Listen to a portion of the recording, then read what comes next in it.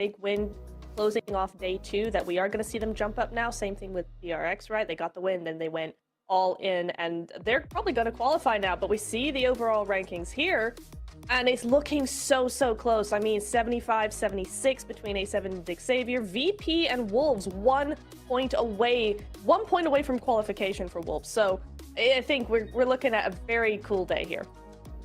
Yeah, well, I mean, I'll tell you what, we're looking right now at the top because of just how well they perform. Big ups to them. Kara's with performance has been so good that we got to hear from them, right? So, Seven, if you could do us a big favor, get us a nice little interview with Kara and see what they have to say going into today.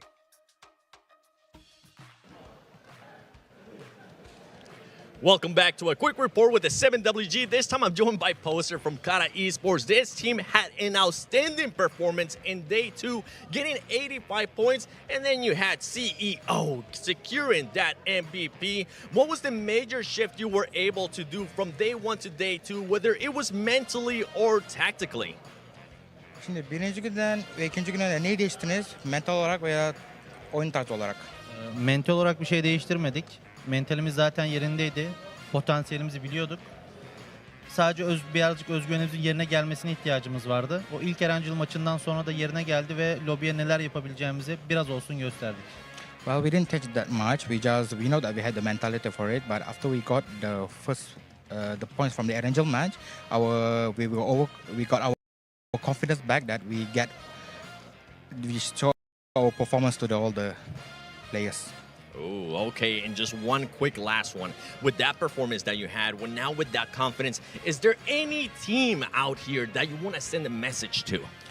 Bu özgüvenle bu turnuvadaki hangi takıma bir şey demek istersin? Sadece bir takıma değil, hepsine söylemek istiyorum. Biz kupayı almaya geldik. Onun için de savaşıyoruz. Herkes ayağını denk alsın. So it's just not for one team, for all of the team that we will came here to get the trophy. So I want everybody to be prepared for it. I like that confidence. Thank you so much, ladies and gentlemen. Back to you because I'm hyped.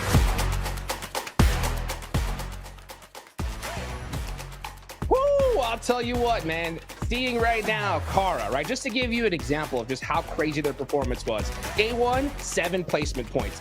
Day 2, 20 elimination points. On day 2, they more than tripled the amount of placement points they had and tripled the amount of eliminations as well, Max, man. So you heard it from them, right? They put in the whole lobby on notice. And do you think they can replicate what they did yesterday?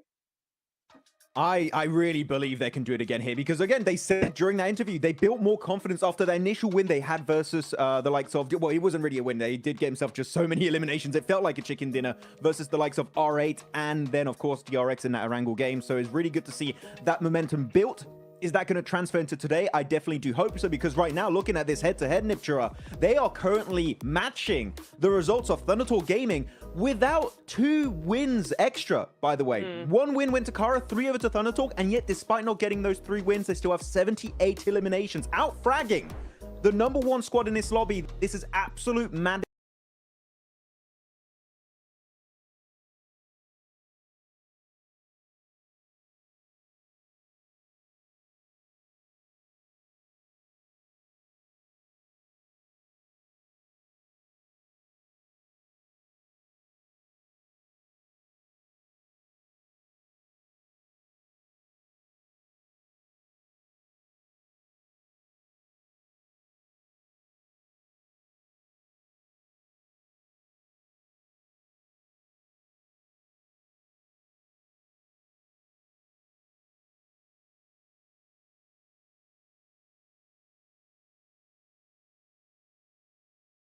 From Kara. Again, this is a massive Cinderella story so far, and I really hope it's going to continue in day 3.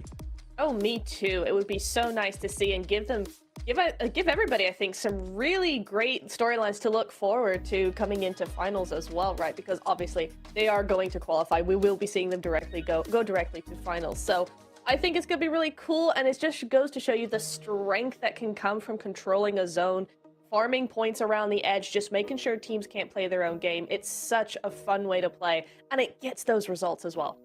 There you go. Well, you know what? I do agree. I think that they have pretty much locked their position, right? Going all the way into the grand finals, but we still got a lot of slots that are still available. So now I want to shift our focus to that lower side of the leaderboards, right? Because we need to see some crazy performances like we saw yesterday from Kara, right? One team in particular, right? We heard from Revel right there. Alpha 7 did not have the performance they were looking for day 1 and day 2 max, right? So what do you think they need to adjust here, especially going into Rondo where they could have another big hot drop with R8?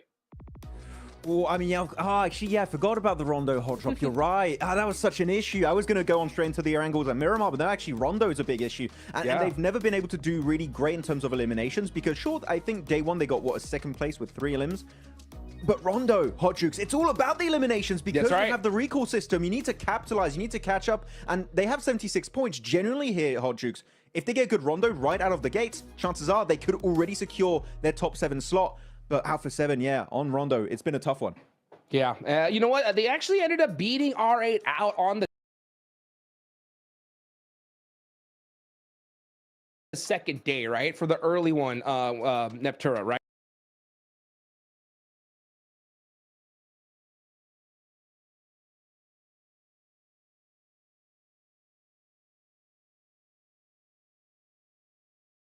Right. The question is, right, with how many eliminations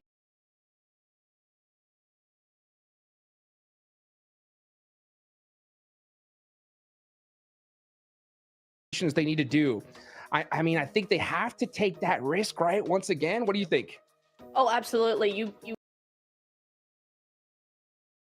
especially going into Rondo, you can't be passive on a Rondo. You got to take that hot drop if it's coming your way. You need to get as many points as possible. You need to build that momentum.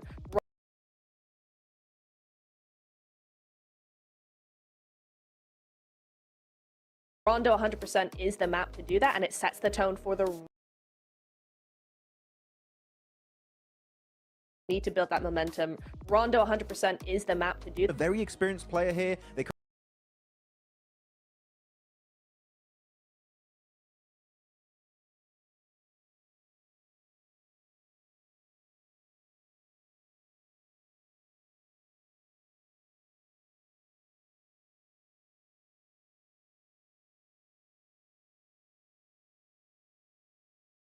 that, and it sets the tone for the rest of the map, the rest of the games rather. So it really is so important, I think, for them to take this hot drop in particular. Yeah. I mean, I'm looking at also teams still in top 7 that have been falling.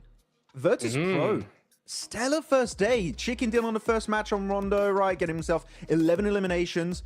And ever since then, Hot Jukes, to be honest, they disappeared. We have not seen any strong presence from Virtus Pro, despite them dominating back in the CSA region, one of the toughest regions to perform into when it comes to regional PMSLs. So Virtus Pro, if they keep slipping, they just might not even be in top 7 after this next Rondo game. So Virtus Pro, I need to see more presence because as of right now, nothing of value happened for them on this second day.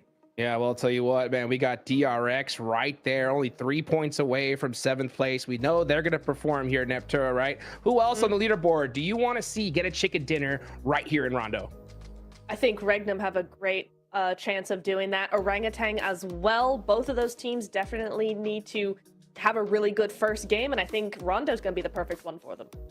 Well, you know what? You said those 2 names, and I got to agree with you. I got to go with the Wolves. It's time they step up. They had a rough day number 2. Can they clutch it up here in the final day? That is what I hope to see, Max, man. Who do you think can get this last chicken dinner? I mean, first. First one. Was like, wait, that's right. The day went by already? Wait, I missed everything. No. I still want to say Ulf, but you know what? I'm going to give up on Ulf. I'm sorry. For me,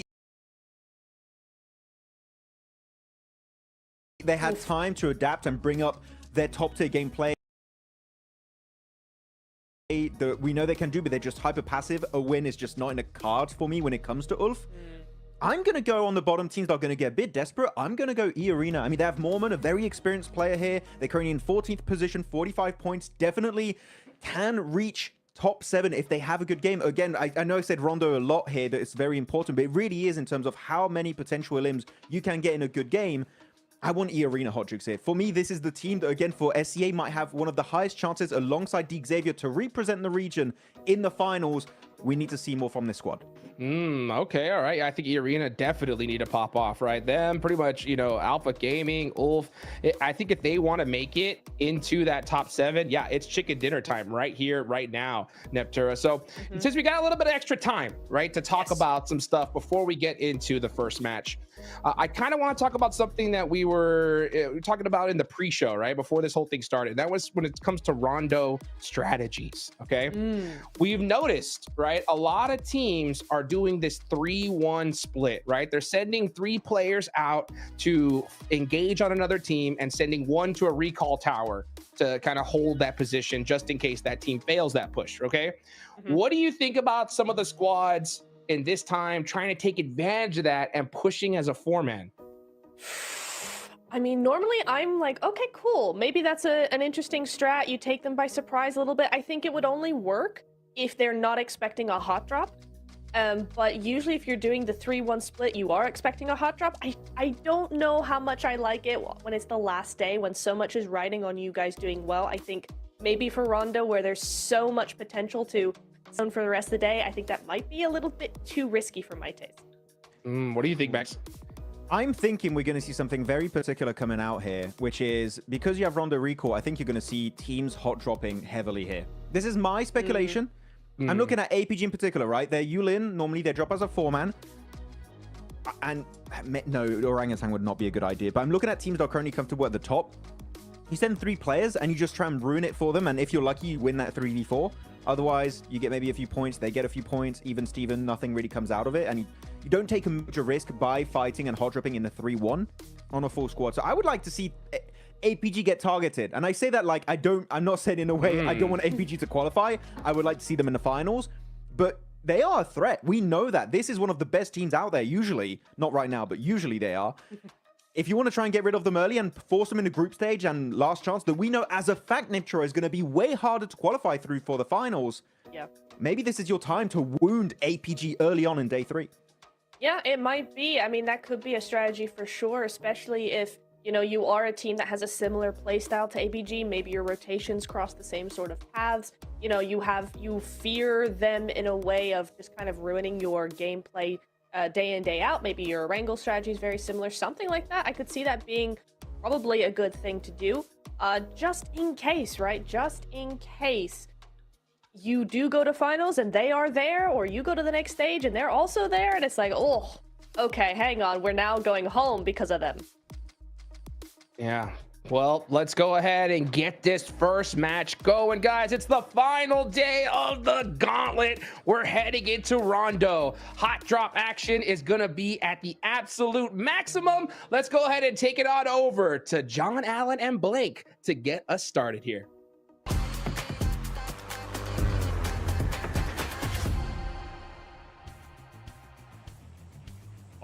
All right, we're going into Rondo once more for another round here. Match 13, kicking off the final day of the Gauntlet.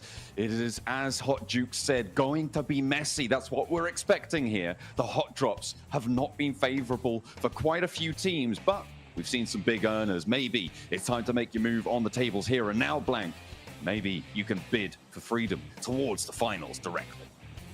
I think dropping over towards APG, personally, I don't think it's the greatest idea. I think they're a team with nothing to lose right now and everything to gain. So I think dropping on that team is a little bit risky. I think if you are secured, though, like Max says, like Thunder Talk, he could easily drop over towards APG and try and take out some of their players. And from there, you suddenly get a big lead. But again, this is the thing I was concerned about, is that I don't think APG is going to be dropping together at all. I think they'll be dropping spread across the map, which they already are. One player heading down towards the south side. You got a couple players over towards Mehran, around 2 of the players from Thunder Talk. This is what Thunder Talk did yesterday as well. They went for a 2-2 split. It didn't quite work out for them there because the circle didn't head up this way, but it does give them a ton of pressure on this side of the map. But already things are cracking on here in day 3 as we get our first knock of the tournament. Yeah, Thunder Talk do have that hot drop. That is interesting, especially around that test track as well. We've got, looks like 3 or 4 teams maybe trying to find some points. I'm looking at the off angles as well coming on through. E-Arena, who are in this fight, actually have Mormon down all the way south by Tin Long Garden. Really very far away. That's about 4 kilometers away from this one, maybe 3. I haven't quite got my ruler out just yet. Oh, that's unfortunate on the elimination feed there. Over towards that main round fight, but there's so much popping off right now. Let's tune in with Coops on Wolves, who is one of these teams around the test track area, around that Neox factory. You've got that northwest point for Regnum Kaya as well. You can see Zedwolf on that mini map. So for potential for 3 teams to get stuck in here. I do enjoy that Singh got so scared of APG that he panicked and ran himself over. You don't see that every day. Still shows that APG's got somewhat of a commanding presence. Eagles attempts to move up, takes a heavy lick of damage though, and at this early stage of the game, not like to get too healed up too quickly. 10k though, very low, similarly does not have any meds on board, but quite a lot of nades here coming through for the Wolves at only 2 minutes into the match. E-Arena, I think that there was a lot of talk about how this team is incredibly strong, very frightening team to go up against over in SEA, but here in the Gauntlet, they just really have not been displaying all that much for us. Now, this is a big lineup for the Wolves. 10k cannot find the initial shot. But NC2 can on the cross, playing off his teammate. 10k goes down though on the flip side as Baton able to connect. Another spray forces him out wide, and now Regnum Kaya are going to have that third-party angle, but they're not even going to need to because Doran's there with the M249. That is 2 players down, but they've got those recalls down on the south side, so Arena will ride again. In the meantime, Orangutan have got Kara and R8 on their doorstep. Blank, looks like Orangutan have managed to find an elimination so far, and they get the res onto AKOP. The difficulty here, though, is that it's 4 players basically on the same spot because already one went down. So for OG, if this is a full squad wipe, then it is done for. Luckily, a Tanky has a slick off angle on the side. Will take down Ida. And now OG get 2 points on the game already, which they desperately needed from yesterday, dropping down quite a bit. That's a nice start for them. But they are up against Marth, who is a pretty mean fella. He's all on his lonesome. I mean, he's on his own right now, but this is what I was saying. CEO just lines him up and knocks him down like a bowling ball to Skittles. They fly and they're immediately flushed away. Orangutan do have an outpost in Haru for those recalls, so they will be able to get those recalls in. But it's up to now a 2v2, or rather a 1v1 for Orangutan and R8 on the inside here. They're off angles, looking to get those recalls going. Kara, they sidle on into the fight and they show that terrifying presence that we've seen from them yesterday. Well, the Tanky goes down. Prestige already sending away for R8 to get the res beacon off. But I thought there was only 3 players there for OG. It's showing us 3 on the leaderboard, but okay. I was really low HP on one of the health bars. It always gets me too. But yeah, they're not going to be there anymore. They do get the recalls, and actually not too far away. So there's potential to re-engage if they want. I would caution against that. I don't think you want to get back into this fight. Doc's here as well, by the way, for APG. Yeah. Actually, what? For APG, it's a super tactical maneuver, which is to basically commit Sudoku over on that building. But in all realness, it does immediately get them res into Yulin. I think they'd rather go down as quick as possible so they get the immediate res beacon over towards where Top's playing right now, so they can fend off versus VP, and it works out. So yeah. I mean, I think that is just Reefus, to be honest with you. What is going on? Top and Ziola there too. I think they might have just dropped out. Goodness me. Okay, that's what I'm saying. I mean, they immediately died, right? And then got rezzed on top of. So this is why I think it was somewhat tactical. It looked terrible. But it was somewhat tactical because I think Top needed help immediately. So he just gets the boys in with the parachutes, and they're able to take down VP. So yeah, it's a little bit tight, but they make it work. Lemon putting a sour taste in Jafar's mouth there with a little shot down on the position. But again, these recall beacons, just so game-changing. And it's really what's allowing things to happen here. The benefit for the teams who have already moved is that everybody else is busy fighting, earning a couple points, and central positions are up for grabs. It's Stadium with Ulf and Thunder Talk as well, who moved very early on from Meiran.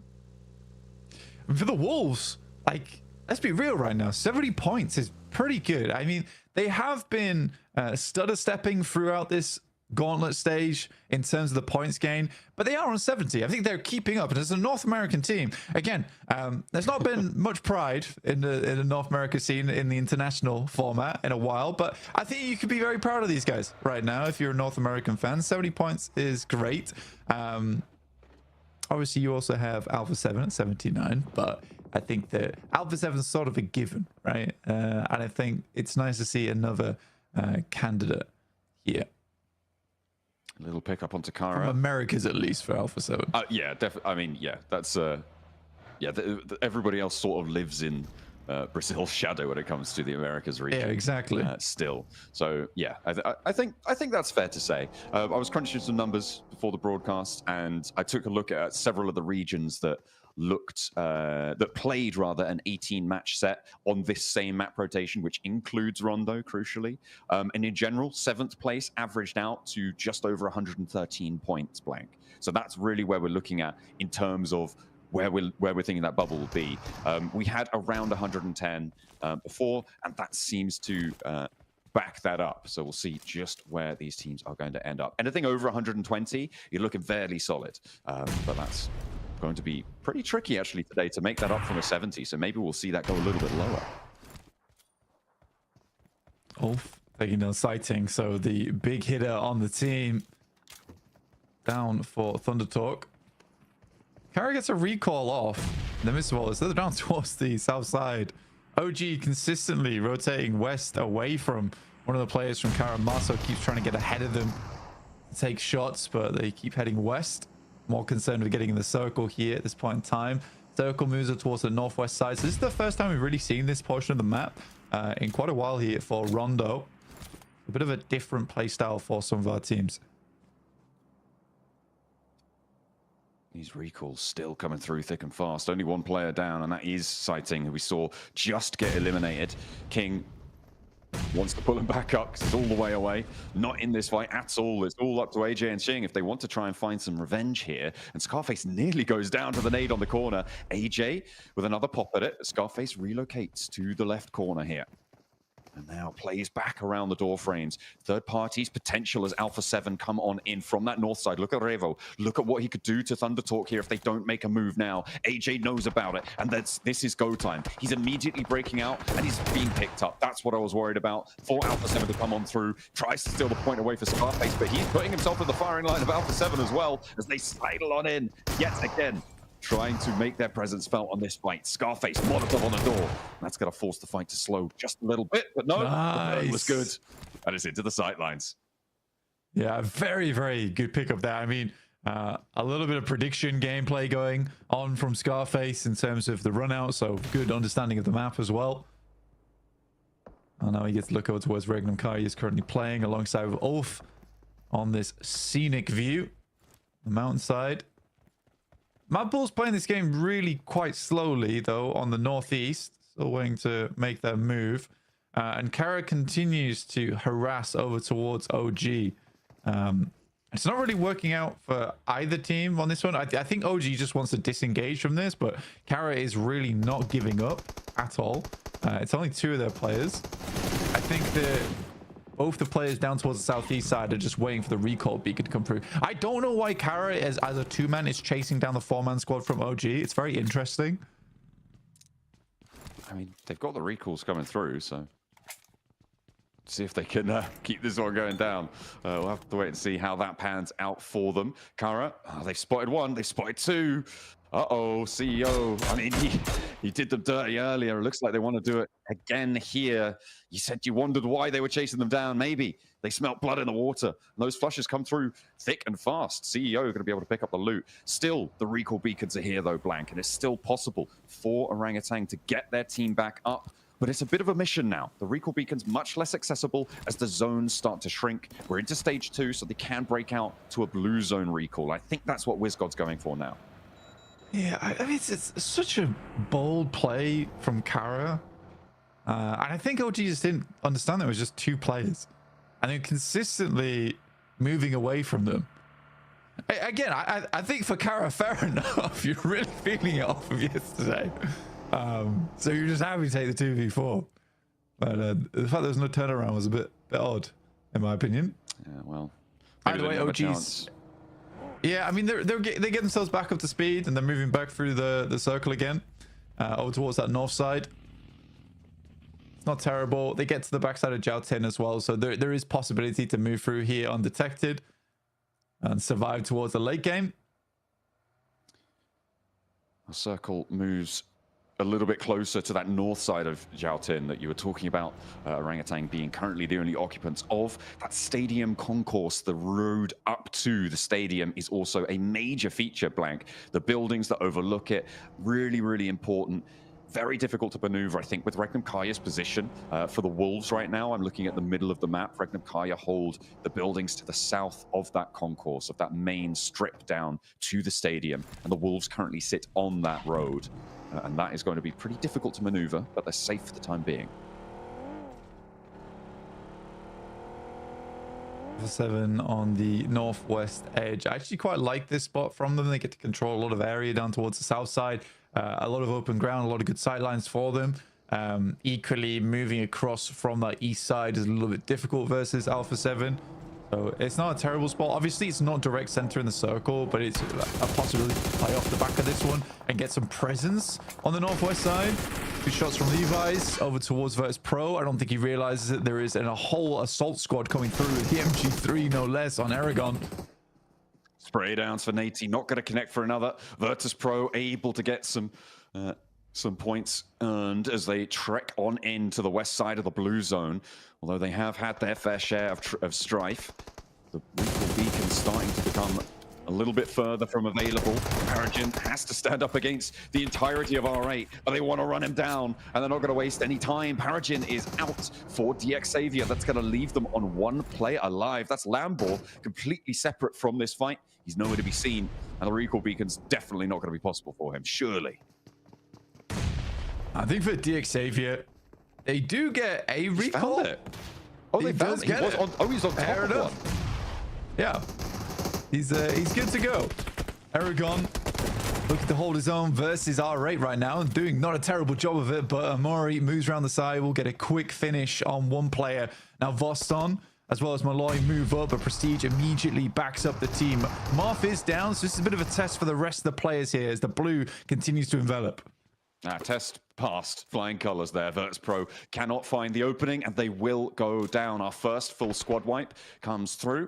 Virtus Pro no longer playing. APG, in the meantime, up against Regnum Karya. A knock seen towards APG. They're all bunched up in and amongst those crates. You can see a lot of knocks sent their way, and Zedwolf has brilliant angle, but Zjol, a huge nade over towards Regnum Karya. 2 of them immediately go down. A rescue mission necessary now. Silas and Zedwolf need to have their teammates' backs, and Zjol gets across a sliver of HP. Healing can be done, and Wild and Loxy are not long for it. That allowed crossing has meant that Regnum Karya cut in half. A big opener for Zjol. I mean, this is what allows APG to make these sort of plays, and I think that the best way to describe it is being quite disrespectful to a lot of angles, to a lot of teams. I mean, making that cross there is most of the time a death sentence, right? So the fact that he even goes for that is a bit wild. But I think APG, more than anyone right now, understands they need massive games. And they're already up to 7 eliminations. They can push this further from the position they're in. But I think at this point in time, you're probably more concerned with keeping players alive now. And I think that at 7 elims now, you can sort of slow the game down a little bit, get maybe 3 or 6 more elims on the game, and that's great. You know, that's going to put you in a position for the rest of the day to catch up. I said at the end of yesterday that APG needed a massive game on Rondo for me to even consider them having a chance getting into the top 7. Yeah, it is a very, very treacherous road for them. Thunder Talk, we talked about it yesterday, right? They did so much on day 1. They were able to keep things going on day 2 with, again, a solid performance, but not as bombastic. That limelight was stolen by Kara. But Thunder Talk up to 120 points. It's very likely that they're going to be okay here on the bubble. It's pretty unthinkable that they would drop down low enough, fast enough, or rather the other teams around them. Hang on a minute. Tune back in with this fight. APG and Orangutan on multiple fronts here. Doc having a crack at it. Oh dear, that's not gone well for Orangutan. Both of their 1v1s do fall by the wayside. Now Kara, they're still ever present in these engagements. Move up. Composer wants to find Doc, not landing the spray. All right. Oh my god, this guy's the Matrix, man. I swear, it's Neo. Moves on side, he's still taking shots, gets a good chunk over towards Poser, and he is peeking up and down, left and right. A nade finally does the trick. Marceau from the sidelines will put the final nail in the coffin there for Doc. Another nade through over towards Top as Top consistently tries to nade out a tanky. Last player for OG, and another nade connects. He's still got more. He's very, very focused on this one. I think Kara have smelt something there. They know, why aren't they nading us? What's going on? Must be a guy in that corner house, but CEO doesn't mind. He'll take a point. Doesn't matter who it comes from. Again, Kara just racking up these elims. 8 already blank. They are level now with Thunder Talk. Yeah, I mean, for Kara, they should have that info. And you are absolutely right there that for Kara, they should assume that if they're nading that building, there's got to be a player inside of it. So Marceau is quick on the uptake, will send a nade across himself. He gets a little bit of chip damage. It's really good. Yeah, now he reveals the players inside that building, and Kara can focus on removing him. Considering he's on the north side as well, it's a good idea to get him out of the picture quickly. There's e-arena though, getting far into this game. I mean, Maxman wanted to see a chicken dinner out of these guys. It's going to be a little bit difficult. I think I'm more focused over towards Wolves right now on the south end of the stadium. This could be a fantastic game for them to solidify a position up towards the top of the tables in that top 7. Absolutely. It would be brilliant to be able to jump on up there. As you say, 7th place bubble right now is a dead heat. It is the tiebreaker that decides it, and Virtus Pro at the moment are winning it. Those placements are going to come through. Mad Bulls, though, pushing into the north side over the Wolves. That is going to be a big challenge over on that area. Those buildings about to get hot over on the east side. Burning out with the Molotov, though. Alpha 7's making it plenty hot for DK. I mean, Geek is struggling massively. A tanky actually takes shots and will pick up 1 elim over towards Paragin. Which is great news for the point score total for OG. You know, grab those points where you absolutely can. Alpha 7 up to 4 elims now, just making some mad sprays through the smokes as Geek groups up together. Tries to provide that healing, a real medic station on this side of things, but Guizao wants to send in the nade. Looks go long, but it does get the re-knock onto Kevin. Now just the one player for Alpha 7 to roll down, and he goes straight through the smoke. Blind as a bat, but on with the senses. Hearing with echolocation on that one. Able to run them through. Alpha 7 pick up a squad wipe. Another team goes down. Ooh, Tanky just diverts in time for the nade to not connect. I wonder if Kara spotted that run out. Yes, they did. Yeah, I think they... Well, it's Ulf actually who sees it. That will be OG going down here in 9th. Quite a few teams underneath them as well looking to chase. You got Ulf, GS, E-Arena, Regnum Kaya, but they're only on 2 players. They had a fairly strong position, but Ulf was able to pretty much dismount them off that earlier on. That and the fact that APG took down 2 of their players with, like I said, very disrespectful play from them. But I think that APG is one of the teams that actually gets away with that type of thing more often than not. Bulls moving in on the north side. 2 players have gone down. The Wolves, they've been here for a while. You can't just move in and expect to take a building from them. No way, no how, but they still have to deal with Flip, who's doing a lot against them. Will find nearly 2. Doran goes very, very low, but can't quite get the rest of the distance. No more recall beacons as well. They have been shut off a little bit earlier. That's brilliant for the Wolves to stay as 4, and now they're up to 7 elims. Yeah, I think for Wolves that was a big test, right? Versus Mad Bulls, and it's gone very well. They tried to assault the building, sure, so they had the defender's advantage, but still, I think for Wolves, that's a very, very nice thing to see. And again, I think for a team like Wolves, who maybe worries about their performance, and I think particularly those types of teams from North America do get a little bit stressed at the start of the day. Getting that motivation, getting that clear vision at the beginning of things as you head into those final 6 matches is actually a massive massive positive marker for them. And I think for Wolves, this could be a huge deal getting in towards the top 7. Absolutely.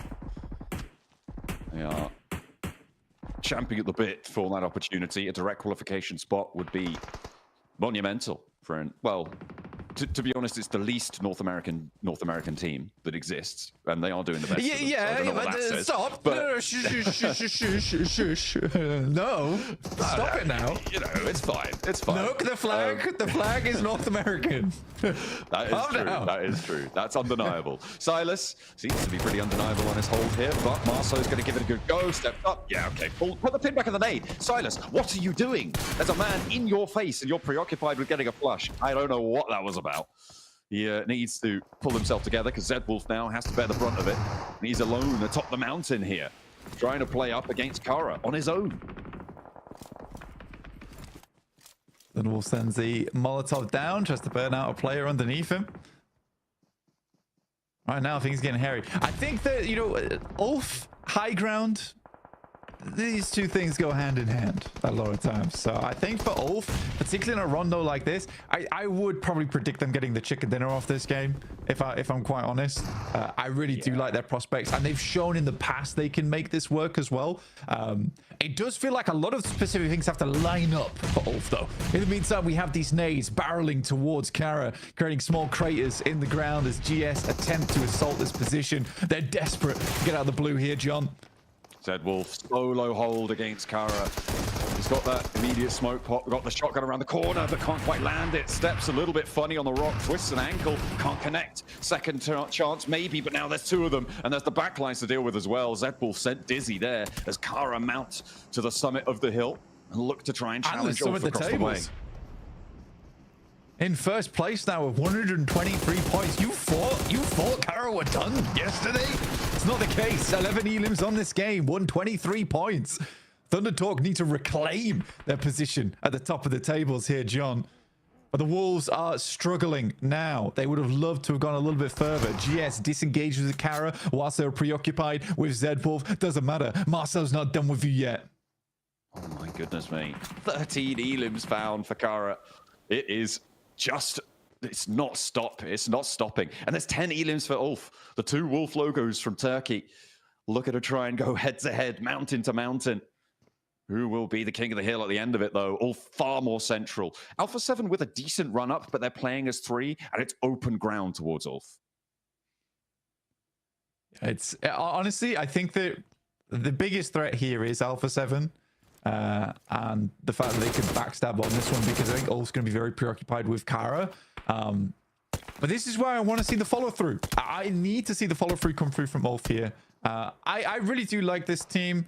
I think in the past I was very disappointed with them because I think Scarface is an awesome player, one of the best long-range specialists in the entire game.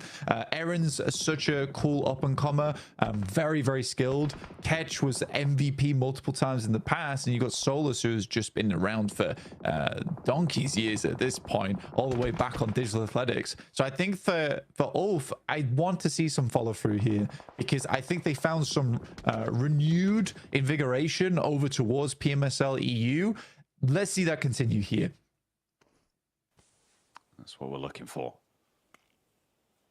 More survival for the sighting. He is hiding down low behind the bumper of that vehicle. Surprised he's still here. Yeah, it's pretty crazy, but I don't imagine he's getting too much further. I wonder if people know about his position, though. That's what I'm worried about for teams not thinking about a solo on this angle. Yeah, I mean, there's been a lot of hiding from Thunder Talk over the past day, I would say. It felt like there was a sudden change in performance on the Erangel versus OG, where they started just roaming around. The OG were able to take them out.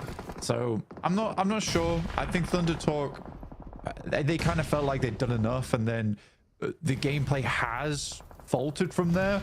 Koos is able to find sighting on that angle, though, and we'll take him down. Now, Alpha 7 is moving up at the same time whilst Kara sends grenades over towards Ulf. So this is a very, very difficult hold for Ulf right now. A battle on two fronts. 7 have made the crash, actually, up towards this hilltop. A difficult approach, but it's been allowed to go through. Nice opener. They're still playing as 3. Ulf do have Kara to worry about, though. A potential for that one to get a little bit more messy. This south side needs to conclude as well, as nades from Kara make Ulf's life harder on this hold. Revel and Guizhou already up, but Obscure is playing anchor. Scarface wants to stop him from doing just that. There he goes with the blue zone at his back, needs to win that spray trade, forces Scarface off the angle, and can't go down to the blue here. Alpha 7 can't afford to lose it, but they do have their side angle taken out, and now it's just the 2 of them playing in the rocks, looking for something, but no, one of them falls, the next not coming through, and the shotgun starts to rain hell from above. Guizhou not done just yet. He drops for a second, but Soulless on the drop spray is able to find it. Ulf lose 1 in the process, but they take away a major competitor. It's a quick finish as well. I mean, they needed that over towards Alpha 7. Yes, they lose 1 player, but they set up the smokes nicely. Ketch has been waiting for this push for the longest of time, but they just had to do it with 3 on that side versus Alpha 7. It was imperative that they finish that fight as quick as possible. But now Wolves have a massive amount of space to play with on this eastern side. They continue to push this in. Obviously, this position on the hillside is very, very strong and will remain strong for the next minute or so. But I do think for Ulf, there needs to be consideration of dealing with Kara soon. I like that Kara have this outpost imposer as well. Pretty much a large high ground, just looking over to where Wolves is playing. What Kara likes to do a lot here, what we've seen a lot of times with them, is get an initial knock onto the other team inside the lobby and then full push on their opponents whilst they know the other team's preoccupied. It's quite a smart maneuver, and it requires you to be very confident in your own gameplay. But Kara right now, that's what they are. I'm just looking at the utility at the top of the screen there, Blank, and just see how stacked the Wolves are on it. The question is, can they hold out against this high ground for long enough? The high ground will still be in just a little bit. There we go with Batten, finding that opening knock.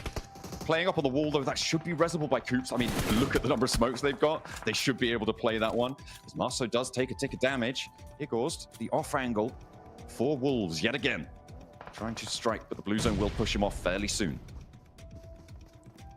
I think Ulf also understands now there is 1 player down, potentially time to try and get rid of this thorn in their side. But Kara actually takes a 2-2 on this one. They know they can play this one out slightly slower. The circle is going to pull down over towards Wolves, and I think realistically, if all the players headed over towards this would be a lot nicer. Yes, they'd have less, but you need many when his team's coming off from the hillside. You really Wolves 3, it's still doable. Kara stepping back into the blue and taking a lot of damage for it. CEO and Poser's position now very, very tenuous. Getting around the back of the rock, going to be very, very tricky. They might just have to go for a full crash. They don't have any smoke to cover them either. It's all in the Wolves' pockets. And Ulf as well, just fighting for that second place. It's unfortunate, but we'll see what they can do. Rock's now starting to become a bit of a prison for our teams. As the circle closes, it'll go dead center, Blank, and that's just on the roadside, right in front of the wall doorstep. Nice and that's shots. what you're looking for. The spray down, Coops and Doran open up the cannons, and there is the backup as well. CEO flushed away, and now it's 2 players for Kara. Looking for Soulless, looking for Aaron, looking to try and stop them from getting anything more done, but no, Kara denied, as it is going to be just 1 player. He hits the deck. Marceau under pressure. Doran will take down Marceau, and that will leave us down into just the 2 teams. But a great shot from Ketch over towards Doran. The headshot is strong. Now it's just 2 players here, all in the same location. If Ulf can get the smokes down, get up with some utility, potentially there's some good to be done, but only 1 more smoke left in the pocket. No more utility remaining. They have to do it dry here, John. And they're going to be walking into a wall of grenades as well as bullets as they go on into the fight. They need to beat, and they are playing house right now. The Wolves can construct a compound for themselves with those emergency cover flares, and there is just nothing that they can do about it. The Wolves, the Battle of the Wolves at the end as well. All of the logos repping the dogs, but it is the US champions to come on through at the end of the match. What a close down for this game. I mean, actually, the first time we've seen emergency flares being used quite well there in terms of the emergency cover. I don't think we see it used very well a lot of times, but right there, that actually was good. You know, it gave them a lot of angles to play off the back of. I think North America is going to be very happy with the way that one played out. But yeah, really, really well played. I think for the Wolves, there was that slight mistake of taking that off angle on the side. I don't think that was as necessary as they thought it was, particularly with where the circle was ending up. But again, it's hindsight is 2020 in those situations. Still for Kara and Ulf, despite both those teams going down in second and third place, I think they both had like high double-digit games on the elims. So everybody profited there. Everybody profited. Yeah, those two high grounds were impeccably placed to farm points from the lobby. A brilliant result for the Wolves. And NA, hopes alive? Maybe.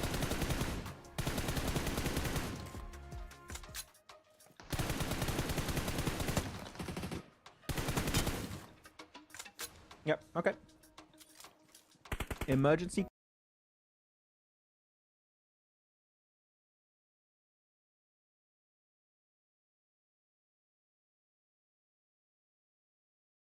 cover flares finally being used as they should.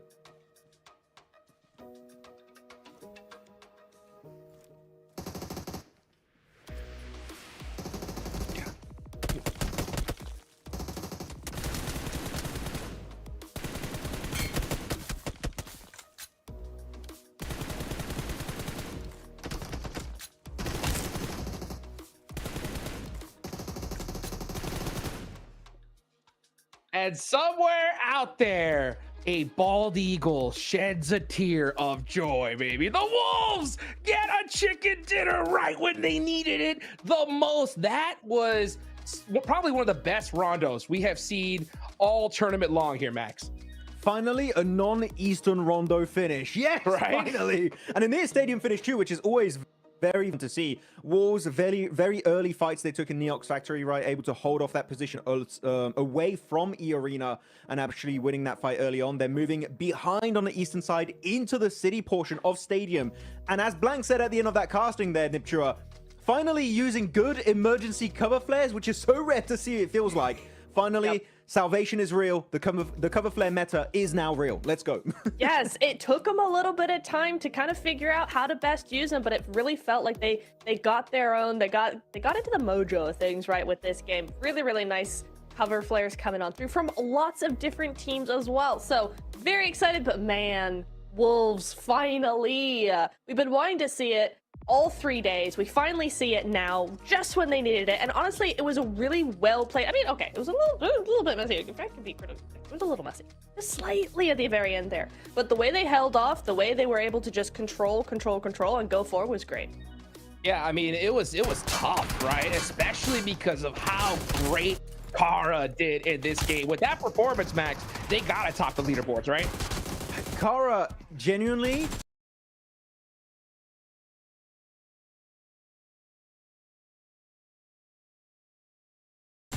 It's not just they are a team that's great at team fighting at this point, Hot Jukes. The way they execute fights and rotate to initiate those fights is a thing of absolute beauty. Not what APG did in those replays. That was horrible. That was a horror movie right there. But Kara genuinely have such a good idea of how teams adapt to certain scenarios, and they just try and find the perfect counter to it, especially in that fight versus, I think it was Orangutan and Alpha Gaming fighting in that little container compound. And they just understand instantly the weakness, right, Niptura, of that position, which is, well, you're all going to be very spread if you want to hold down the containers. So guess what? We're just going to fight all your players one by one, use all of the man advantage to successfully take the fight while taking very minimal risk, exactly in the replays here. Kara, this is 10 out of 10 gameplay we've witnessed yesterday, and now already in this Rondo game. Yeah, because we've seen them win games and do really, really well with their edge play strategy, but now we got to see a glimpse of them in their CQC. When they actually try and push somebody, when they try and third party somebody that isn't on the edge, we actually saw what their team synergy is like, and it's really, really good. So it's really nice to see that side of them come to light here in Rondo, and it just works so well in their favor.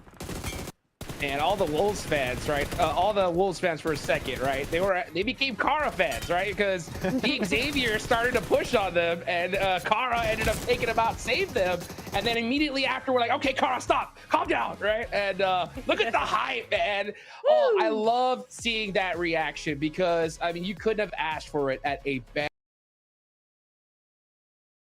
better moment in time. 24 points on the board. But look how stacked this is. You got Ulf with 20. Kara pull up 19. Alpha 7 with 13. This was a wild game, Max. Yeah, I want to talk about Ulf. Finally, some presence, not just in terms of, oh, we get central hilltop and we just wait and get easy top 3, only placement points, no eliminations. No! 6 placement points, 14 bloody eliminations on board for Ulf. This is making me so happy, Niptro, because you said it for Kara, right? You wanted to see them play like they were playing in the past.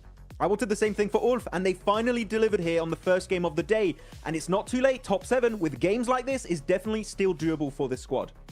100%, and I feel like they really learned a little bit of a lesson from yesterday's rondo, right? Because they had the high ground, they got sandwiched between 2 different teams, and they went the full-on passive approach. This time, they were not passive at all. They found themselves in the same situation, and they did what they needed to do. So really, really well done to them. As we can also congratulate Doran, because 5 elims, he's going to be the MVP of this match. Love this for him.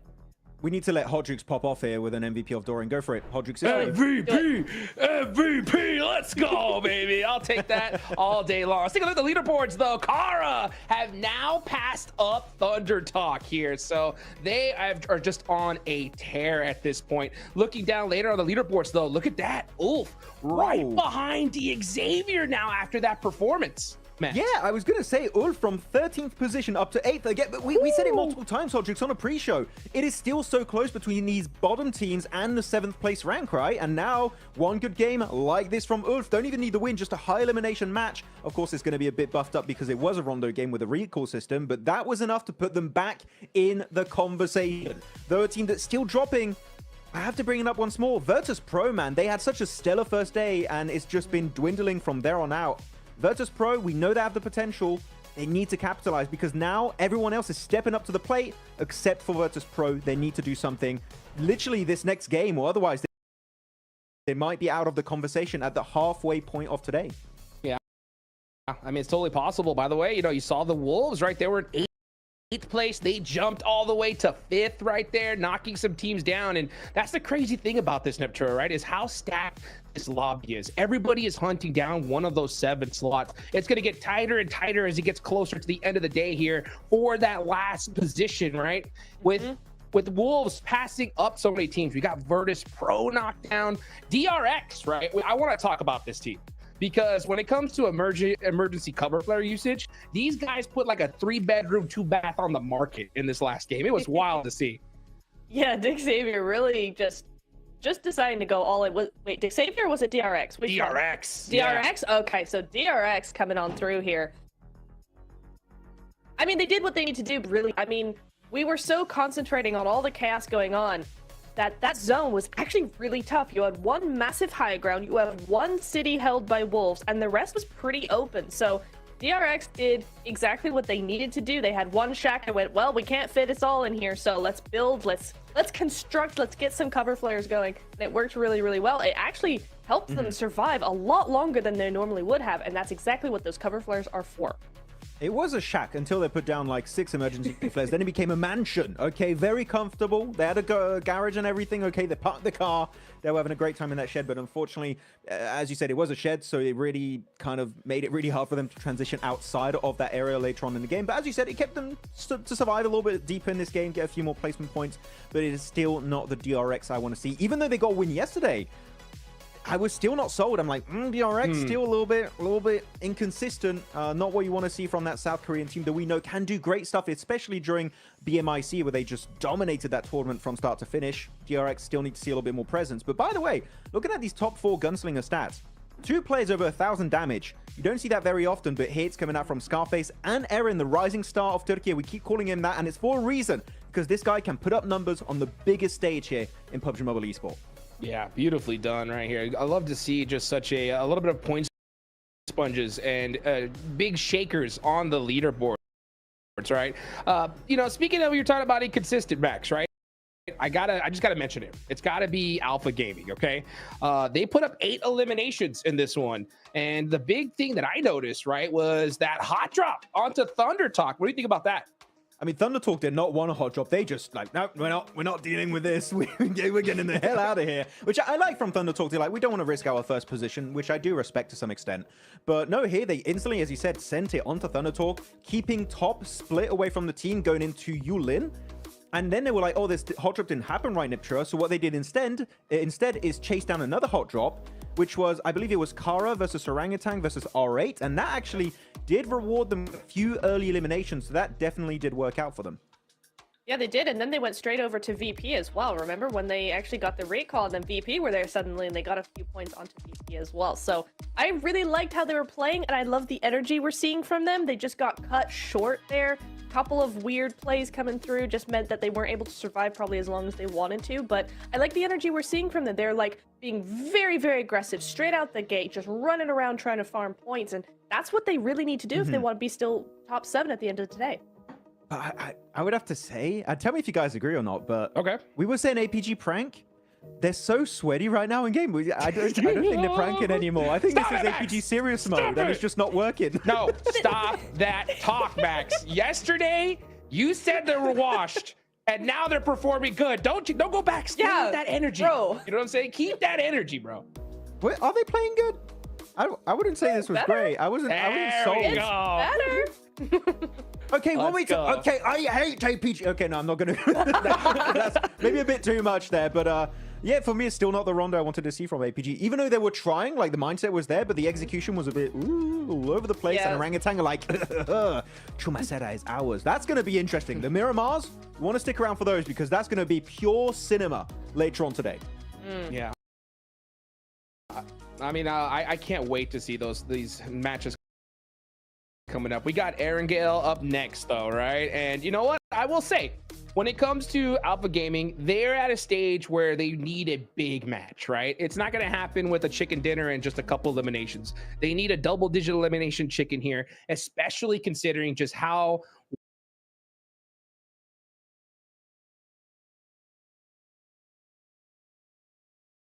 But for me, the caliber of play we've seen is not #1 level just yet.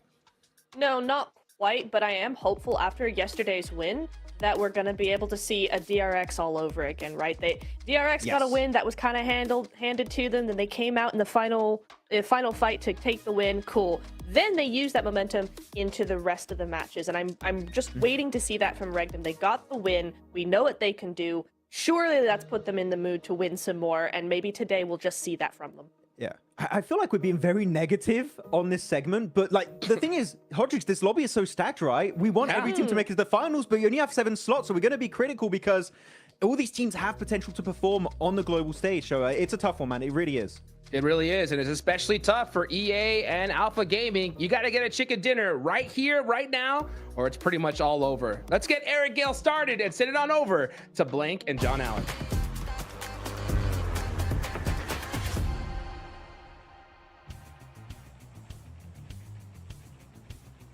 Oh, absolutely. Well, let's get stuck into Erangel.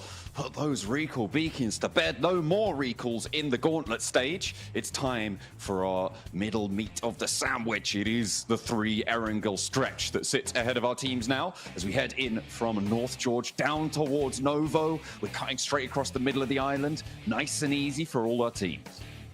A big profiteering off that game 1, which is always great to see for a lot of our squads, particularly for Wolves. They were able to put up a big scoreline there, which should really assist them in the rest of the day in terms of getting over towards that top 7. And for a North American team, will be a hell of a result to go straight towards those finals. Like Max was saying, APG dropping down towards Millie base in C block. It is tough. I mean, any team that plays Millie base always does struggle. I mean, we remember way back in the day with Stalwart, who played Nova at Moya a lot, and that sort of worked because the playstyle of the game was very edge focused, as opposed to teams challenging for those central spots.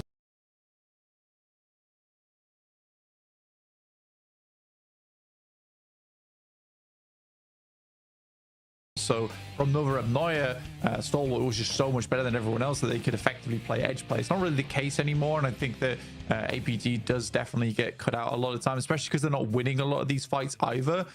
So it is a tough position to be in. There's been a lot of ego challenges already on Rondo from APG, and I think Max is absolutely right in terms of them sweating. But it makes sense. And they have to do it right now if they want to catch up. Geek, on the other hand, I think that they are really struggling right now, and it's more likely they're heading over to, I think it's more likely, it's definite that they're going to be heading over towards those group stages. But it's so packed towards the middle of the tables. I mean, you can see the points totals here. It's absolutely crazy the way things are lining up, with there only being 11-point difference. 9-point difference, sorry, between OG as well as DX. So it's a bit crazy. I was right the first time. It's second guess myself. Yeah, you got to make sure that you're getting those number differences on and into the mix. At the moment, we're still looking at the high 100 orts for the cutoff point, somewhere in that around 110 range. The more stacked the lobby gets, this is something that you were saying before, Blank, the more stacked the lobby gets, especially in the middle, generally you see that bubble start to get a little bit lower down, but it's really difficult to predict in the middle of a lobby. It's very, very volatile. Yeah, I think that, again, and it happened over in PMSL EU, where because the lobby was so strong, it was hard to predict where that cutoff was going to be, just because there were so many teams vying for it. And the same could be said here. I think there's only really one team right now that's really massively lagging behind, and that is Geek. Down in 16th. I think everyone else is really trying to pump those numbers up towards that top side. I guess you could say E-Arena and APG as well have fallen behind quite a bit. They have some big work the next 5 games to make up the difference. But realistically for E-Arena and APG, it is a chicken dinner, right? It is a chicken dinner to get back up towards that middle of the pack. So we'll wait and see. We'll wait and see. Because right now, anyone can make it back in towards that top 7. I think round about that 3rd game of the day is where things are going to start to solidify a little bit more. And we are hopefully going to see that from them, but I'm not holding my breath, to be honest. At the moment, Wolves riding high off of their victory in the last match. Hopefully, they can keep things going. We caught up with them over on the stage. Seven, what have you got for us? Welcome back to a quick report with the 7WG. I'm joined by the USA, because Wolves just got a win. Igor, earlier we were talking about the changes that you were going to be implementing into Wolves. You were saying you guys got to be playing more together. It worked out wonders. What are you going to be looking to do to continue on this performance? Right now you're 15 points ahead of 8th place. Yeah, we just need to keep it up, the energy. Like our communication was good this match. Like you said, we played together like a block, you know. So it worked so well in this match. I think we're going to stick to it to the 5 more matches. Oh, I'm hoping it happens, because I want to see an NA team in the finals, baby. Back to y'all. There we go, keeping that energy up. It's exactly what they need. But over a 6-match day, for the remainder of this tournament, Blank, that is a tall order to keep the energy flowing the entire time. Yeah, I enjoy what they say. You know, play like a block. I was like, yeah, you guys did. You absolutely played like a block there. Rules squared out team, squared away. Thunder Talk here versus E-Arena. Early engagement for them. Already finding 1 pick off over towards E-Arena as well, which is very bad for their prospects. Nade over. Not going to find anything. Yes, Naya currently stilled slightly, but there is tension in there. I'm sure it'll be tricky. This is a replay of the elimination. Yeah, Thunder Talk, they found 1 player. Did give it a good go. A good crack, actually a really good crack around the staircase there. Getting those 2, getting that knock and doing a lot of damage. But yeah, if you're isolated at a building with 4 players from Thunder Talk, it's not likely you're walking out of there. Yeah, it's always a case where, I mean, in that situation, it's very clear to me what Thunder Talk's strengths are as well, which is the fact that they're able to work together as a team so well. And I mean, you do see a lot of times players will just run up those stairs solo and give multiple 1v1s, but that's not the case. You have 1 player peek close and then 1 player jump far, and it's almost guaranteed that you're going to get that elim as long as you are keeping things, you know, tight and coordinated. So I think for Thunder Talk, that's nice to see. I think that's the big difference between right now Thunder Talk and Kara, is that Kara has good teamwork, but they also have a lot of firepower to back that up as well. And that's the thing that Thunder Talk is going to definitely struggle with over in those finals, is whether they can increase that firepower a little bit more. I think it's almost funny where Thunder Talk has played such a good game, but I think that Thunder Talk actually would have loved to go through to group stages and last chance just to get more experience, right? I think that is the benefit from playing those stages. It is way more stressful, but you get a lot more practice on the big stage. It is always important to go into the finals with as much confidence as you can find, and I mean, maybe that's the way to do it, maybe not. APG looking to try and farm some points here. Nerzed stays peaked for a little bit too long, but the wall just about saves him as he gets the bead onto top. And top has to divert away here. APG, though, very solidly in control of the bridge, and they'll give it up. And they don't want the points from Geeke. They're going to head on into the zone, get a little bit closer to center, not waste any more time on the south. Yeah, kind of a strange engagement there where Nerzed and Top were just kind of looking at each other menacingly that entire time. It was about 3 seconds before shots were even fired. Like they were both like, "Are you? That's a guy, right? I'm pretty sure that's a guy." But I think giving up the ghost on that one's not a terrible idea for APG. They know that what they're struggling with right now is getting towards center circle. It's almost as if they're listening to Max as well on the analysis desk. So getting there nice and early is a great idea for them. Regnum Kaya in the way right now of OG, who have tried to get center on this one, and proud of them for that. It has been quite a few games right now where they've been struggling and playing on the edge. So seeing them get towards the center here nice and early is definitely going to be useful for them. Regnum Kaya having that bit of a lack of performance here in the Gauntlet stages. They are the champions coming from their region. They have won plenty of global titles before, but it's just not being put together in the same way. That infusion of Zedwolf that we saw this season for them, moving into the roster to join up with the other three. I mean, it went very well for them back in the Europe stages, but it's not really coming through in this Gauntlet stage. They haven't been able to find the fights they're looking for. It feels like they just aren't able to establish the same sorts of holds that they were doing before in the regional stages. No, Refus goes down again. Genuinely, this is the biggest problem with APG right now. It's just careless gameplay overall. DRX take a knock over towards Kaikse. Zedwolf will blow up the vehicle and get the elim off the back of that. I think that for Regnum Kaya, the biggest thing for this team right now is I still don't think Zedwolf's quite found his place in the team.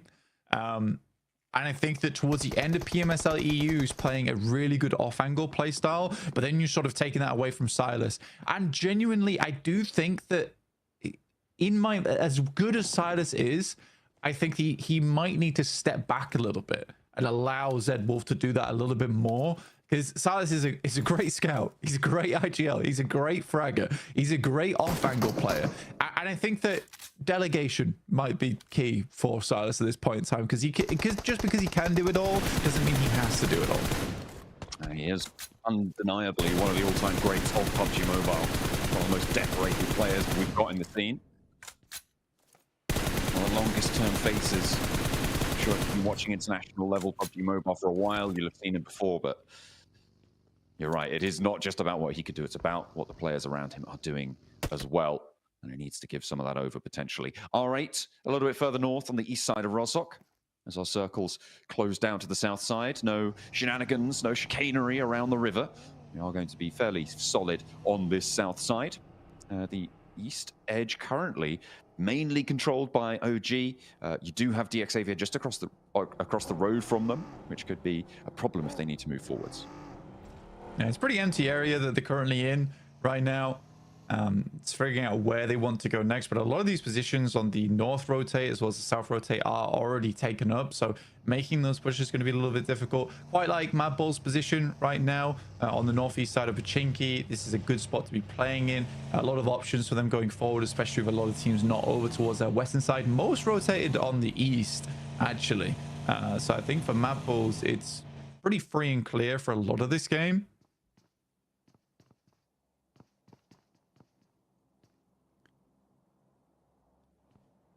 OG with an outpost on the south side, close to Aragon for Virtus Pro. With the buggy there, I mean, the runner is possible, but it's towards the opponent. If you get pressured, I feel like that buggy might just be a little bit of a bait to try and go for, maybe a run out the back. would be better. And yeah, I think this is a wise reposition coming through from WizGod. Already there are shots ringing out through it. Deragon gets spotted as well. A tank actually being borne down upon. No, Milky Way not going to go in for that fight.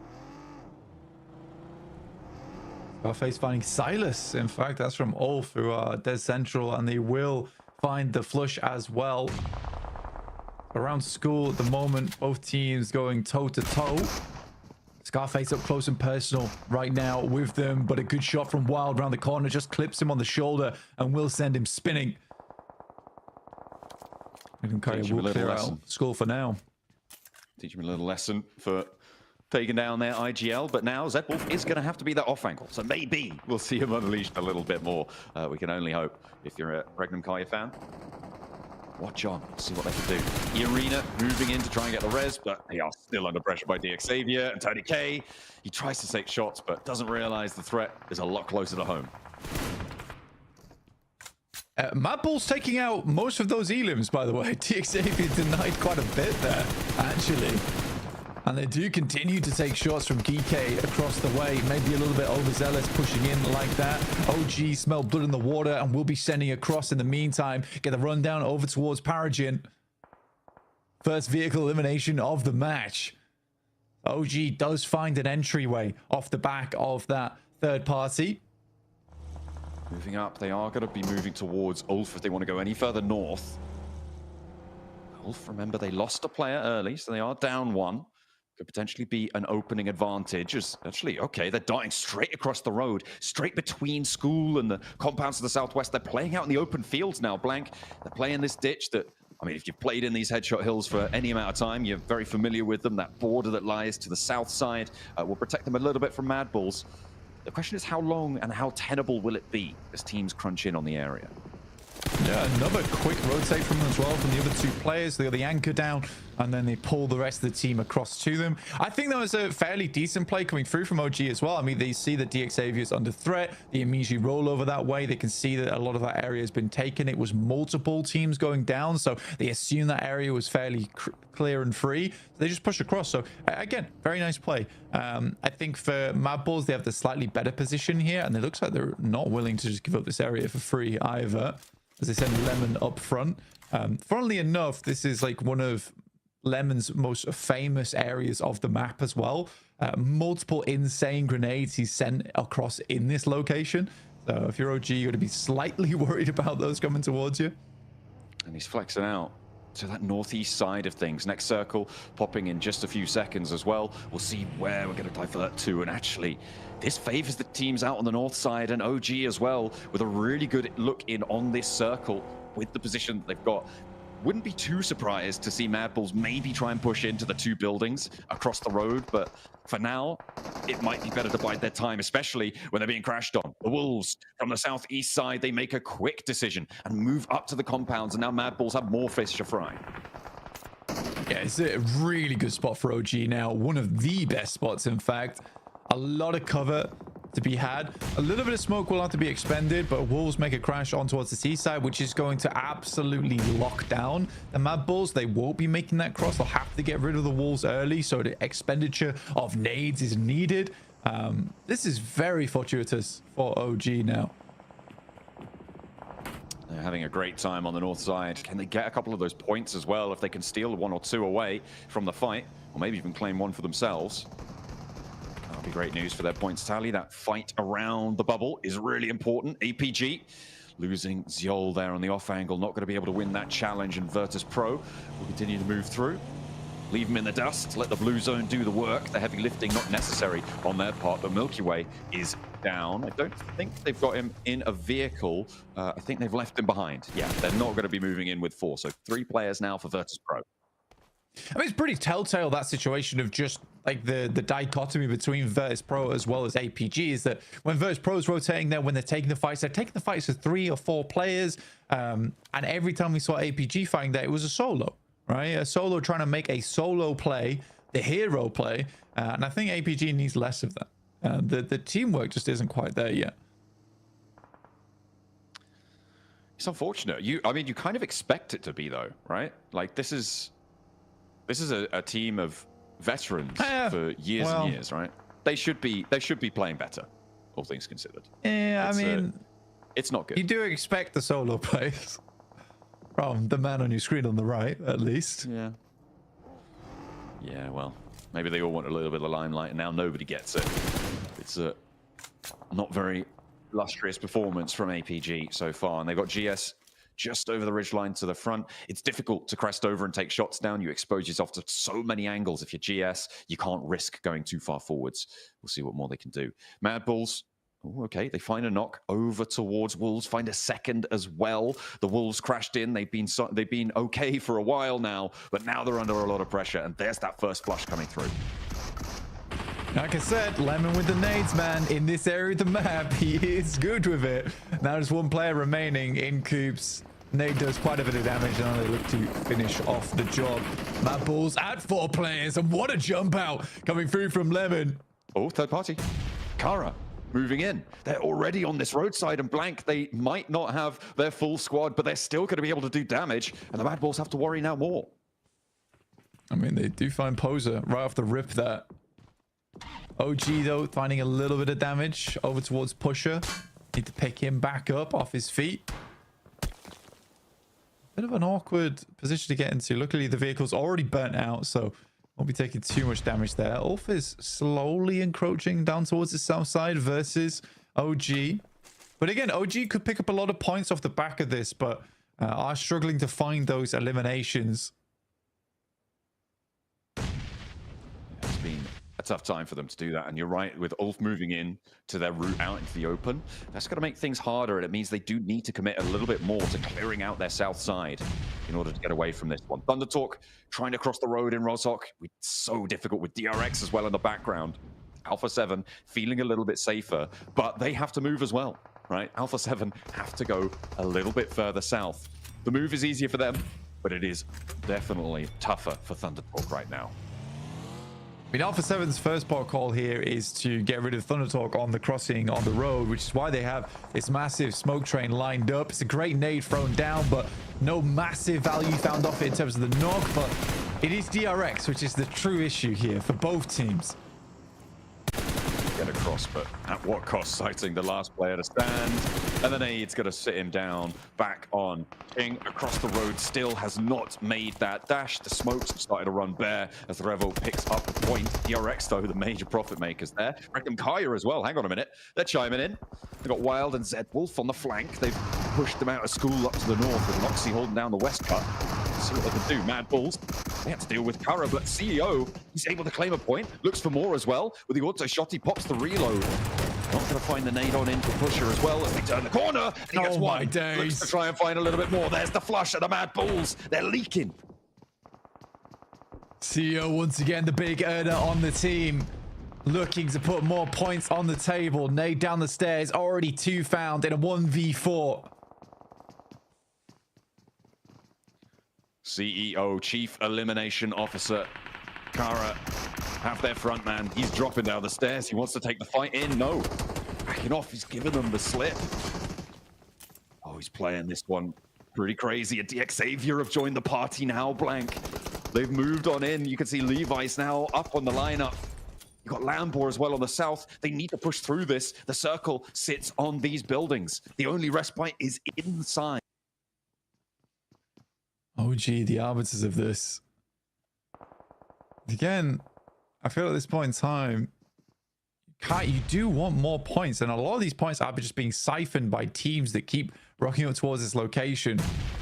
I think OG would much rather hold on to the warehouse here, it seems, rather than clearing out this position. Shots from the side down. That's Loxy. That's a very long-range shot coming through from Loxy there. But a good pickup from OG. They will steal away that elimination, which is what we were looking for. CEO on the top floor. In the C-suite there.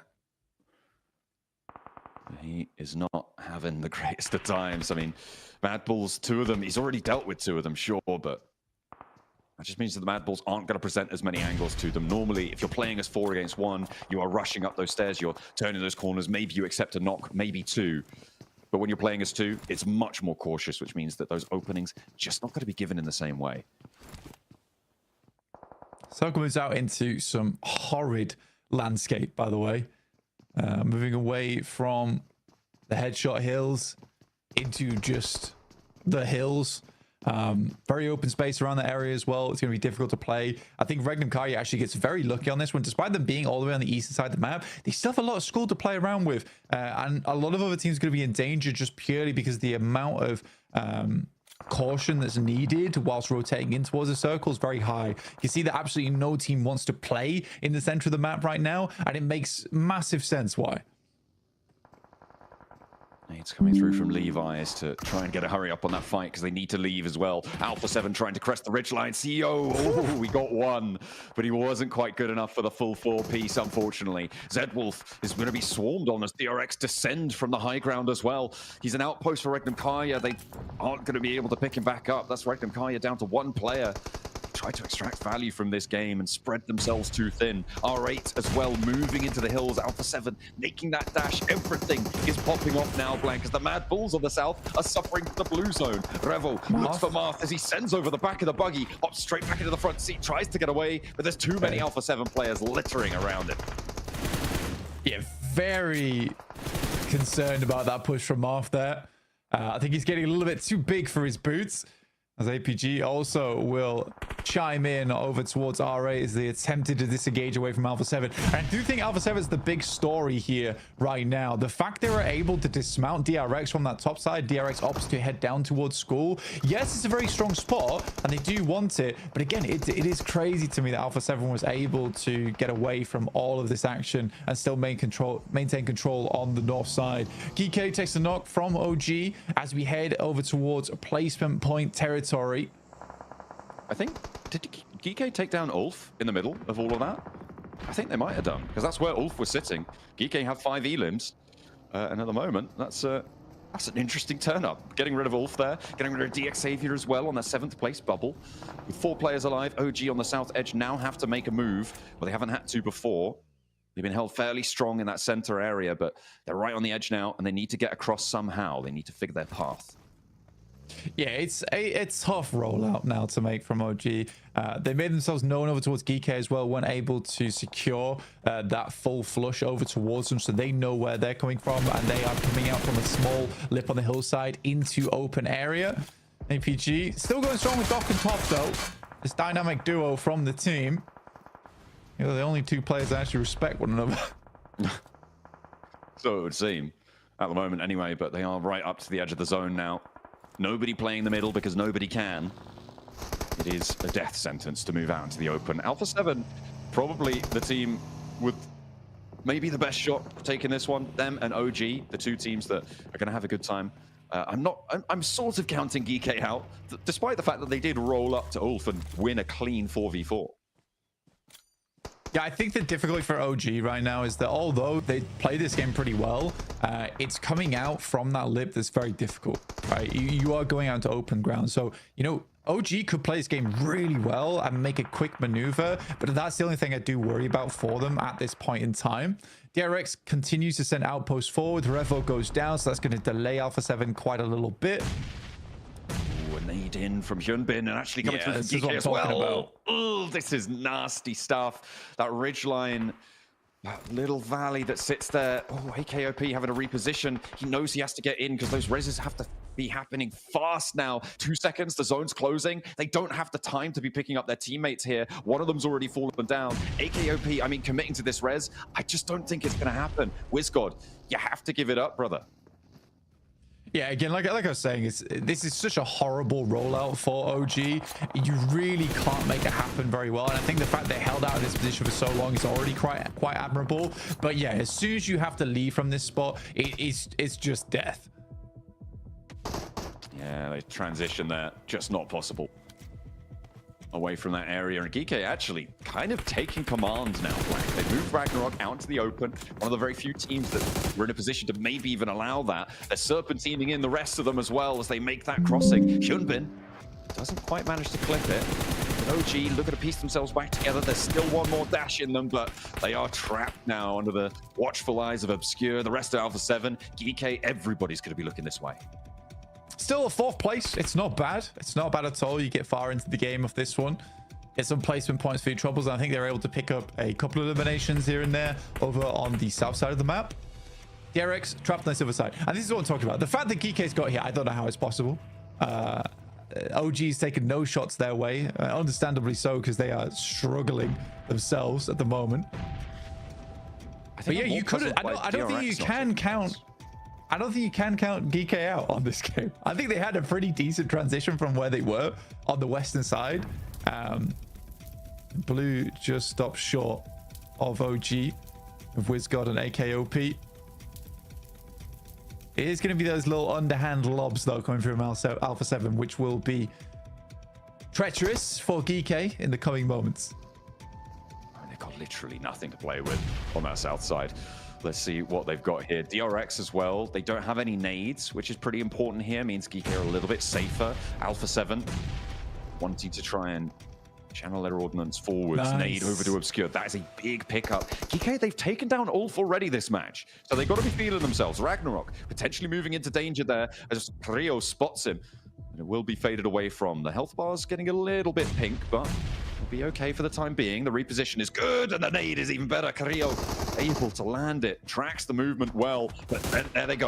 OG standing up, and they spot Nerza. They go for the flush immediately and hit the deck once more, but they will pay the ultimate price for it. Maybe another point earned, but fourth place for Elims will be where they find themselves drawn to a close on the game. DRX moving into position as well. Hyunbin on the back flank to Alpha 7. Misao going down. No Carrillo, way, ever vigilant, finds Hyunbin, but over the top go Geek. They look for more. Into the fold they go. Alpha 7 down to 1. The flank out from So Easy looks for a shot on the sidelines. It's not going to connect, and it's Geek with 2 versus 1 from Alpha 7, and they shut it all down. Geek from the bottom of the tables. Finally, a breath of life. And now they don't look so bad anymore. I think the main positive here is that they're kind of like an out on par with APG and E Arena. So it's there. I said at the beginning of the game that they were massively lagging behind everyone else, but you know, at least they can. If they end Gauntlet in top 7, it would be insane.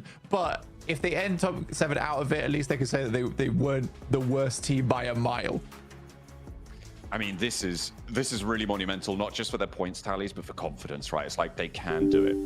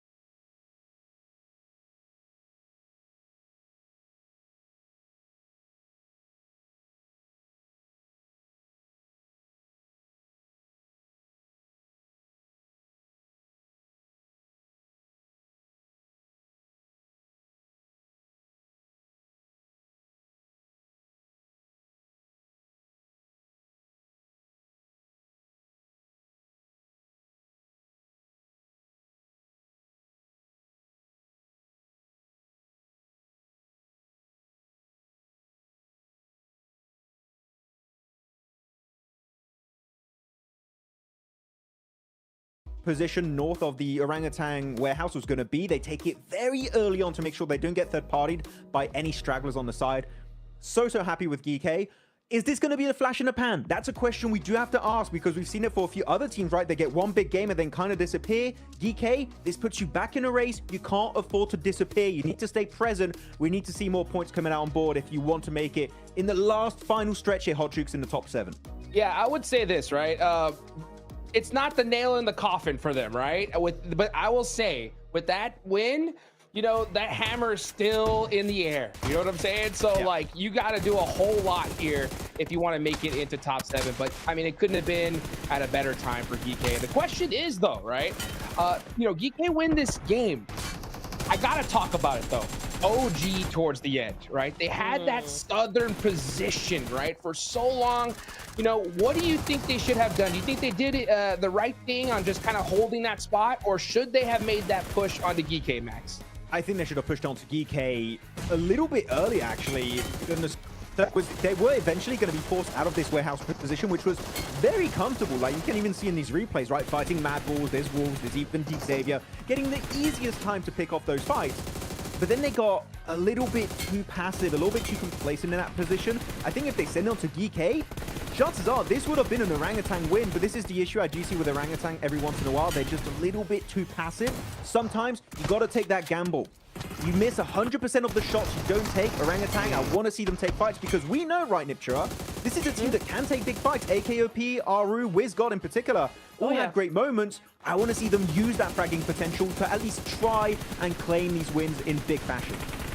Yeah, and what confuses me even more about this play from OG, like just the hesitancy to do something about GK, is that's totally against their own playstyle, against their own strategy. We see them time and time again normally just being able to spread out and take all those fights, and they just weren't doing it. But now we see top 4. These rotations, they got to be something else, right? Like, I mean, look GK, how did they win from there? Exactly. I was waiting for this graphic. This is a Novo team. If whoever says in chat they got gifted circle, I'll find your address, okay? We're going to have a little conversation, okay? Because these guys were rotating all over the place, entering the southern side, Milta, going into farm, around Pachinki. And you can see the way they were going for, the positions they were aiming for every single circle shift. The scouting was so well executed, Nipchura. They were getting so much intel off the back of those little rotates, little leapfrogs into the circle, seeing what's valuable, where our team's position, and just time was the most impactful for them in these matches. Scouting, we keep saying it, it's so important, and GK in particular here really showed that it can win you games on its lonesome. Absolutely, a DRX doing the exact same thing. They grabbed that high ground on the top of Roshawk there and then swept down onto Regnum Karya with the school area, and then were just able to push in like that. It didn't get them the win, sure, but it definitely got them 14 eliminations. So again, love what we're seeing here from DRX. It's controlling, it's aggressive without going overboard. So it's really nice to see that from them too. Man, that rotation from Alpha 7 too was wild, from North George all the way to Stallbur, right? And then they make it on down the way. I love that graphic. Definitely breaks things down for us, just how crazy these rotations are, right? I will say though, with that school field finish, Max Man, how bad do you think these players were missing those emergency cover flares, huh? I keep saying it, PUBG Mobile Esport, please, can we add emergency cover flares on all the maps? It would be literally so fun to see. But yeah, they would have loved it to bits, man. Imagine you give that to Alpha 7 and they can actually hold that little plateau with 2-3 emergency cover flares. Man, that would have been game-changing on this match. But unfortunately, it was not meant to be. And you know what was also not meant to be? E-Arena. I know I picked them at the start of the show. It's not working out. I'm sorry, E-Arena, but not seeing anything of value being brought to the table. And as of right now, they're falling even further behind.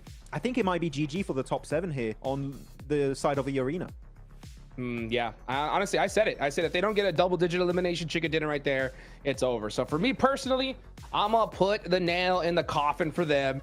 But when it comes to GK, right, they performed right when they needed to at the last second, Neptura. But I mean, this just has to be a start. Honestly, I think if they're gonna make it in top 7 here going on out, I mean, just look at them, right? They go up to 15th place with 47 points, but DRX is at that cutoff with 86. That's a huge hurdle to jump.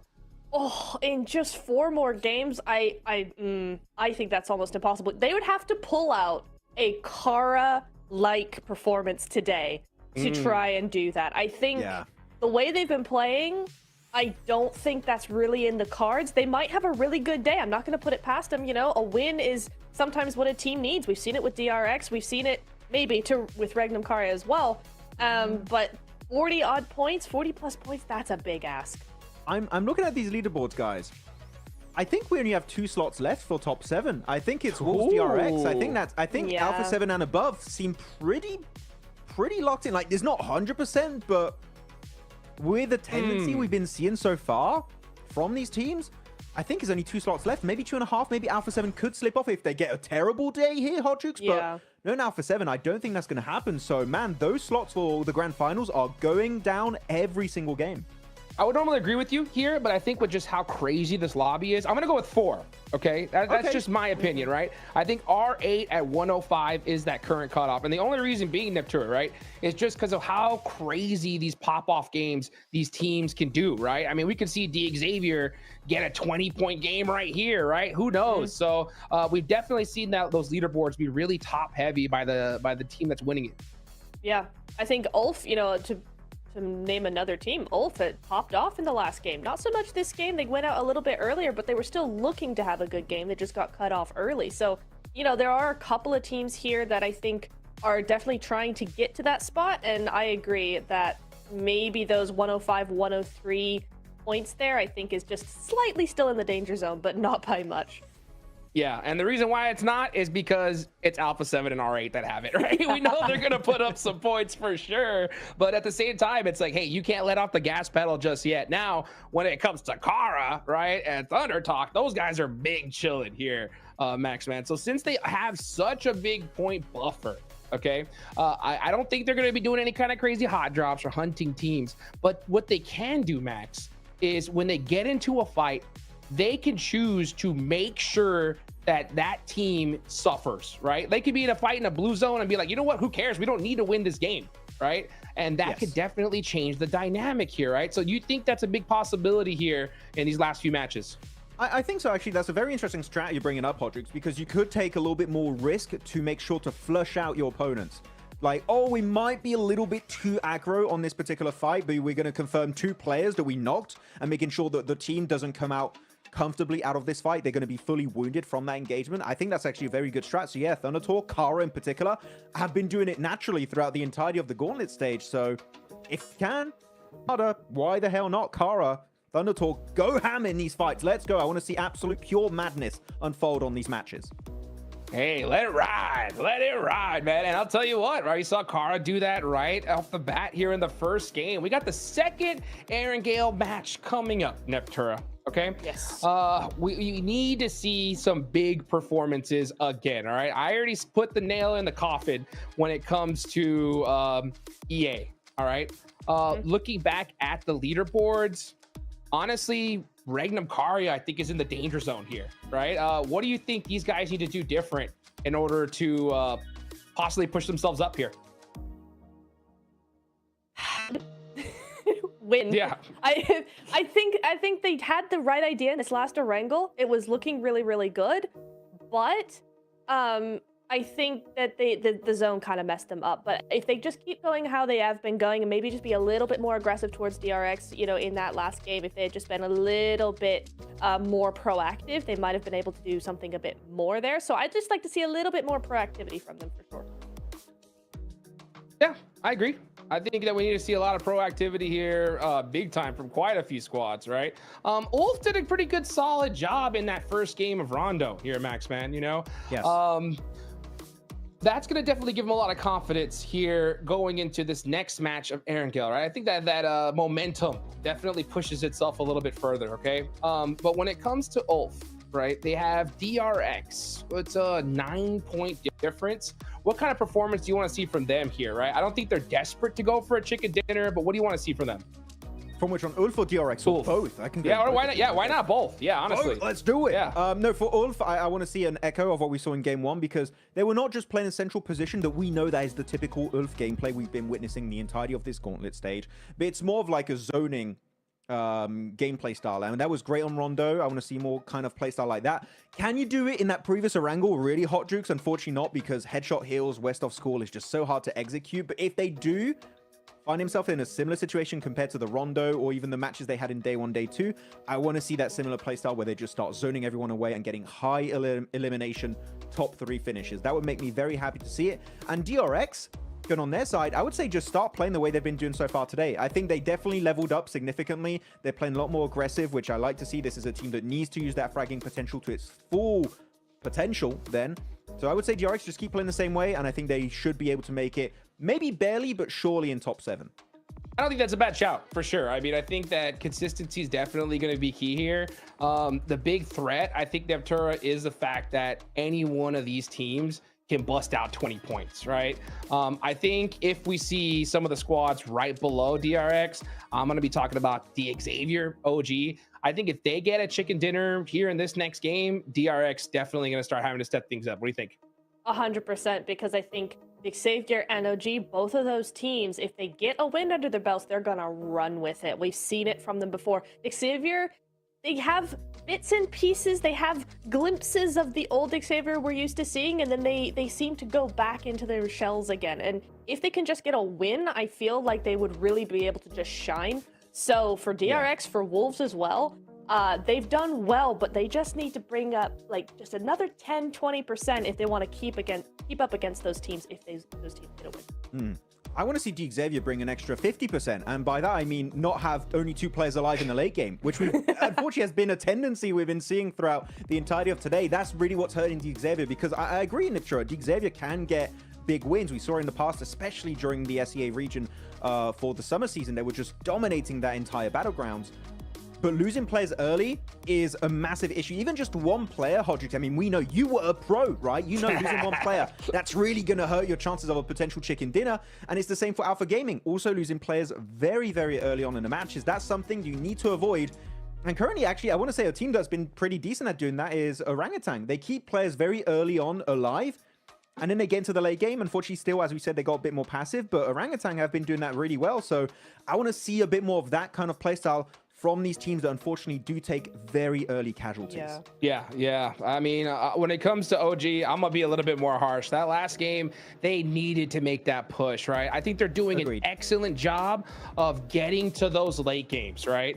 But at a certain point, Neptura, you have to flip on that aggression switch, right? Do you think the reason why they haven't done that yet is because of nerves or something else? I think it might be nerves. It's definitely not skill, because what they're doing is they have their full squad, but they're playing like they're a solo or a duo. And they can't do that. They've got to unlock that next level and just go, hey, we're here, we're full squad, let's go for it. Well, one of those 7 slots is right there for the taking, OG. Are you going to be able to grasp it? Only a few matches left to go. Let's go ahead and take it on over to John Allen Blake for the next Erangel match.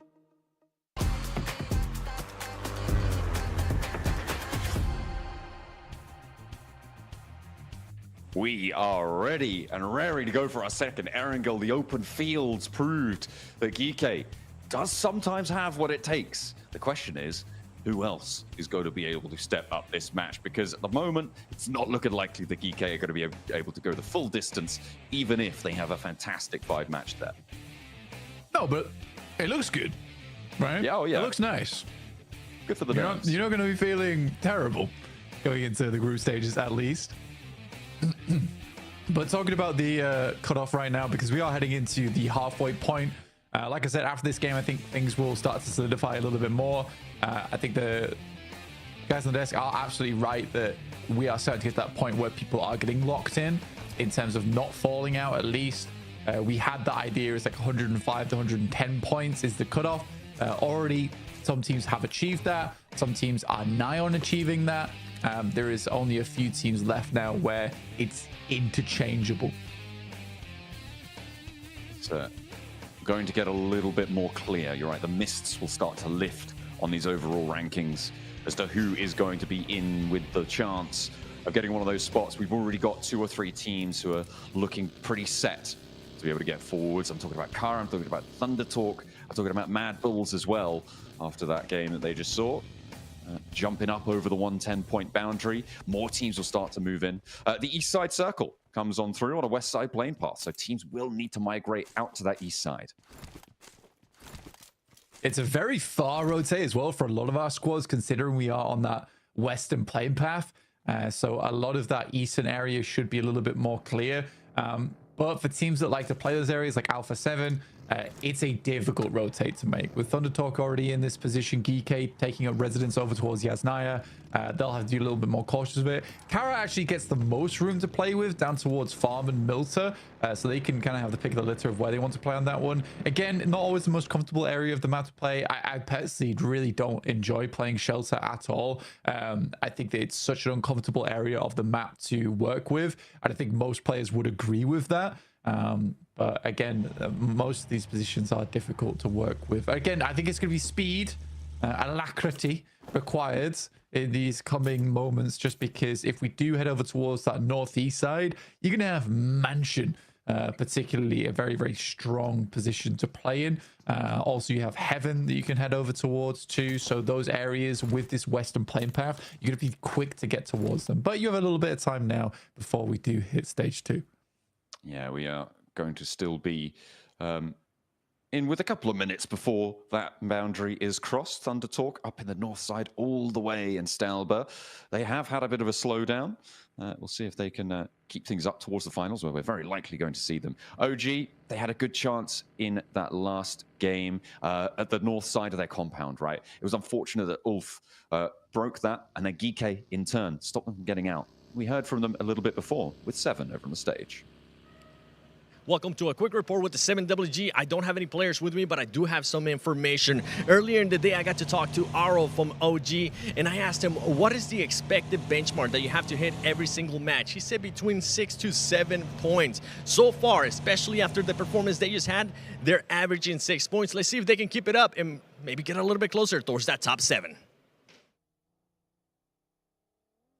I mean, 6 or 7 points a match, that sounds like not a lot, right? But it is actually quite difficult to be able to get that. Very few teams in the lobby will be able to find that sort of a metric. To put that in context, 6 points a match gives you 108 points total on the set, blank, of 18 matches, which is, as you can see, pretty difficult to achieve. Not many teams have passed that boundary. Yeah, and that's on the low end of the prediction as well, coming through from Aru. So it is difficult, but I think he's kind of on the money there with it as well. 67 points, and if that's the game plan right now for OG, they could still hit that, but not with those point scorings. They'd still need a bigger game. It's not a gigantic game they need, but they do need another large game for them today. They do get over towards the Povka very quickly, which is nice. Yeah, this game is that chance, right? That big spread out, like you said, to that east side. They've got very, very central control. The question is the regroup. If they can make that work successfully, then they're going to be in a really good spot to try and convert into points this match. But they do still have to go for that regroup. And with teams like Regnum Kaya on your north, I mean, even though they are down in 12th place, right, they still have got some firepower to them. And we'll see just what they're able to do on that position out to the south of the Yas Fields. Alpha 7 still playing on that northwest side right now, alongside with R8. Both teams, neck and neck right now. A lot of times neck and neck in terms of the drop spots as well on the map. So finding some equal success on that side of things. It is kind of funny, like 2 teams that drop so close to one another multiple times with many similar rotations have ended up 2 points apart on the tables. Yeah, it is really not ideal to be rotating directly next to your table competitor. It just adds to the nerves. I mean, logistically, it's the same as rotating next to another team, but it's got to feel a little bit more nerve-wracking when you know that one misstep on your part gives them points, takes your point potential away as well. And when you're neck and neck, that is not what you want to be seeing. DRX right now, they've kind of had their ups and downs over the course of this gauntlet so far, but they are in 7th place right now.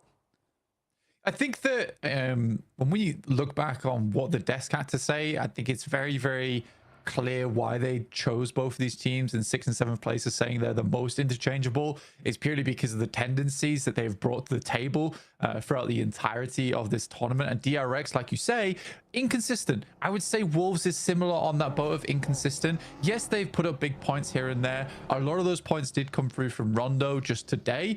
And I think that for both Wolves and DRX, it is not the similar case with R8 and Alpha 7, where both these teams are punching up those points every single game, right? There is a little bit here and there. They are consistently getting those numbers on the board. For DRX, it has felt like a bit of a struggle. For Wolves, it's felt like a bit of a struggle, right?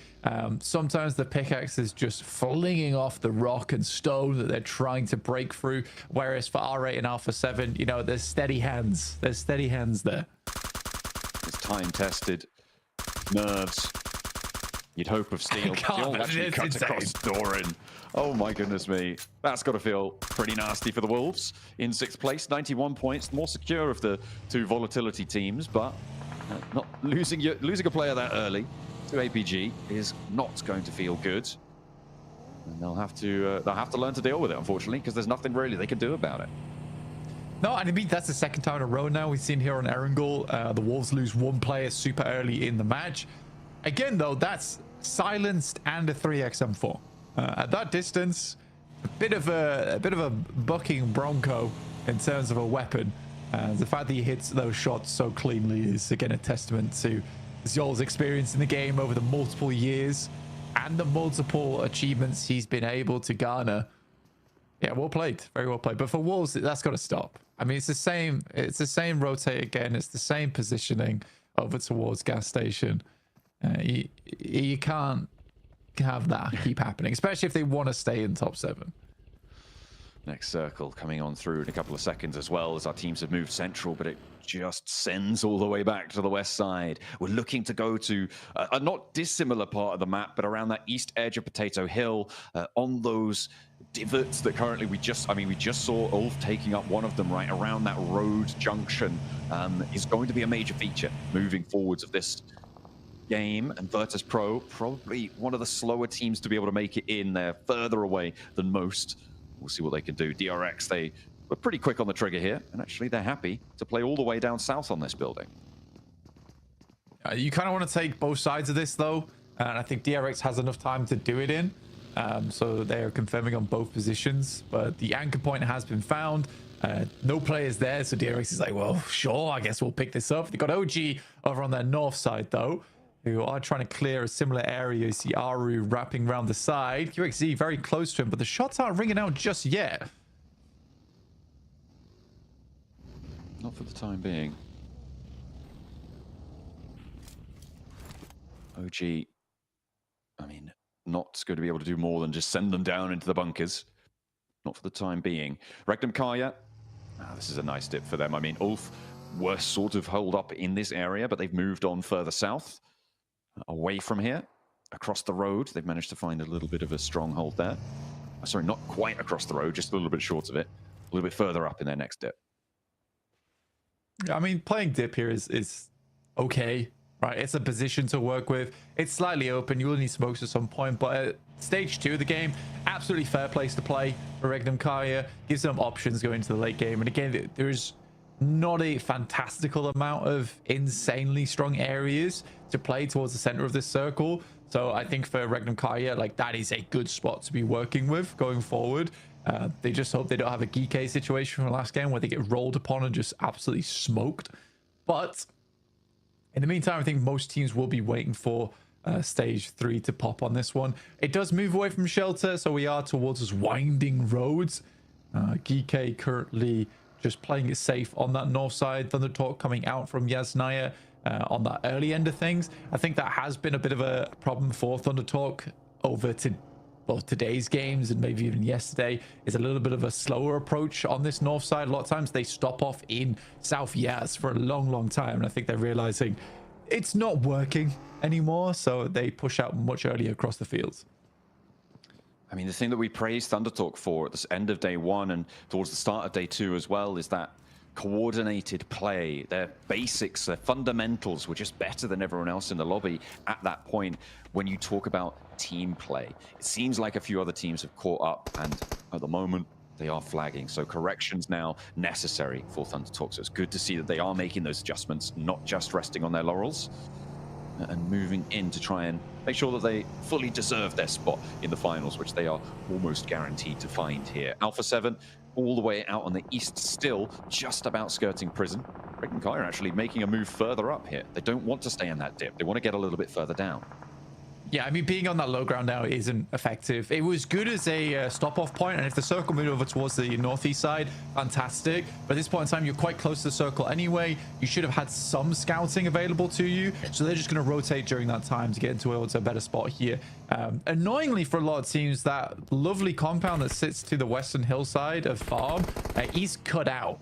So teams can't really play off the back of that one. E-Arena, though, is going to take control of Potato Hill, and Regnum Kaya is going to sit just underneath it.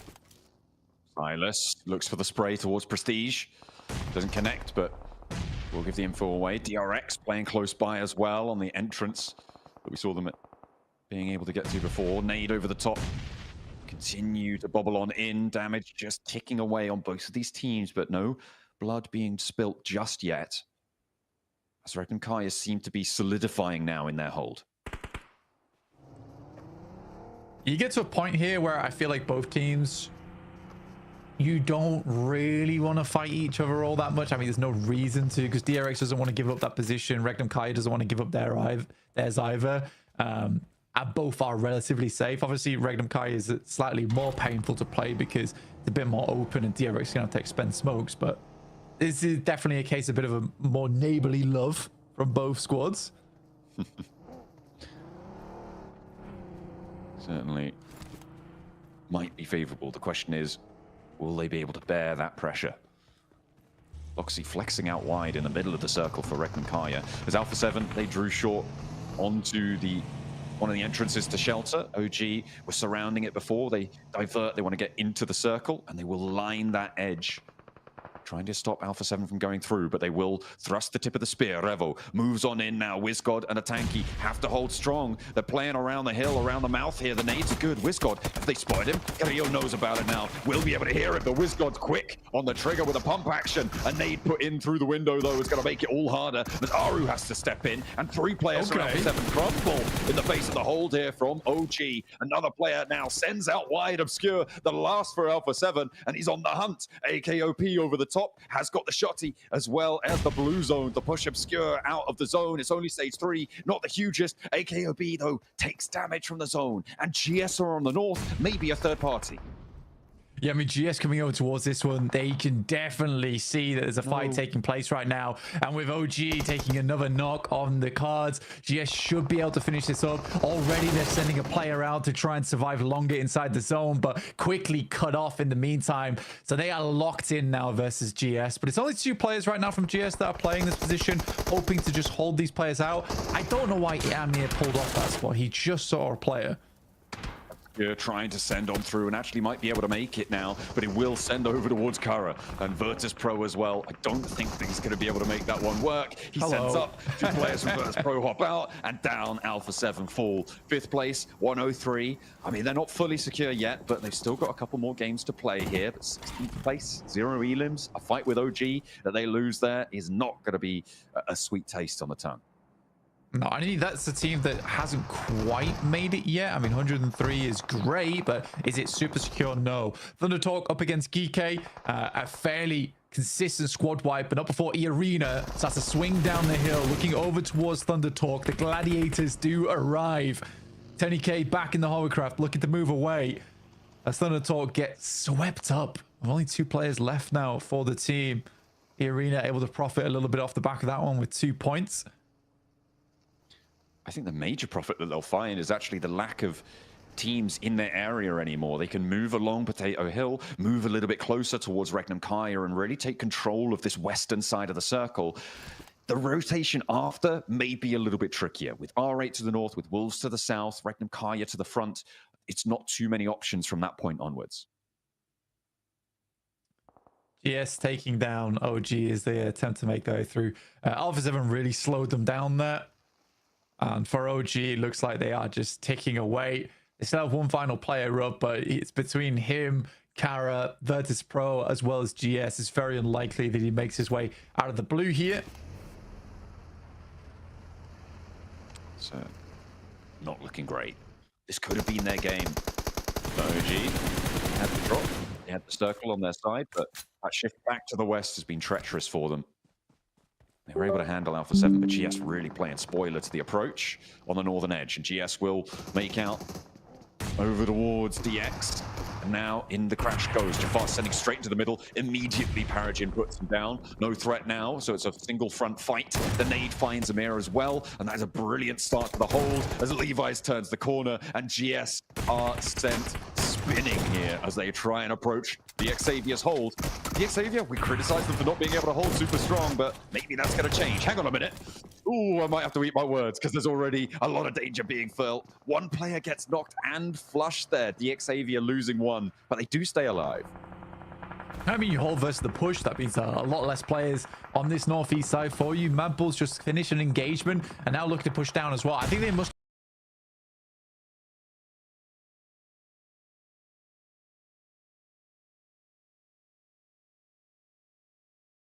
have heard this, so they are instantly trying to get players back up and healthy so they could try and capitalize off the back of an engagement that just took place. There is a player that only just got picked back up again. That's Atenki going down to the play zone off in the distance. Nade's been sent down from Ulf as well as APG towards VP's position.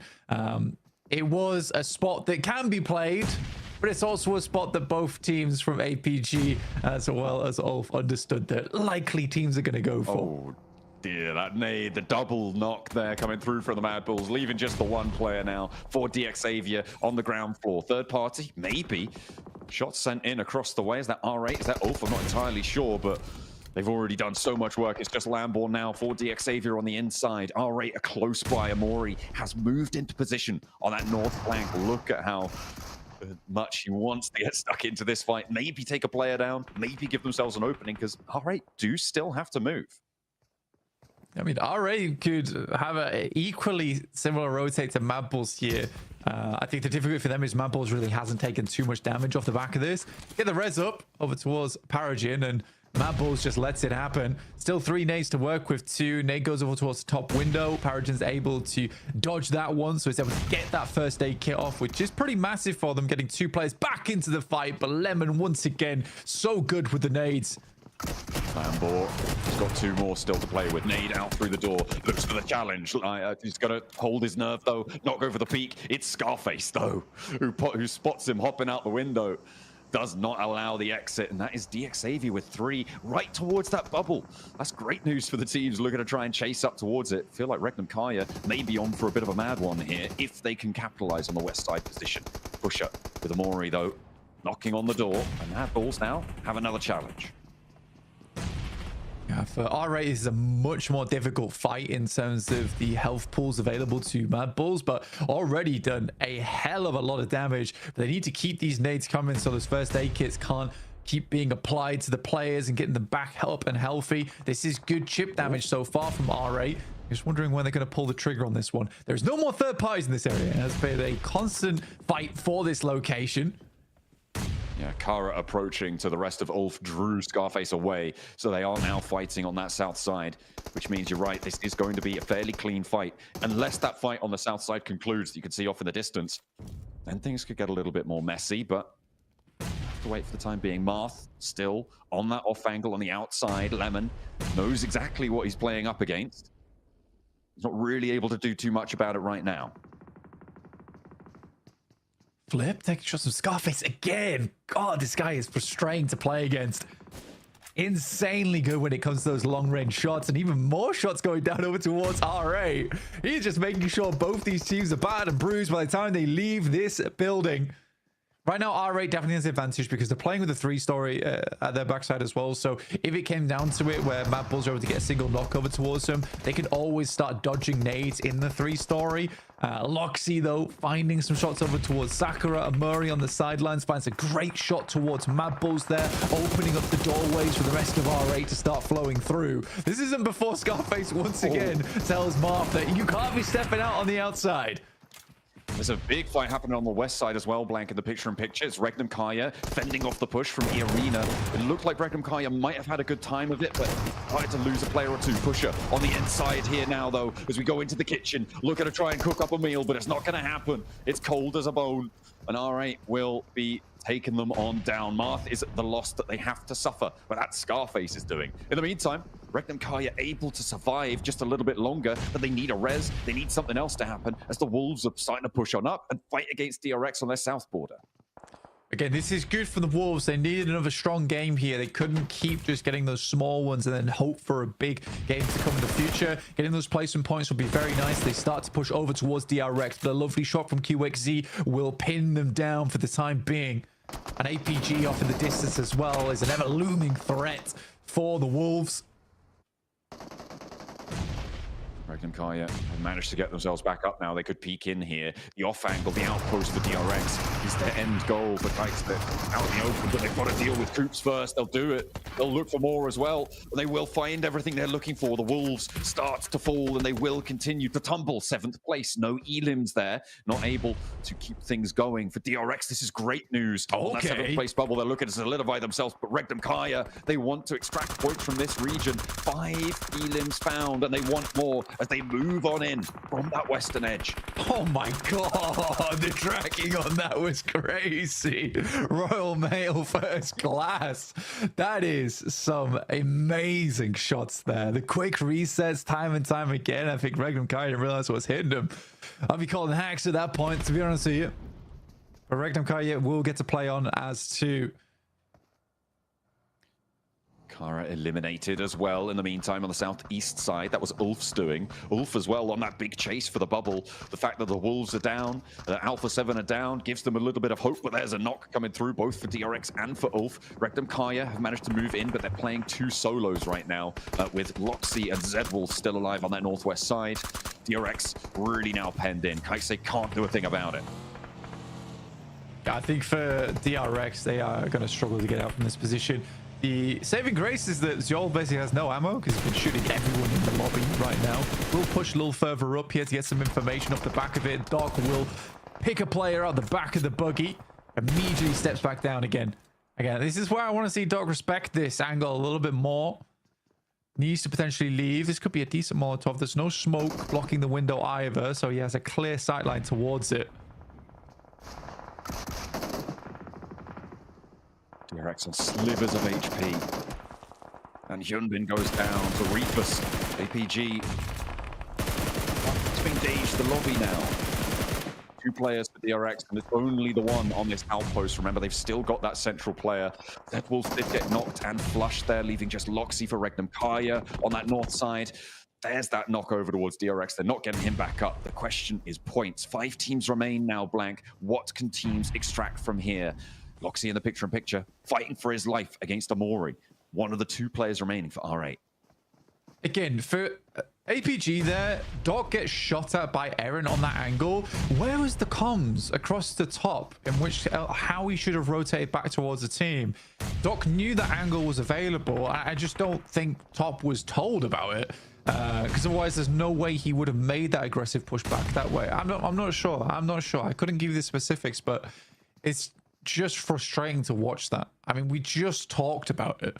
But now APG down to just 3 players. But first one in a while, we've seen them in a top 4 here. Could go a little bit further beyond, but it is Ulf who's controlling the hillside along with the shack. Ulf looking to jump up the tables. They've got 12 elims already blank this match. They're trying to convert off a really strong Rondo as well. Get themselves up into that top 7. I think they'll be able to do it off this match. The question is how far and how secure will they feel? Moving in to the later parts of the day, we're going to be getting across the halfway line of the day after this match. So going into the final 3, it's got to feel good being in the top 7. But that buffer, building more and more on top of it. That's what teams are looking to do now. DRX, their last player, prestige bearing down upon him. Mori keeping his head down. I feel bad for DRX. I mean, for R8 as well, even if they get 3rd place here, it's not a huge amount of eliminations, but that should see them safe.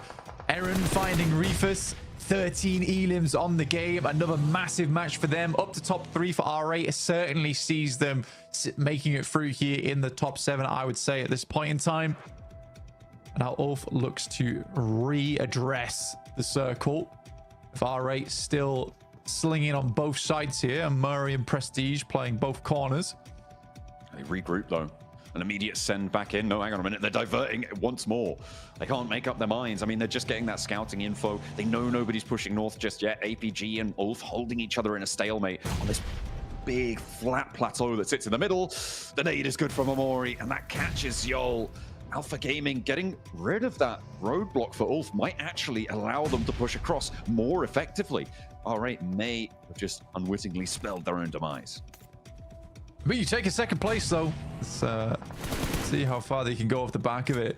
But again, they control the entirety of the northern edge. Aaron picks up another for his troubles and now sees Doc as well. That's 15 elims. They can just clear out the last two players from RA. It will be a 27-point game, which will shoot them soaring towards the top of the tables here, John. They'll be over that 100-point mark if they're able to do it, Blank, I think. Very, very close. It might just be short, but that is an incredible resurgence for Ulf in the two big games that they've had today. And it just goes to show you how close these tables have always been. In every I think the best thing about it is just watching Ulf play their game, right? Aaron with these great angles that he's got towards players and taking one-on-one fights with some of the best players in the squad, and Scarface on those incredibly long angles, causing casualties towards teams that might have assaulted them later in the game. It's just nice to see Ulf finding their rhythm.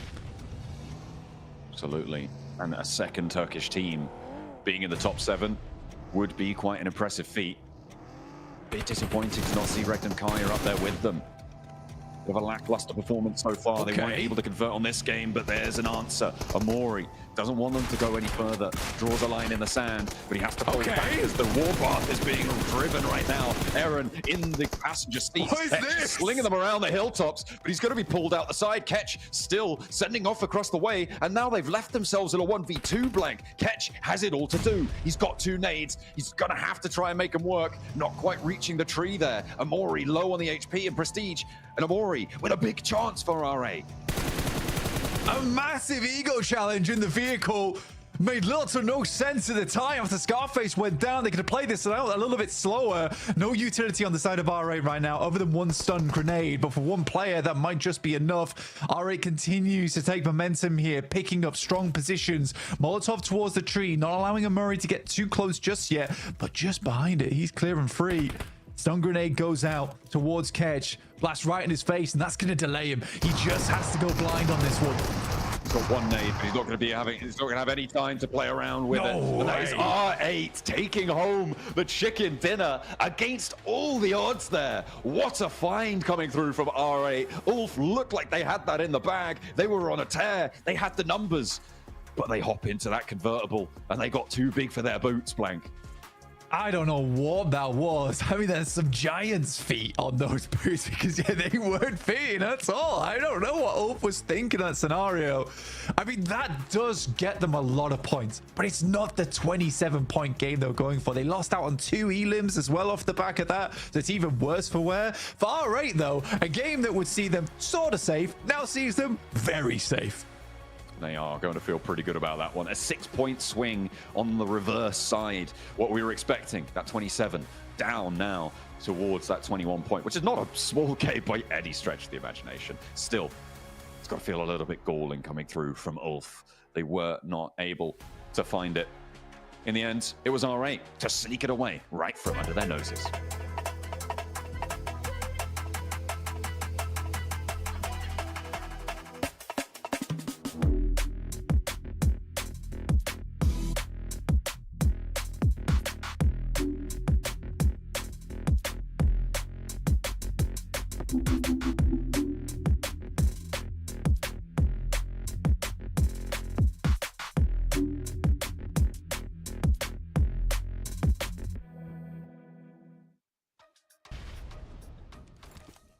Ulf have the craziest game right at the right time, but then they go for the most bold drive play towards the end. And if they would have had an S12K, it would have worked, okay? But they didn't have it, and they were taken out by R8. R8 get the chicken dinner at this one, Max. And with this chicken, I mean, that's got to lock in their position, right? Yeah, I mean, you said there were 4 positions possibly remaining in top 7, Hot Jukes. I think it's now just 3 remaining. It's dwindling every single match, but really good stuff coming out from RA. And that was all off the back, by the way, of that successful Northern fight against Mad Balls. They're able to clear off that position. And then all the other teams are fighting for the high ground positions. And RA are just left alone to survive, make it easily into the later stages, even though they do lose some players a little bit early on in this match, such as Ida and Marth, Prestige, Amori. That was more than enough, Niptura, to wrap up this paramount game that they desperately needed to be in the finals. And with this game, I'm going to say it, they're 100% in for the biggest stage of this year's PMGC. I 100% agree. They are in, they are ready to go, and you could see them celebrating that fact as well right after the game, because they know as well they have gotten in, they are safe, they are good to go. Because this is exactly what they needed, right? Because so far today, they've been looking a little bit, you know, uncertain. So this win just really cementing that, and, you know, just being a breath of fresh air and just like, okay, we can relax now is really, really good for them. But I've got to say, Max, Ulf coming in hot, just missing out on the win. But man, the points they're racking up today is insane. You know what? If we don't see Ulf get a win where they get these high elimination counts compared to what we saw day one, I'm fine with this. I'm right? Like, it's going to be enough for Jukes to push them up in top 7. So you know what? Would it be nice to see them actually get the win? Yes, but this is currently more than enough to keep them in the conversation and make it work out. So you know what, Ulf? Keep it going. This is the right change of pace that we needed to see. And you know what? They're striking while the iron is hot on day 3. Needed. That is the right word. By the way, those headshots from Joel were just absolutely insane. We're definitely gonna touch on that that OG Alpha 7 push. I think that was really interesting, but I want to just really harp on Ulf, man. Ulf in this day, right? On the final day, they were at 13th place, right? At the start of the day here. With this performance, Max, I think that just might have put them especially in contention for one of those 7 spots. I'm going to go even further. When you look at day 1 and day 2 combined, their highest elimination game was 6, right? That was their best performance. Today, they already got a 14 elimination game on Rondo and now a 15 elimination game on this last Erangel match. Combined, they're completely out, eclipsing even, I would say, their day 1, day 2 performances in day 3 alone. And Niptura right now, is this more in line with what you expected from Ulf? Because for me, that is definitely the case. Oh, 110%, right? We've known these guys for years. We know what they can do. 110, yes. I'm certain I'm going over 100% on this. Because, yes, we knew that their gameplay was a little bit more passive this time around than a few years ago, but I didn't expect to see the first and second day performances come out of them. This is much more like it. I'm so happy that they've adjusted. Oh my goodness, look at the pop off there from RA. Yeah, because they have locked it in. We're gonna see them in the finals, but let's take a look at these rotations, Max, man. And look at that, Alpha Gaming all the way down there in military base, making that travel on over to the east.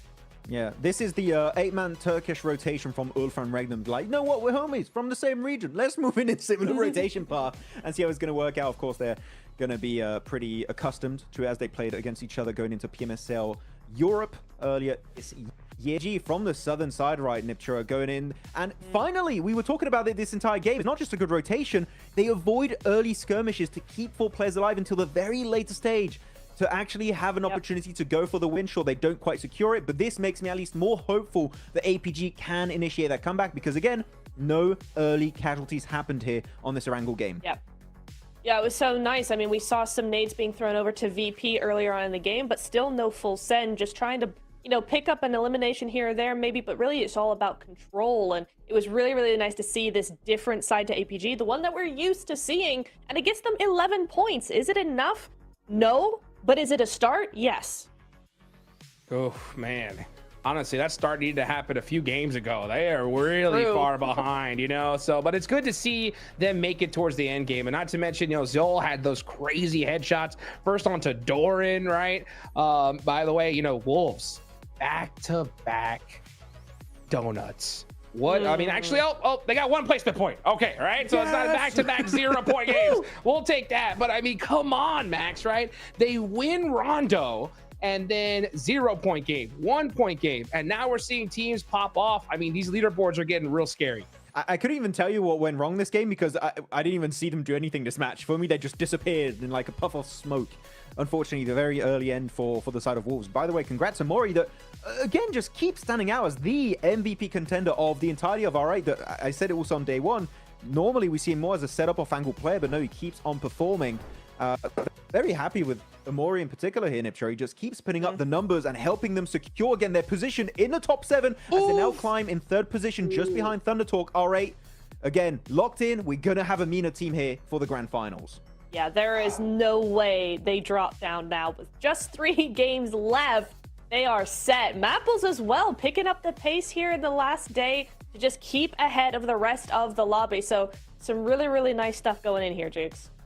I mean, this is absolutely crazy. You can just see those leaderboards. Ulf making it into that top 7 position all the way from 13th place.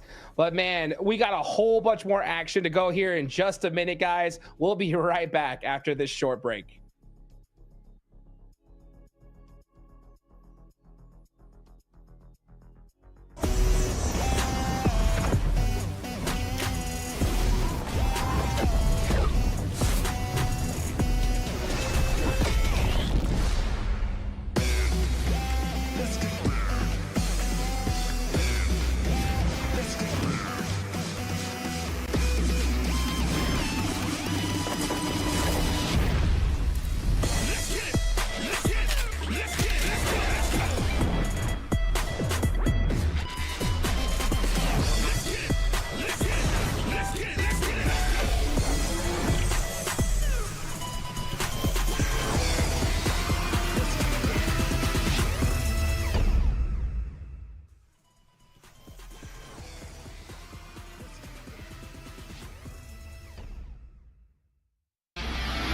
New racing experience.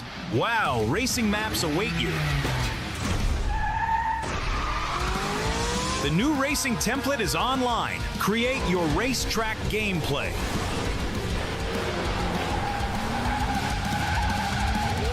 Navigate the forest racetrack. Unleash your racing passion.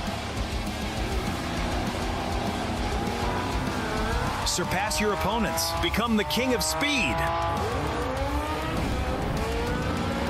Unlimited speed. Ignite your passion for speed. Play WoW now.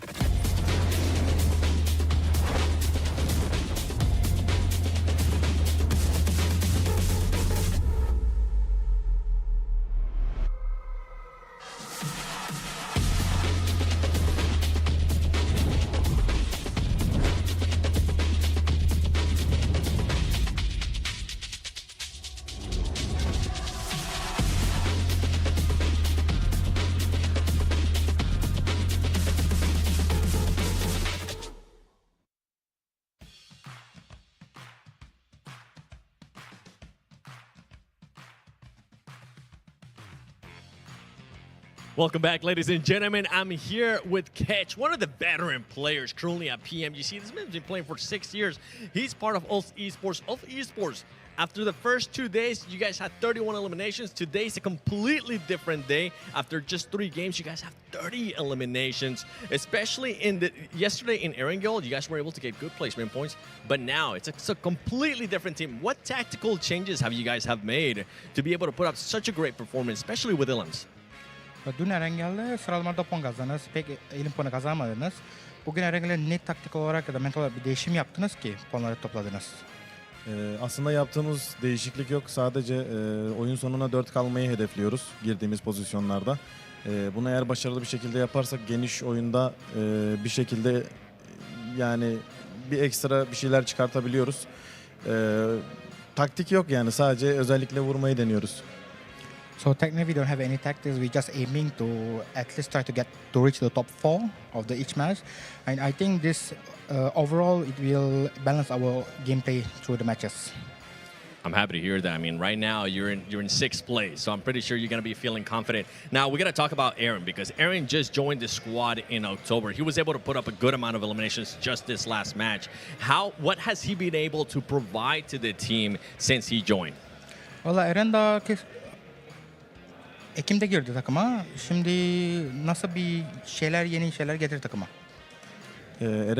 Eren geldiği dönemde çok fazla alışma sürecimiz olmamıştı ama bizim antrenmanlarımız daha çok resmi turnuvalarda oldu. İyi geldi, güzel geldi. İnşallah da böyle devam ederiz.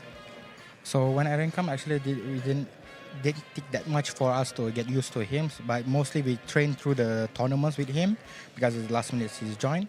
But it was a good feeling that he has in the team, and I hope he can perform very well after this.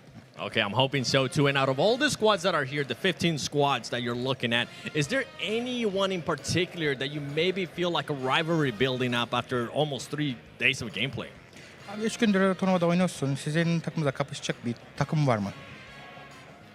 Yani burada bence herkes çok güçlü. Özellikle söyleyebileceğim bir takım yok. Bilmiyorum yani. Herkes çok güçlü. So technically I have no teams to pick because every team they already redeemed their places to get this place. So I really have no team to pick. Ah, look at this man giving that political answer. I appreciate it. Thank you so much, Ketch. I can't wait to see what's going to be happening in the last 3 games, as we're going to be, at the end of the day, sending the top 7 teams to the grand finals.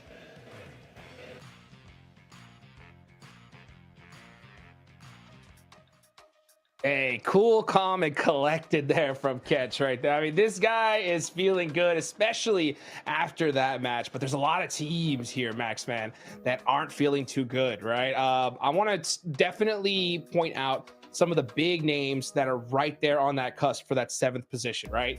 You had Alpha 7, right, who were already sitting, you know, pretty, but the only way that they don't make it into the finals is if they absolutely throw a terrible performance for the rest of the match. They get a 0-point game in that last one, Max. What do you feel about that? I was going to say exactly that, actually. We should not see 0-point games, and guess what? That's what we just got. It does not bode well, Hot Jukes, for the rest of today, looking at Alpha 7. Of course, they just need an average rest of the day, and they should be able to qualify. But of course, like, starting off with a 0-point game, they're going to start feeling that pressure, Niptra, and you know what? Under pressure is when you can make some of your biggest blunders, and Alpha 7 have done in the past, especially during PMWC. It would be very unfortunate to witness that happen once again in the Global Championship. It really would. A7, they've done it before. Hopefully they won't do it again. They have time. Miramar's coming up as well later, so, you know, they could do really well there. They've already got an almost win today. They just need to keep going. Let's take a look here at this last match. I mean, you got D Xavier as well, only busting out 3 points. You know, OG get a 3-point game. And I'm going to say this, okay? I'm going to be real harsh here, okay? Ooh. Because I heard in the earlier match, right? We got a little bit of information from the 7WG, right? We heard from OG, and Aru saying that OG is just looking to get 6 to 7 points a match. When I heard that, I almost went nuts, because I was like, that is the worst thing you could possibly hear for the grand finals, in my opinion, right? Now, that strategy might work in some earlier tournaments, right? This is the grand finals, though. And Ulf just showed just how that is not gonna work, Max, at least in my opinion, because there are so many teams that can pull out huge games. So I think OG, you got to go for a chicken dinner here if you want to make it a top 7. 6 or 7 is just not going to cut it. I think when you go in with a mindset of we want to hit 6 or maybe 7 points average per game, it's not the right approach. I think you should try and go hard for those wins, as you just said, Hot Jukes, and that can offset your potential bad games. Because guess what?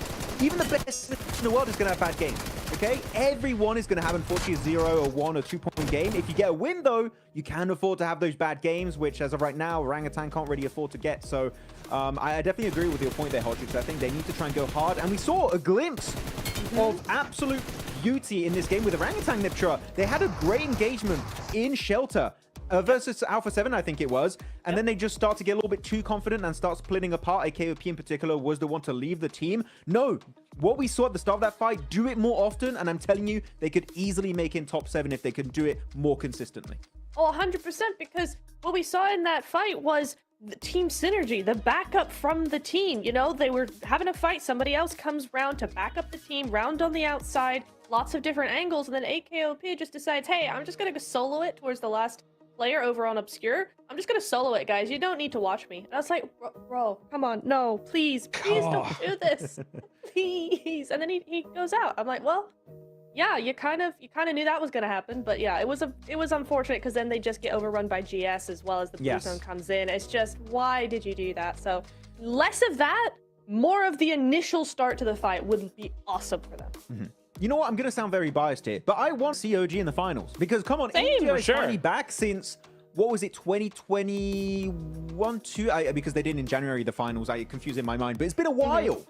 And I would like to see them. And in my opinion, Orangutan, if there's any team that's going to make it, it would have to be the one, especially through Gauntlet. There's the easiest stage, you know, in quotation marks, to qualify into the finals because you just have to be in top 7. Yep. So we need to see a change of pace here, Hot Jukes, if we want to see that dream come to reality for the big old monkeys. Let's go. Yeah, let's go, man. It's a dream I definitely want to see happen. I'll tell you what, though. I mean, you got the Xavier right above them. You got Regnum Karya, VP right below you, okay? And right now, OG sitting in 10th place with 80 points. That cutoff position, that 7th place, DRX is currently holding it with 93. So they're already 13 points behind here with not a lot of matches left today. So when it comes to OG, if you're going to make that dream happen, honestly, it's going to happen with eliminations. 6 or 7 points a game ain't going to cut it, Neptura. What do you think we need to see from OG in this next match here, right? In order for you to feel comfortable for them going into the grand finals? I need to see them just be more proactive. They're being reactive, not proactive. And they have really good mid game. They've figured out how they want to play the mid game. Certainly in the last 2 Orangles, we've seen some really good mid game strategies from them. It's just getting them to the end game and then fighting that end game is where they're falling down. And so they just need to be more proactive. They need to think ahead a little bit more because the way the rest of these teams are playing, they were like 2 points, 3 points away from top 7 now. But as you just said, they're now 13 points away. So the rest of the lobby is not going to wait for them. Yeah, I mean, you don't want to be that team in 8th place, guys, right? But, you know, 7th place gets you to the grand finals. By the way, right, we also got a pretty huge prize pool here for the Gauntlet, right? 7th place is going to net you a good old-fashioned $53,000 and that ticket to the grand finals. And 8th place nets you 6, right? So good little pretty much almost $50,000 difference there, you know? So that is the worst position to be in. And I'm telling you, you do not want this to be close towards the end. And also, Wolves here, Max Man. Time to wake up, right? It's time to wake up here now. Of course you would say that, Audrey. Of course you would be the one, please. Audrey, please. Wolves make it to the finals. Don't tease me with that, Rondo, right? Don't tease me with it, right? I mean, I was so excited that 0 point game, 1 point game right after, right? I mean, honestly, I'm going to be happy with 7 points from them on this one, right? Put something up. I mean, they're on the cusp right now. I mean, looking at the leaderboards currently on my screen, I'm seeing Wolves that have 92 points. Above them, DRX 93. Right above that is 98 points from Ulf that currently are on a bit of a momentum kind of build up towards the second half of today. If they can keep it going, it's going to be hard to deny that position away from them in top 7. So yeah, I think it's Wolves now. It's down to them. DRX, maybe also Alpha 7, maybe Ulf if they start slowing down for the second half of today. It's tough, man. The competition just above them, Niptra, is going to be crazy. We know with this roster, Wolves have that potential. But can they deal with this kind of pressure? They weather the storm going into these next 3 matches? I don't know, because Miramar, they can be a little bit topsy-turvy. But that's going to be the 2 battlegrounds that they need to perform on if they want to make it in the finals. It's going to be so difficult to tell, really. I mean, they've been playing okay, but then they just get taken out on rotation. Doran needs to stop going out so early. I think maybe what they need to be doing, maybe the mistake they've been playing so far is like playing a little bit too split, because often we see the players go out 1 by 1 on those rotations and stuff. So I am kind of wondering if it's like a little bit of they're just playing a little bit too split. You know, typically they want to split in the end game. That's perfectly fine. Go for it. That's a great play. But maybe they're starting that just a little too early. Maybe less control in the mid game and then just go for it in the end game. You know what? Another team I want to try and see a little bit more from Hot Jukes before we send it to this game is Virtus Pro. Genuinely, oh my gosh. here this game, that's such a good entry point, and they send it to Ulf and they get completely humiliated, to be brutally honest on that one. It was not even a fight. It was so one-sided in favor of Ulf that Virtus Pro, for me, just does not look like the team we witnessed in day one, game one on that Rondo match. Virtus Pro has been falling from grace. It is time to do a comeback, Virtus Pro, because otherwise the finals are just going to be slipping right through their fingers. They need to do something this next game. Erangel, it is your time to perform. Hey, only 3 matches left to go. This is the last Aaron Gale of the day. Regnum Kari and Virtus Pro are 19 points behind. Chicken dinner right here, right now. Let's see it.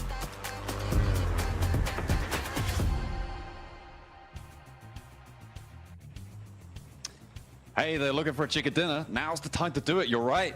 If you want to jump up to the top 7, make sure that you've got that direct ticket to the grand final stage. Then it is all about getting these points in here and now, because the number of slots available is ever dwindling. Not many left remaining now for teams to pick up and grab as we head further and further towards the end of the gauntlet. We're starting on a eastern playing path with this one, getting players that drop down towards Sosnovka out nice and early. So it's GK as well as APG being able to take advantage of this one. Whereas teams that might drop over towards Primos, very Pier could get a decent start off the back of it. We'll wait for the circle to pop, but it will be our final angle of the day. And it is going to be GS dropping on top of APG. APG with a good start though with the knife, straight over towards GS. Between the shoulder blades on that one. Looking to reload the VSS there. It's the only weapon you got. It's what you got to use. Jafar with the pan as well. But turn to the corner. The weaponry superior for APG. It's all up to Jafar to see what he could do. And he is quite far away from the rest of the team. He's got the M4, sure, but he's also got 4 players from APG to deal with. The question is, can he connect? Or does he just get out of there? See on the cams. They are leaving it up to him. A little bit of a worry that that's how the game starts. Of course, you can't get yourself back up now. And they want to hunt Jafar down. I think they know vaguely the direction he's playing, but I don't think they have the full bead on him. The question is how many, or if any, can he pick up if he can get those shots on the side angle. He's not there. Don't worry, guys.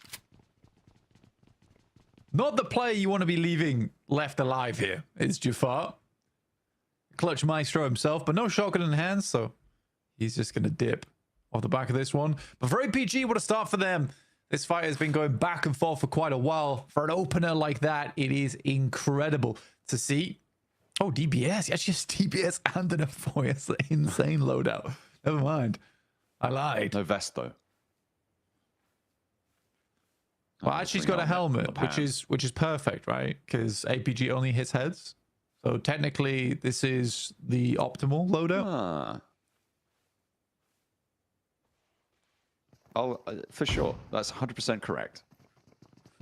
3 points for APG, though. If they wanted to make a resurgence, that's a great way to start. They've managed to farm 3 points already. They would love that. They would love to have that 4th and remove that thorn from the side and not worry anymore, because you've got to think he's in the hills somewhere. He's always hiding around the next corner. It does slow you down quite a lot. And with the circle being on the mainland out to the west side, we did see that pop during that fight. You're going to have to get on the road fairly quickly. You've got to be worried that it's not going to go your way if you can't move fast enough. Yeah, and even so, for APG, let's put it into context right now, they need a 15-point average at least if they want to get into top 7. And that's a conservative estimate. So that's 15 points this match, next match, and the match after that. So again, just to set some expectations here. For OG and DX, a lot more doable in terms of points required to be gained over the next few matches.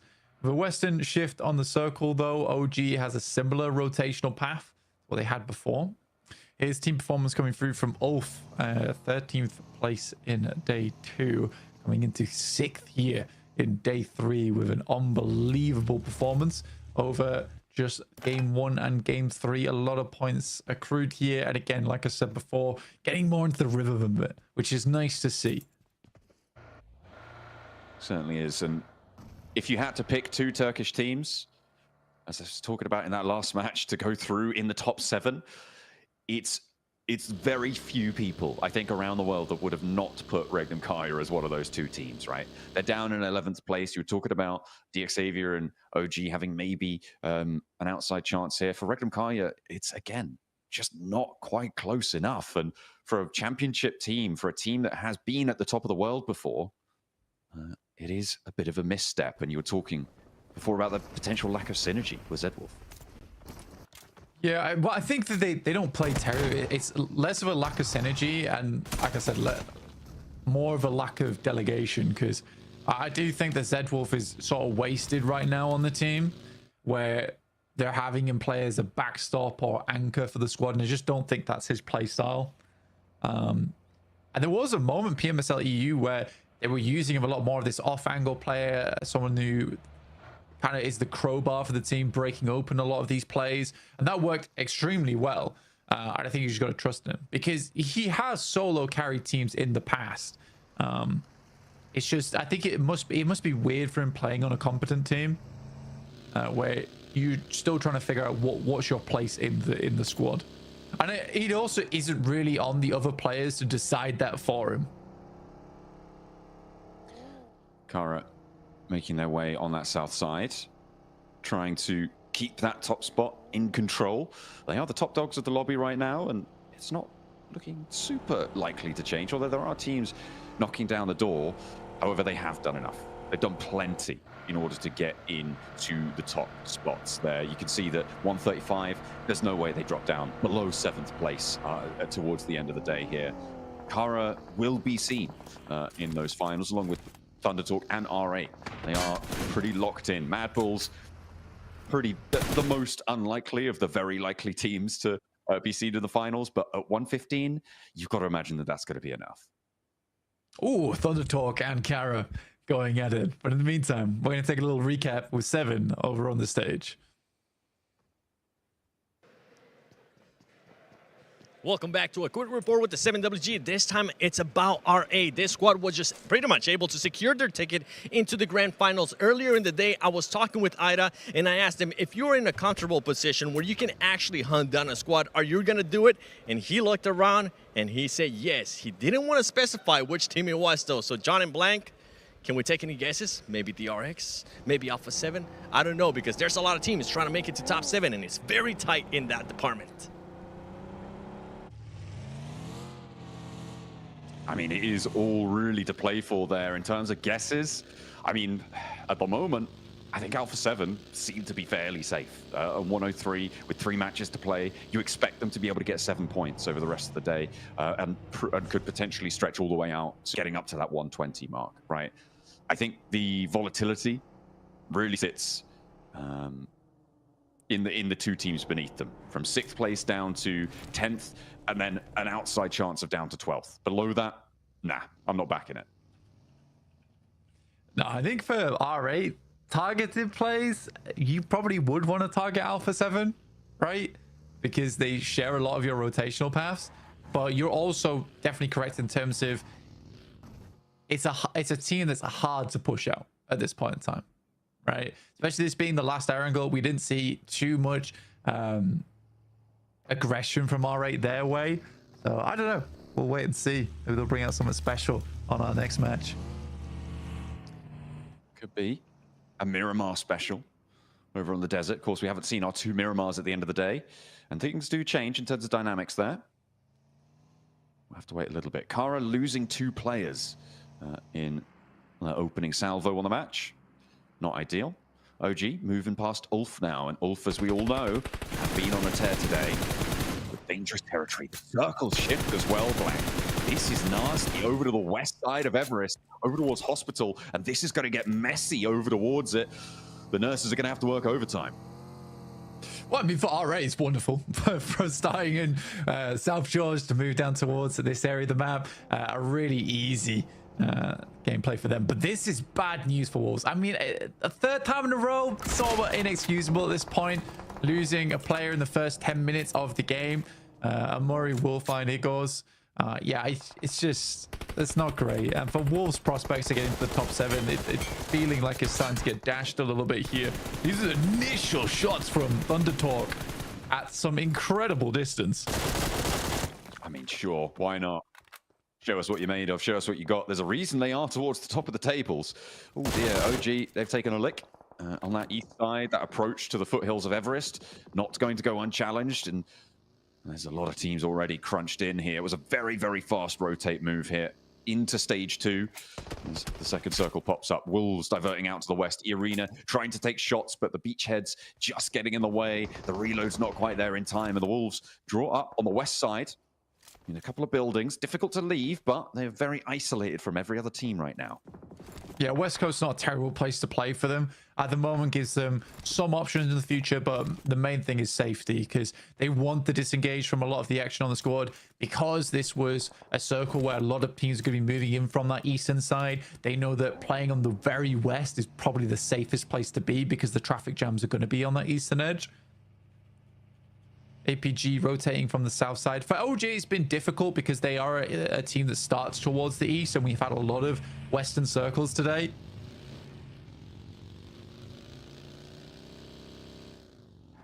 There's been much more focus over on that part of the map, you're right. So new ground in the lobby. The areas to the south of Georgia Pole. Just peeking over towards that swamp area as well, right on the south edge. We'll see where we end up. Mad Bulls atop the mountain right now, with all 4 of their players alive, I believe, at the top there. And they are the only team to have sent up the slopes. Everyone else playing around in the foothills. Last player from GS. Jaha doing his best. I mean, he's still in Sosnovka, so I don't think his best is going to be good enough to get up towards the top side. But APG cut clean with all 4 players up.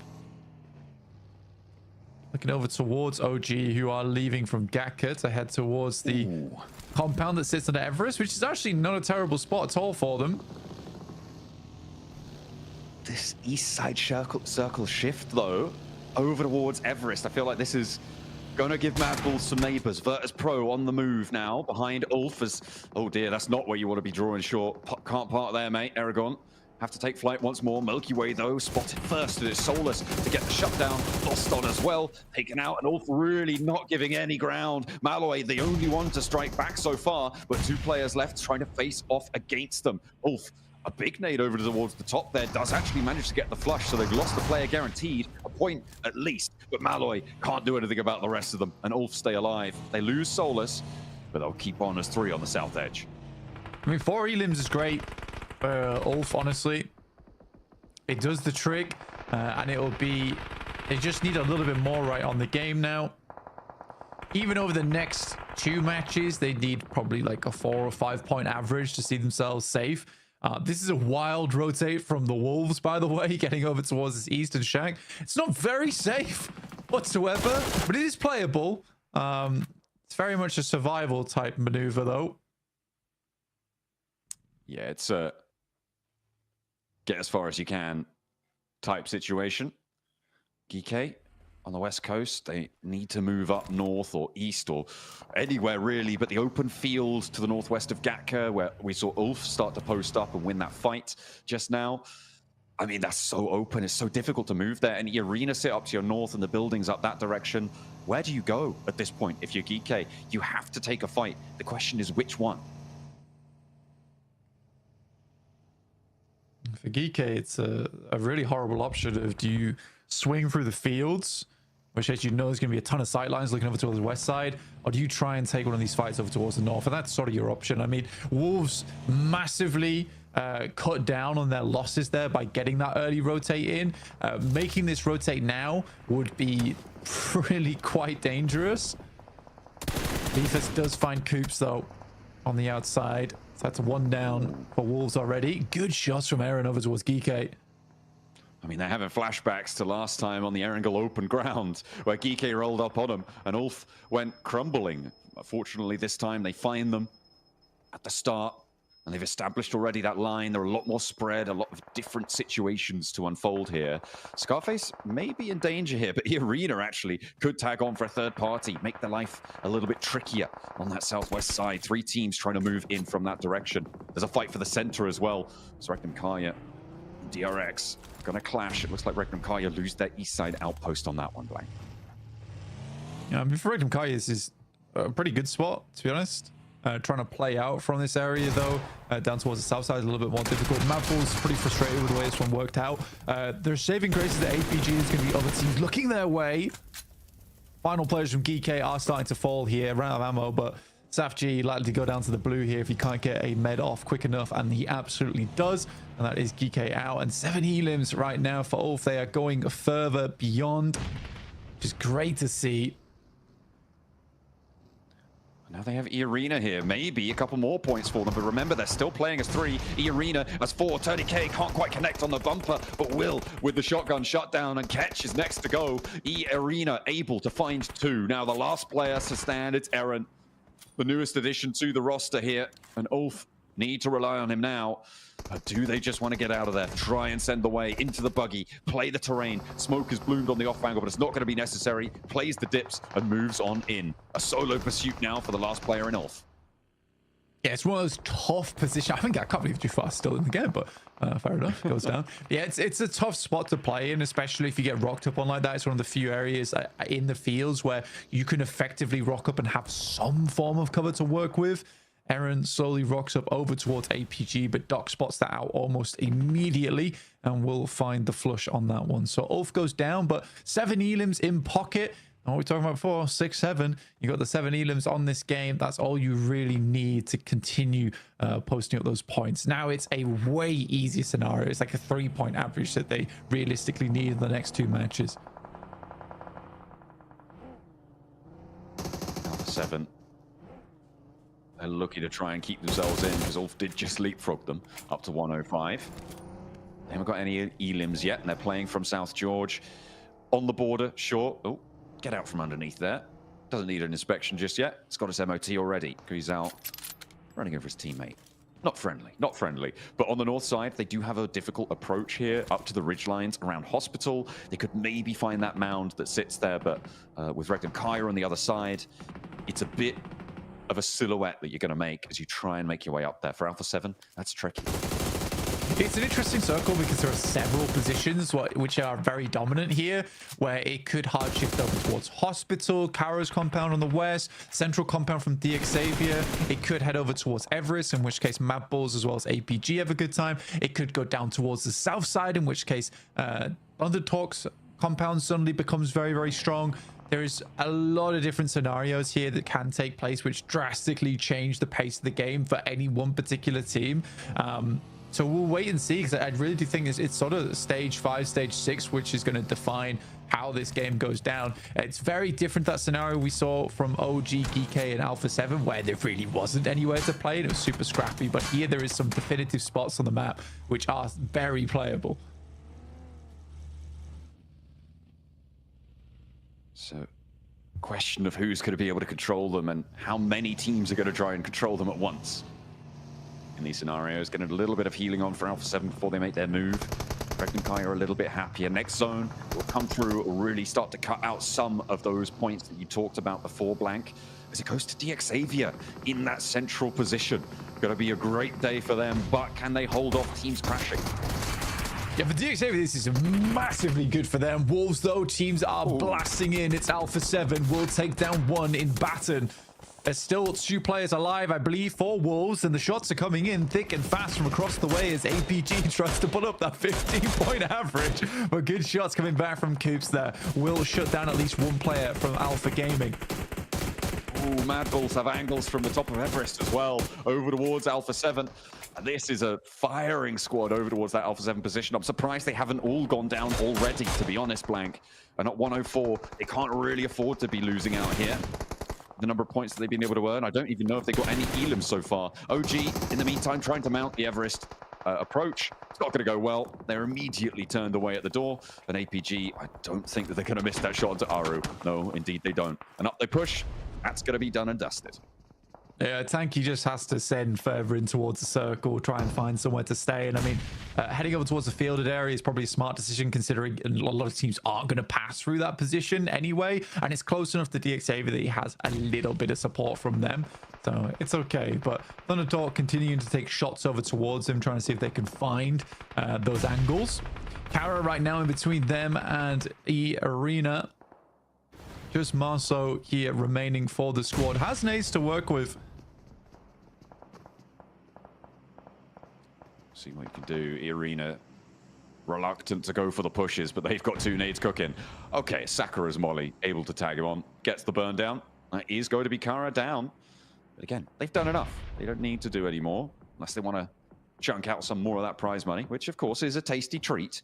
But it's most sights set on the finals. DRX trying to move up, control the Mad Bulls on their descent. The Mad Bulls really haven't profited from the top of Everest in the way that maybe they'd have liked to here, Blank. But they are up now 2 points on the game. They're getting shut down on the descent, though. Yeah, it's given them some place to stay, though, which is the main thing. I think Mad Bulls would have struggled if not for that. But this descent, like you say, came a little bit too late. I think that it was very unlikely for it to head all the way to the top of Everest, but a good push from Mad Bulls down the hill. This is an instantaneous retreat here.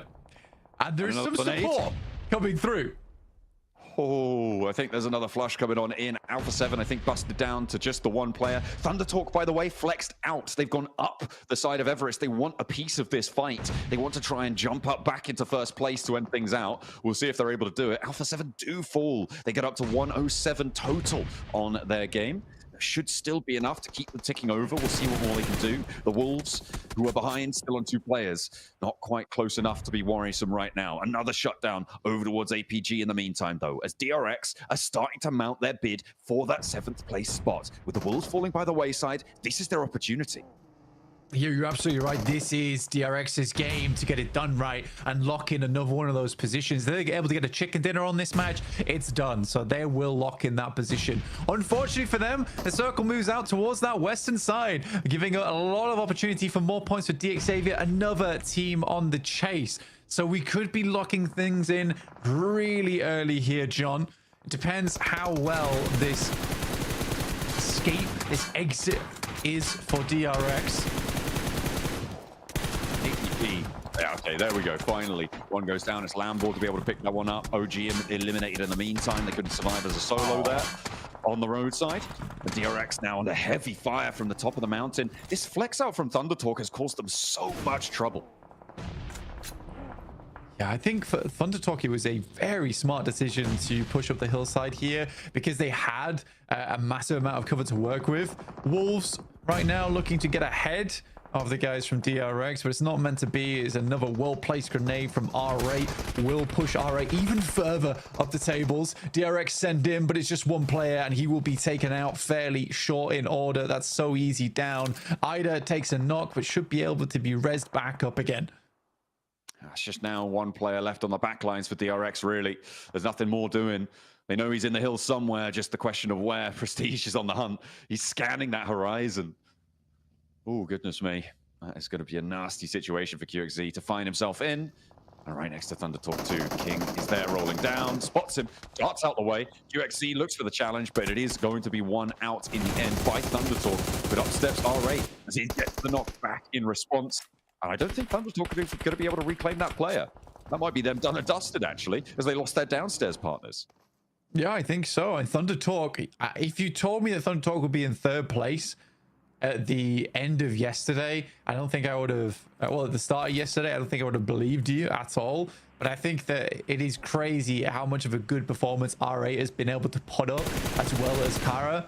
I mean, I had a lot of hopes for R8 coming into this tournament at the beginning, and it's really nice to see that they've been one of the few exceptional teams throughout every single day. Yes, Kara had like the most incredible performance on day 2, but R8 has just been steady, consistent through day 1, day 2, and day 3, and it is paying off now as they catch up to Kara and maybe even pass them in this game. Ooh, shut down there coming through DXavier. looking to keep things under control now. All right, with a massive elim total here. The full 14 that could potentially try and crash into the north side of this DXavier position. Only got 3 elims on that middle spot, so we'll see what they can do. Rack up some more. A good first pickup. Looking for more damage. They're able to do quite a lot on the approach, and the hop out from Paragin deals so much more. They've been able to shred through the health bars here, and Nate all too happy to receive them. Open arms to the elimination tally of DXavier, and this is how you make your bid for it. Arena trying to third party, but there's nothing to third party on anymore. There's nothing being done to DXavier on this hold. Lambor's isolated, sure, but with only 2 players on in the intro, it's not going to happen. Yeah, an incredibly speedy cleanup coming from DXavier there. And this is massive news for DXavier, just on the cusp of getting in towards that top 7. This could be the game to overtake both Wolves and DRX and gaining a spot in towards those finals. Arena make their way up. For APG, for Refus, this is a case of a second place for him, ideally. But even so, this is more reputation on the line as opposed to getting into the finals, I would say, for APG. I think the Arena may have jumped the gun on going in for this one. I mean, the circle out to the west side, it's not unlikely that it leaves the compound on the next one. With 3 players, they could have established a baseline across the road, played some of the divots, some of the ridge lines. They tried to commit for a third party, and now they're just going to be taken down one by one to these nades. DXavier have 12 nades on side blank. Yeah, it's a lot. It's a lot. I think that for that comment about saying that Arena jumped the gun, I don't think they did. I think they went as fast as they could on this third party. The problem is the speed at which DXavier dealt with 4 players. That's where things go down. And Refus will just take a tumble. I mean, he had to move out from the blue. And now it's DXavier 4-man versus 1. Yeah. Technically, yes. Might be the right play, but it's not going to happen either way. An immediate shutdown as DXavier close us out. I think they got up to 9 eliminations there, Blank. A 19-point game in such an important position. DXavier are going to be happy, but with 2 more matches left to play, it's still not over.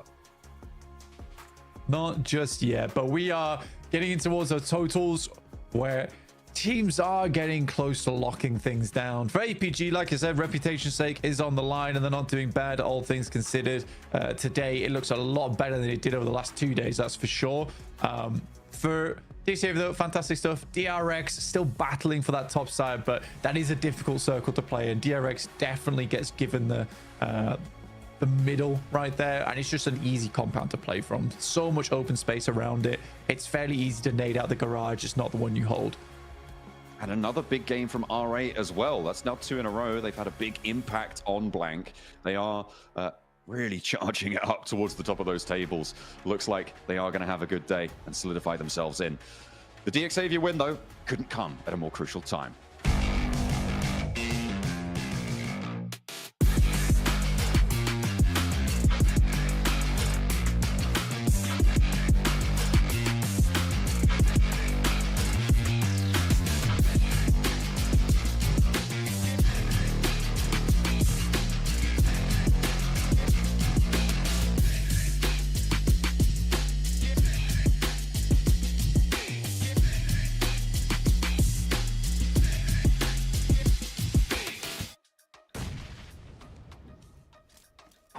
Couldn't have been at a more crucial time indeed, John, man. DXavier, they needed a big performance so bad here, Max, man. They end up rotating here to this building and clutching it up. I mean, wow, what a performance from DXavier. Yeah, they stayed here since Circle 2 in this compound, and you know what? It's been pretty good for them because we had a few player stragglers at the end sending it onto their compound, meaning they can get extra loot to keep and remain proactive in these games and make sure they were part of the conversation from start to finish. So very happy with DXavier as they take that position away. And ballsy push at the end. I was hoping we could see an MG3 clutch. Hot Jukes, unfortunately, didn't quite work out for Jokov. Arena, there was a bit of hope for me, but it was not time as Lambo is up here, top performer with his team, which is great to see, especially Niptro, because he was using an AKM, which normally isn't the AR meta, so it's good to see an AKM popping off in a PMGC lobby. Yeah, it's really nice. We want to see a little bit of that variety, right? And if you can do it, why the heck not? It's still there. It's still in the game, even though everybody uses M4s.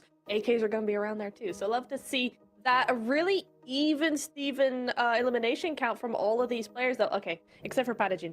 But, you know, it is really, really good. 4-4-2. I mean, taking it, doing what they need to do is a really nice thing to see. So it's like, you know, it's across the board consistent gameplay, and this is exactly what they needed. I think it's exactly what we talked about, right? Going into this game of, you know, Xavier being one of those teams that it's like, hey, if you want a shot at getting into that top 7, you need to win this next game, and they did.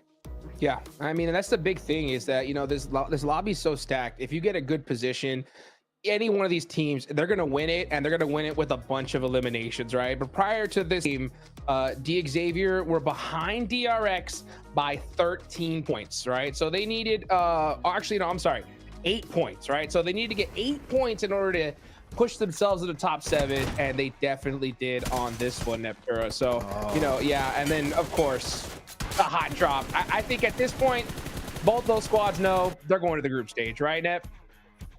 Yeah, yes. I think short answer, yes. Long answer, APG for sure are playing a lot better today. We're seeing them actually get to the end stages of the game. We're seeing them as a full squad for a lot longer. But we're seeing the stubborn side of them. They don't know when to rotate away. We've seen it in 2 Orangles now. First against Ulf, and then against up on Everest against Madballs, and who else was it? DRX, a whole bunch of them were up there. Is they don't know when to leave. They keep trying to push it and push it. It's like, hey, if we could just clear it, we'll be fine. It's like, guys, you don't need to. You need to survive to the next stage. Go to a better spot, because this isn't it's not going to serve you. That APG dip was just not the way next to Everest. Unfortunately, they got fully surrounded. There was Madballs. There was even at one point, I think it was DRX. Some players of orangutan just sending it around them at one point. Yeah, APG unfortunately kind of losing that steam that we were expecting to have for them in the Gauntlet. And yeah, I'm. You know what? I'm gonna say GG, game over. Start scrimming for the group stage, because they are out of the conversation for me personally completely when it comes to the top 7 race. Man, and this is the point that I really want to stress here, right? After saying that, Max, in my opinion, this next match is the most important of the tournament, right? There's half the lobby is going to know that if they're going to make it or not. But before we get into that, Max, why don't you break down these rotations here on this last game? That hospital finish definitely mixed things up for a lot of the squads. Well, you're going to see Xavier barely move after Circle 2, as I mentioned earlier. Yeah. Look, they instantly send it over. They got this southern side of Everest. They play there for a little bit. Phase 2 pops, which we're going to see now. There you go. And they instantly scout. They had information a little bit earlier, so boom, instantly send it over there. Kind of work and coexist with R8, kind of working and defending that area together pretty nicely. But APG, this is the moment, Iptro. They go to the western side of Everest, and then they're locked in there until the very later stage where they just get completely obliterated. That position, once you're there, it's so hard to leave. Yeah, it is hard to leave. EA as well, I'm gonna say. I mean, we haven't really seen much for them. They're not going to make it to top 7, but it's nice to see them, you know, fight a little bit more now that pressure's off. You know, we had some decent rotations from them. A little bit of an odd 1-3 split there. I think we were discussing it. We would have liked to see them, you know, full send if they wanted to really send on to Xavier there, but they still grab a decent 13 points, which is really nice for them. But that attention's got to go back onto Xavier. 20 points total. Nice even 10 and 10 for placement points and eliminations. And then R8 at this point don't need to do a thing, and they were still raring to go for that win. 15 points on the board for them. Yeah. They're not backing down anytime soon. They don't need the points. They're just flexing. They don't. What? Kara, Thunder Talk, we're catching up. Maybe they can be first place. And I'm telling you, man, the Arabic casters right now on that stream, they are popping off. They must be out of their minds, Hot Jukes, for once seeing a team from MENA dominating globally like this on this scale, on this level. It has almost never been seen before, so R8 deserve kudos for that, because that is unprecedented for the MENA region. Heck, they better be going off right now, because, I mean, this is the first time we are in the Gauntlet, right? And they just might win it. With that game right there, that is going to put them very high on the leaderboards. And if they do end up, you know, surpassing, you know, Thunder Talk, that's going to put them down to 3rd place, Max, man. What do you think's going on with Thunder Talk today? I mean, they had some good red dot sprays at, what, 200 meters from sitting and Jing. So that was pretty cool in the replays, like cool moments like that. But I would say is not Thunder Talk is playing bad by any stretch of the imagination. For me, it's just the lobby is now so desperate for points that it's hard to stand out realistically, Neptura, right? So they're not playing worse. It's just the lobby has leveled up significantly to the point where now teams were doing so well at the start, now are looking a little bit more average than they used to be. Yeah, but okay, hang They're on. first. Whoa, they are first by 3 points. Yep. And They Thunder did Talk it. slip into second place, so they're not in that third position, right? So they're good. They're tied with Kara, but there's no problem there. That's fine. They can fight amongst themselves. I'm looking at 5th, 6th, and 7th. 2 points away. Dick Xavier do move into 6th place, but they're tied with Ulf here. And the way Ulf have been playing, the way Dick Xavier have been playing, it's not the same. Alpha 7, 107, they're just 2 points ahead of this. Any of these 3 teams have a bad game, DRX, Wolves, Orangutan, all these teams, they're going to play catch up. They're going to try and chase you the hell down. Hodgix, I don't know what's going to happen. Like, these teams I'll in tell 5th, you. 6th, and 7th place have a massive target on their back now. I'm going to tell you exactly what's going to happen, right? I've seen this position so many times. This next game is the most important because the last game of the day, half of the lobby up top and half of the lobby down below, right? Almost the entire lobby know where they're going to be, right? We got squads like, you know, Virtus Pro, honestly, even Regnum Caria, who are like, the chances of us making it at this point is pretty much over, right? Top teams that know they're going to make it. That's going to create chaos in the last game because squads are going to be pushing each other, you know, practicing for the group stage, doing whatever the heck they want. So I can't tell you how many times, Max, we've seen in the last game a squad that only needs 2 points and they can't even get that because of how crazy it is, right? So Yes. Honestly, I'll say it right now for OG. If they don't get 10 eliminations and a chicken dinner this game, they're going to go to the group stage 100%. Yeah. I really like that you bring this up because I've seen so many tournaments just like you where you have these teams that are so close, they're on the cusp of achieving greatness, reaching the next stage of whatever tournament they're playing in, if it's a regional tournament or a global tournament, and they just play too passive, hoping, oh, if we get to late game, it's going to be enough. No, you need to go hard or go home. And right now, for DRX, for Wolves, for Orangutan, for Regnum Caria, for Virtus Pro, it is time to strike. If you don't do anything on these 2 Miramar games, I'm going to say, I almost don't want to see you in the finals because you don't have the chops yet to be a champion. Yeah, Neptura, I'm not even going to say these 2. I'm saying it's this game right here, right now. If you don't do it, it is all over, right? So, Neptura, you know, do you think, right, which teams do you think have what it takes, right, that are below that stage to get that chicken dinner? Which one do you think has a chance of getting it? DRX, Regnum. Honestly, only those 2. Wow. Okay. I I mean, DRX 7 points away, right? That's definitely possible. Wolves, you know, a little bit further down. Regnum are really far away, right? But we know that they have that potential, right? We know that they definitely can put up a big game here and now. But I'm looking at Silas's face, you know? That just sucked all the confidence out of me. I'm not gonna lie here, man. You know what you need to do now? That Give was him an Eastern Island finish on Miramar. He's be like, no, not again. No, don't give it to DRX. It would be terrible. Oh, that would be absolute cinema if that happened. We'll see, of course, how the circle is going to be going. Though, I know we said this quite a bit. We've been hammering down this point of hot drops. I want to bring it up for maybe the last time today, depending on how it goes. Okay. We need to mention it. Orangutan, Alpha Gaming, Shuma Sera. Orangutan, do you want to take that risk right now? APG, again, for me, the out-nipture of the conversation, but Orangutan, they have a lot to lose if the hot drop doesn't go as they expect. Yeah, I think it's a bit risky. We've seen them make it to the end stage of the game so often so far today. I think if they just want to tweak a few things, they could really get a big performance, and this is where they need it, especially, as you said, Jukes, right? This next game is so much more important than talking about the other 2 or, like, both games, because, you know, the last game's going to be so chaotic. So I think to hot drop APG now, maybe save that for less games.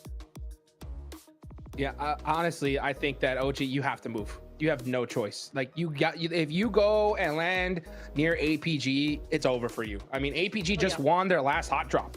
right? These guys have nothing to lose. You saw those sprays from Zeol in the other match here, right? I mean, this is a team you don't even want to get close to right now. They got nothing to lose.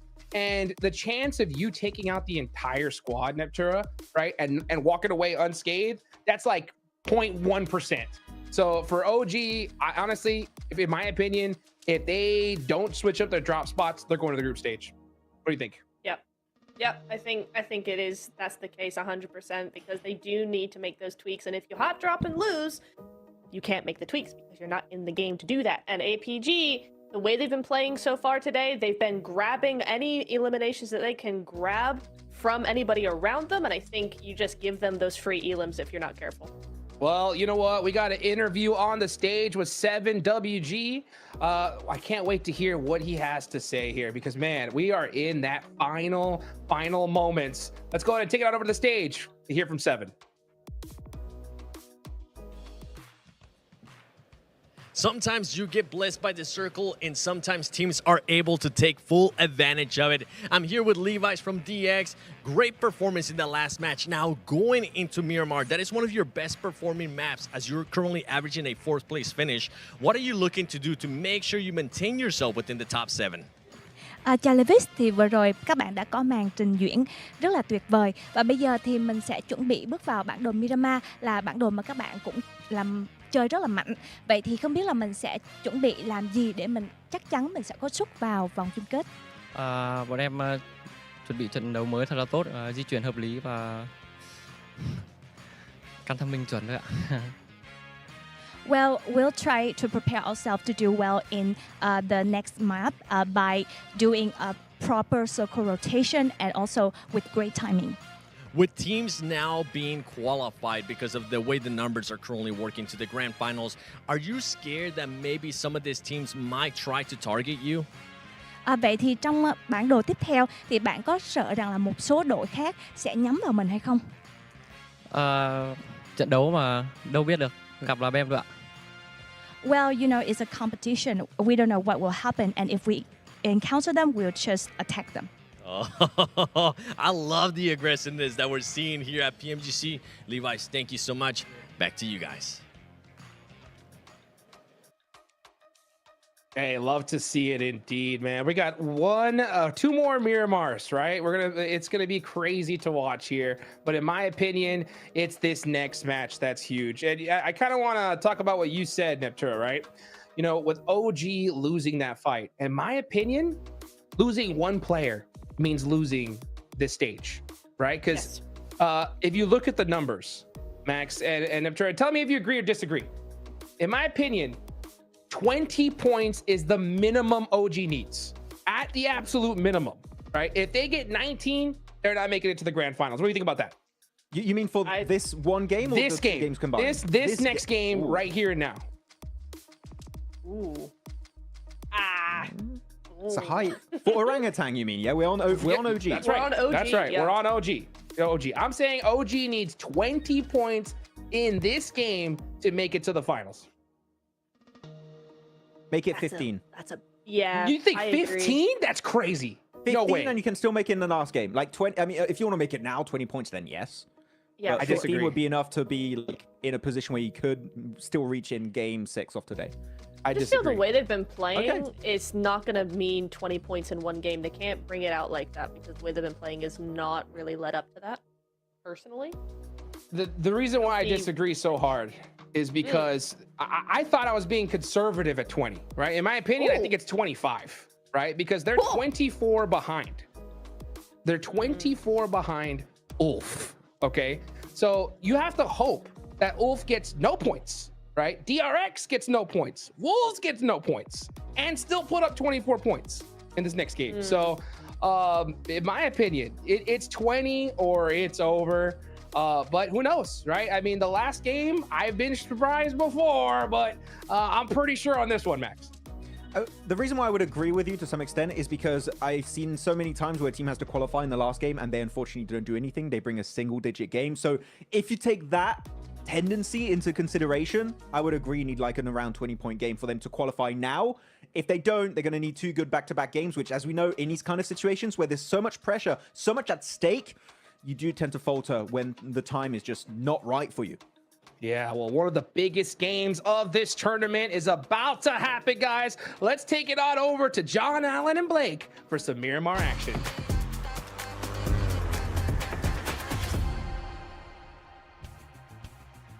Hey, we all know bigger is better. So, of course, we're going from Arigel to Miramar, the bigger of the two. Not quite, it's got the same landmass as Rondo, but it's still plenty hefty to close down this tournament blank. The Gauntlet is just around the corner from its finish line. We are going to be stretching our legs here into the desert from the south side, all the way up to Torre Homada on the plain path.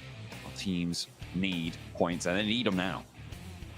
Yeah, as the penultimate game of the day as well, this is sort of the one that is make or break, right? This is the one where you either leave an opening for a team underneath you to strike out in the 6th game of the day, or you could close it all down right here and now.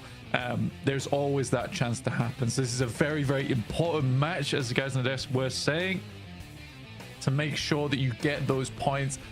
There are several teams battling it out for that 7th place position now, and everyone wants a piece of it. North America, South Korea, the Xavier looking to hold on strong. Let's see exactly who comes out on top in this game. It is very, very fraught among several of our teams there. Keeping an eye out for any hot drops, see if anything boils over. If anything's bubbling under the surface. It looks like we're going to be okay for now, but the plain path was on the east. The circles even further. Southeast side over towards Puerto Paraiso. On that southeast edge, east of Los Leones. Impala as well, a feature on that north side. Yeah, really hard shift on the circle here. Right on the boundaries as well of the map itself. You got this high ground that sits down towards that southeast side. Impala, like you say, a bit of a big feature there, but we'll wait and see if the circle heads over that way. Zone 2 is going to be the big one. Question is setting yourself up for success in this game. We get to take a look at the leaderboards right now with Ulf currently in 7th place, tied with DX. They are right on that boundary that we talked about earlier, John. So we have had a sudden uptick in certain teams looking towards the top side of the lobby. So that cutoff could be much higher than we initially expected. I mean, yeah, we were talking about it being on average 113 across the regions. I thought it would be a bit lower. I felt like that might be the case, but I was wrong. I had 105 locked in as my guess, and it can only go up from there. In the next 2 matches, you expect it to be going up from there as well. It's difficult to say where it's going to fall, right? But if you're over 120, you're feeling safe now. Exactly. I think Kara, Thundertalk, R8 in a really good position. Even Mad Bulls, I would say, at this point are really quite hopeful for their chances. It's sort of impossible to cut them out. Sort of being the operator there. But Wolves going to move on. And they certainly need to in 9th place. 96 points, just 2 points behind DRX, but a hefty amount of points behind Ulf and DX right now. Again, it is that inconsistency that's come back to bite Wolves as well as DRX, with both teams not really having massive games, but being able to put up points here and there. And I think Ulf as well as DX have proved to us that they can get these big chicken dinners, have these strong matches underneath their belt. And that is the clear differentiator between all the teams in the top 7 and some of our teams underneath, is just all of those squads have had a massive game during the Gauntlet. Yeah, it's necessary to at least flex your muscles here. Even if you're keeping 1 or 2 things back, I mean, do you need to keep it going?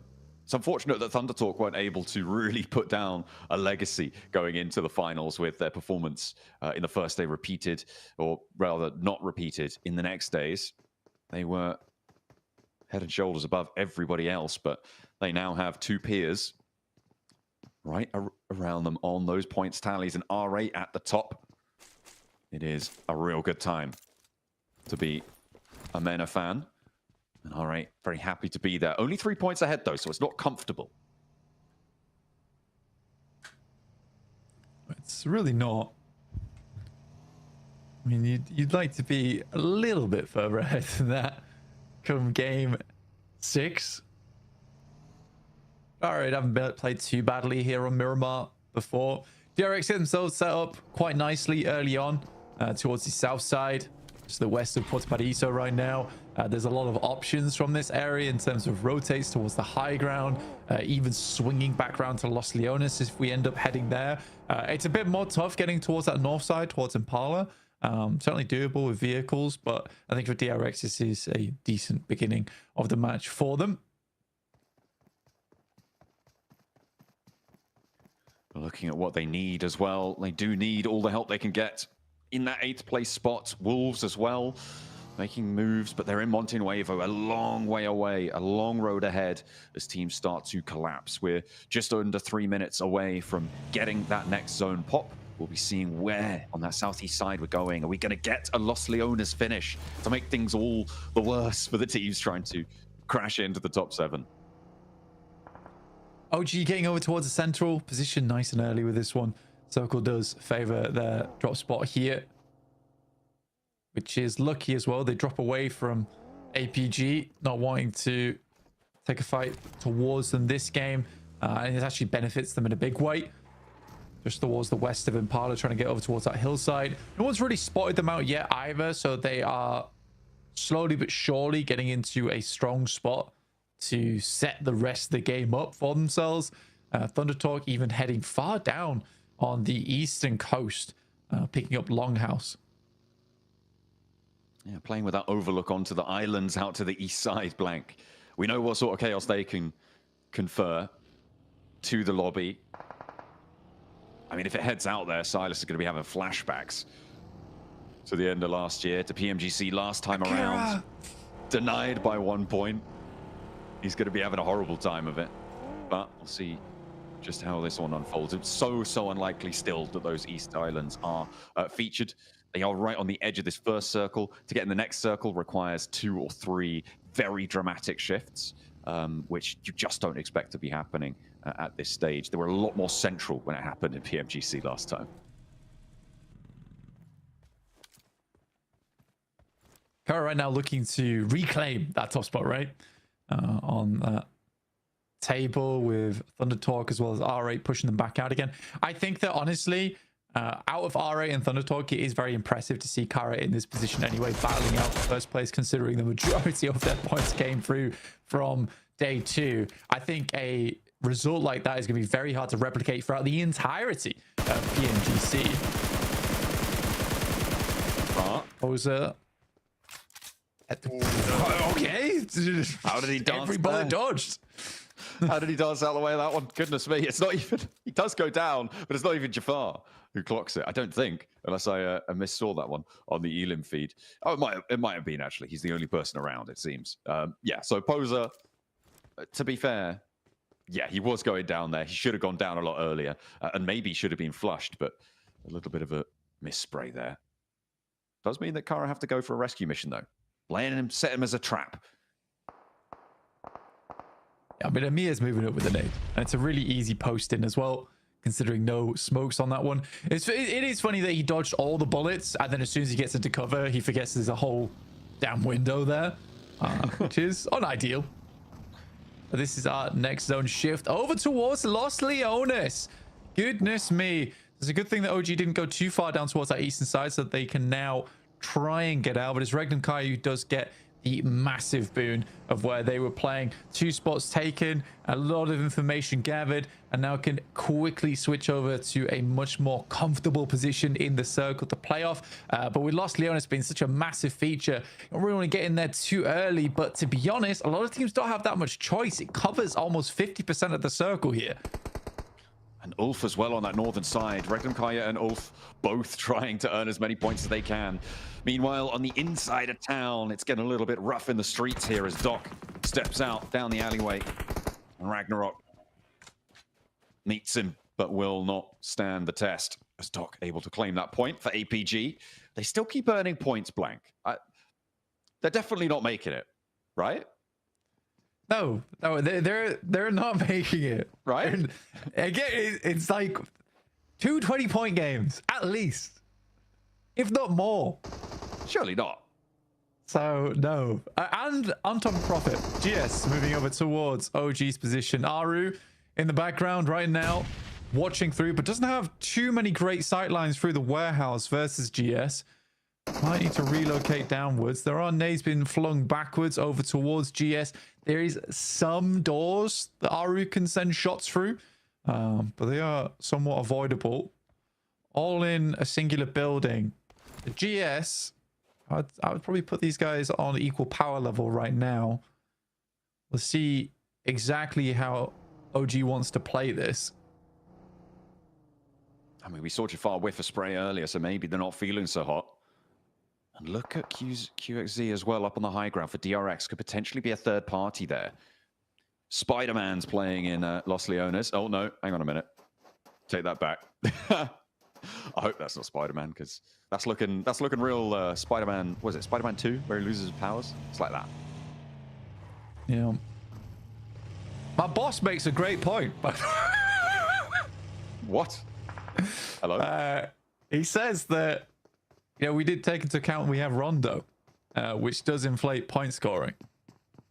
Which is why it hasn't really dropped down to where we expected the points cutoff to be in 7th. Wait, who said that? That's our boss. Oh, yeah, no. The analysis I did was only with tournaments that used Rondo specifically with this map rotation. So it is still 113 average expected, and I was expecting lower than average. Exactly, but again, it's like, I think the variance from Rondo is the weird thing, isn't it? Is the yeah, that's true, but yeah. I No, mean, you can only do think so much. I agree with your statistics, 100%. But it is on all of the maps, the statistics can paint a very clear picture. I think with Rondo, it's a little bit harder. That is true. Although there is only 3 out of the 18 matches, so the impact it can have is at best, you know, a 5% swing either way. It is quite a lot. Yeah, I mean, sure, that's about 5 points, and right? Ulf. I mean, Kara and Ulf both getting 14 points off one match, and Wolves also getting similar points is quite unheard of on any other map. Yeah, okay, fine. All right, well, let's get stuck into Los Leones, because it seems like DRX and GK both are as well. APG, they still keep getting a point or two here and there. Reefers, they're not making it, John. They found what they're definitely not making it, Blank, as GK aren't going to be able to find the first peak. They do a lot of damage in the drop down. He looks for it. He's going to be put to sleep there. Nerzed looks to try and challenge up the stairs, but he can't connect. They're not making APG, it. They're not going to make it, Blank. It's not happening. They're not going to make it, okay? We're going to calm down right now, because APG is definitely not getting in. All right? It's not happening. Look, they're not getting in. Like, even if they get these nades, they're not getting in. That's just like, okay, there we go. Right, Virtus Pro. Giving us a little bit of a break there, a little bit of a breather. But Reefus and Doc still want more. They're still chewing.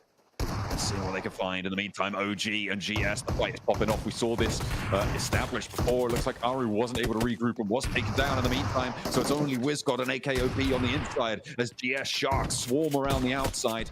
They need the harpoons out. They aren't going to be able to find it for one. And the second as well looks good. They're turning the tides here now into a 1 versus 1. It's AKOP versus Jafar. The clutch maestro himself needs to come up big for the squad. 3 players to pick back up for GS, and AKOP's on the corner. He got some healing done with the auto shotty. Jafar's got one of his own, and he turns the corner onto the inside of the building. The vault, a classic for Jafar, and WizGod begging to be picked back up, but he doesn't have the time. AKOP with the pin on the nade over in to Jafar's feet. He sends it through, and OG stands strong. 2 players survive. How much further can they go? Lovely bouncer on that one. And OG will get up at least one of their players here. Back up to 2, 85 points. Not bad at all. Much better than what we've seen from the rest of the day. They are on the outside. We'll have to push in. But they could wrap down towards the south side of Los Leones here. Unfortunately, it's not likely to end up in Los Leones, but as a survival maneuver, it would be a way to get more points on the game. But again, as 2 players, they need to still put a fairly strong fight here to get in towards top 7. Absolutely necessary for them to be a little bit longer on the stride. Took to the pack ahead of them, and with 2 players, that ability is severely diminished. Can't really go for too much now. I'm still waiting for Red Kai to start to pop off this match. In any match, really. It's just not come through yet.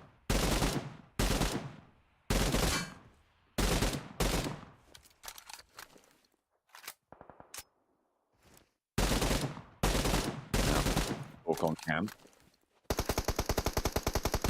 Shot over towards Kara. Kara have already done the job. Share with the rest of the class. Then again, serve Thunder Talk. Only looking. Just earned 1 or 2 extra points. Sure, challenge for that top spot against R8. But they sure as hell don't need them. Not like the other teams. Lower down on those tables. So everyone's starting to move. Kara crunching in on the east side. Kaya looking to try and take control of the hills to the north and Los Leones. It looks like we're not heading into the city fully for a finish. No, again, we moved a little bit towards that north side, which is why it's never really advisable to sit in Los Leones center. We were heading over towards the silos on that northern edge. We have the valleys that cut through here. Fair bit of high ground still to work around. Open area towards the north. No one's really taken up that compound just yet either. And 11 Dita still being in play as well. We haven't really talked too much about that, but E-Arena is currently playing in that position. With Thunder Talk having oversight, Mad Bulls do guard the exit too. So the gatekeepers are in full effect. They managed to sneak their way past the Kaya blockade on the east side. They're now in town, ready to hit the dance floor. See if they can dance their way up the tables too. With 4 elims so far on the match. They need a little bit more. E-Arena on the north side. They're moving around the Labadita crater that is just in, but it's getting slowly pushed out. And the Mad Bulls sit just over that ridgeline. They're ready. They're waiting. Yeah, Mad Bulls have a strong spot here, ready to hold out both Thunder Talk as well as E-Arena. E-Arena knows that as well. They have to expend utility to make this happen, but from what I can see from Joker, there's not a whole lot on them, in terms of smokes at least. The nades will be useful, but you got to get up to the building first. And that's the difficulty. Certainly will be tricky. Ooh, a knock over to DX Xavier out on the west side. Of course, Alpha 7 and DX Xavier pretty neck and neck here. Both looking to solidify their position. 5th and 6th on the tables. Paragon tries to step forwards, but Revo has the corner, has the shutdown as well. Carrillo needs to heal, so does Revo. And now the rest of DX Xavier need to strike, but where are they? Nate T on the upstairs, Lambor's repositioning, and they are going to get overwhelmed if they don't do something soon. Grisau's cut off a little bit from Obscure, but they need to find more now, Blank. That they do. And I mean, for the time being, this is looking very rough for DX Xavier. Lambor seems to just be sending away, which is the smart decision here, I think. I'm pretty sure for DX Xavier, they realize all is lost in the building. Get Lambor away, potentially get a couple more points, because that's all DX Xavier really needs. Couple more might do it. Nate goes down. Alpha 7 want to secure themselves that 110, and they push themselves over that boundary that we were talking about towards the start of the tournament. A 7th place still sits at 105. Thunder Talk now challenging Mad Bulls on the north side, as they have taken that fight to them, but they don't need to. With the circle popping down to the south, they could disengage. With that knock, now might be the best time, but they've lost one of their own to a response nade from Tulika. Stuff from Thunder Talk. 3v4 here going fairly well, but there is a shot from off in the distance from CEO, who continues to burn through teams. AJ barely getting away from that one. Joker able to pick up one elimination. CEO still going, sending shots over. Wowee. In the meantime, Thunder Talk going to crash on in. They're going to get away from the ridgeline, but it's not going to be pretty inside the longhouse there. Steps out into the crossfire. Pusher looks for more, and Thunder Talk fall. They will be eliminated here, and the Mad Bulls, again, looking to continue that solidification process. E-Arena now crashing in to try and third party, but once more, they're just too late. Yeah, friend nades in. I think for Thunder, it's an unfortunate situation where they're forced to go in the building far before they're ready for it. Carolo continues to be a nuisance on the back end of this fight with some great shots and some, I think for the rotations from Kara's side, they are incredibly good at cutting off teams of where they want to go and just causing these big problems. I think the speed at which they rotate off into new angles and the communication between those angles is very, very good. M249 barking over towards the Mad Bulls right now. Flip last remaining inside the building is getting low very quickly as stage 5 will hurt. has to step out from behind this truck at some point or other, and immediately he's torn to pieces. Question is, who got the point there? Looks like CEO was the one to snaffle that away. Nice stuff. And Kara, take that first place spot back.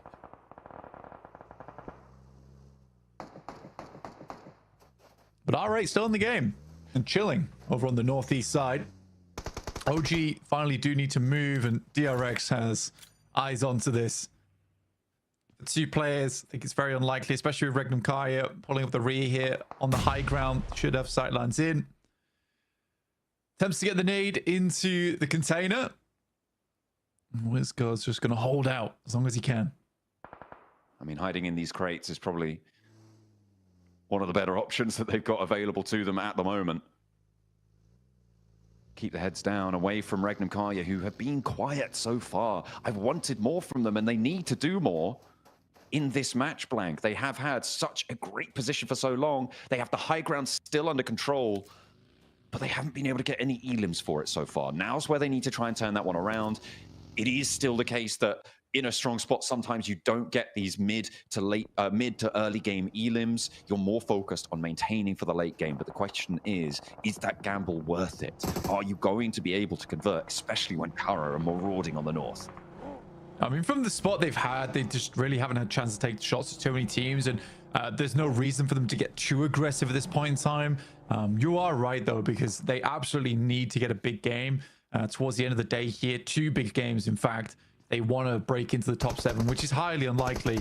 But for Regnum Kaya, they're kind of banking on this late game where it's going to be quite open, and they're going to try and control a lot of this space off this high ground. That's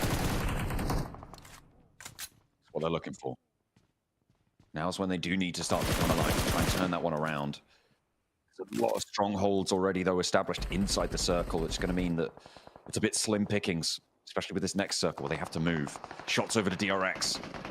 The Wild, as he's watching that run out. OG as well, cooking some nades to send over to DRX.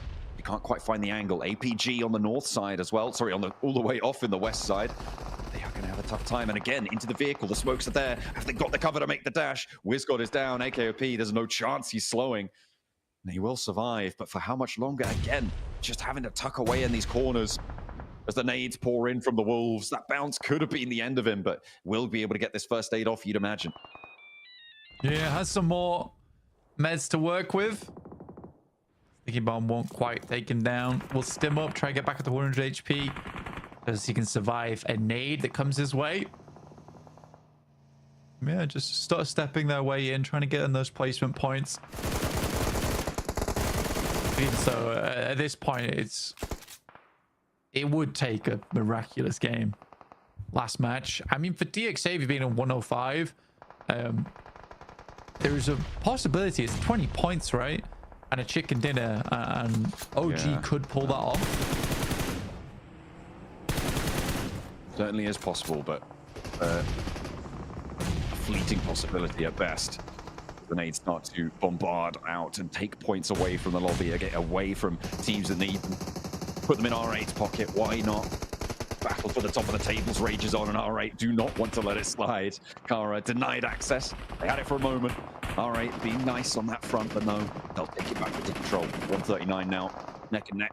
R8 win that tiebreaker. DRX crashing in, and it's all up to AKOP to stay alive. Nice. Shuts him down. No dice on that push there. DRX only dribs and drabs and will be shut down. Yeah, another point for AKOP here. Definitely been real clutch for OG. And no one's really looking to take any fight at him.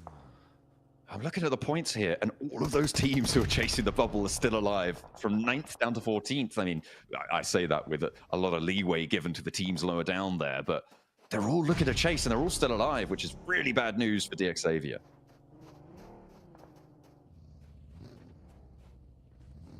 Yeah, for DXAVia, it does look worrisome. I think for the Wolves here, though, there is a good chance for them to set themselves up for this last game. At least put themselves on par with DXAVia going into this final match. It's a bit of a difficult run out. Regnum Kaya will pick up the silos. Back at this one. Oh my god. If the circle hated these teams, this is one way to show it. Playing off this is really rough, and I think for Ulf actually do have a very strong spot to continue playing from, but they need to cause damage and cause chaos and carnage around the map here. R8 pushes through, but Regnum Kaya quick with the shots downwards from the silos.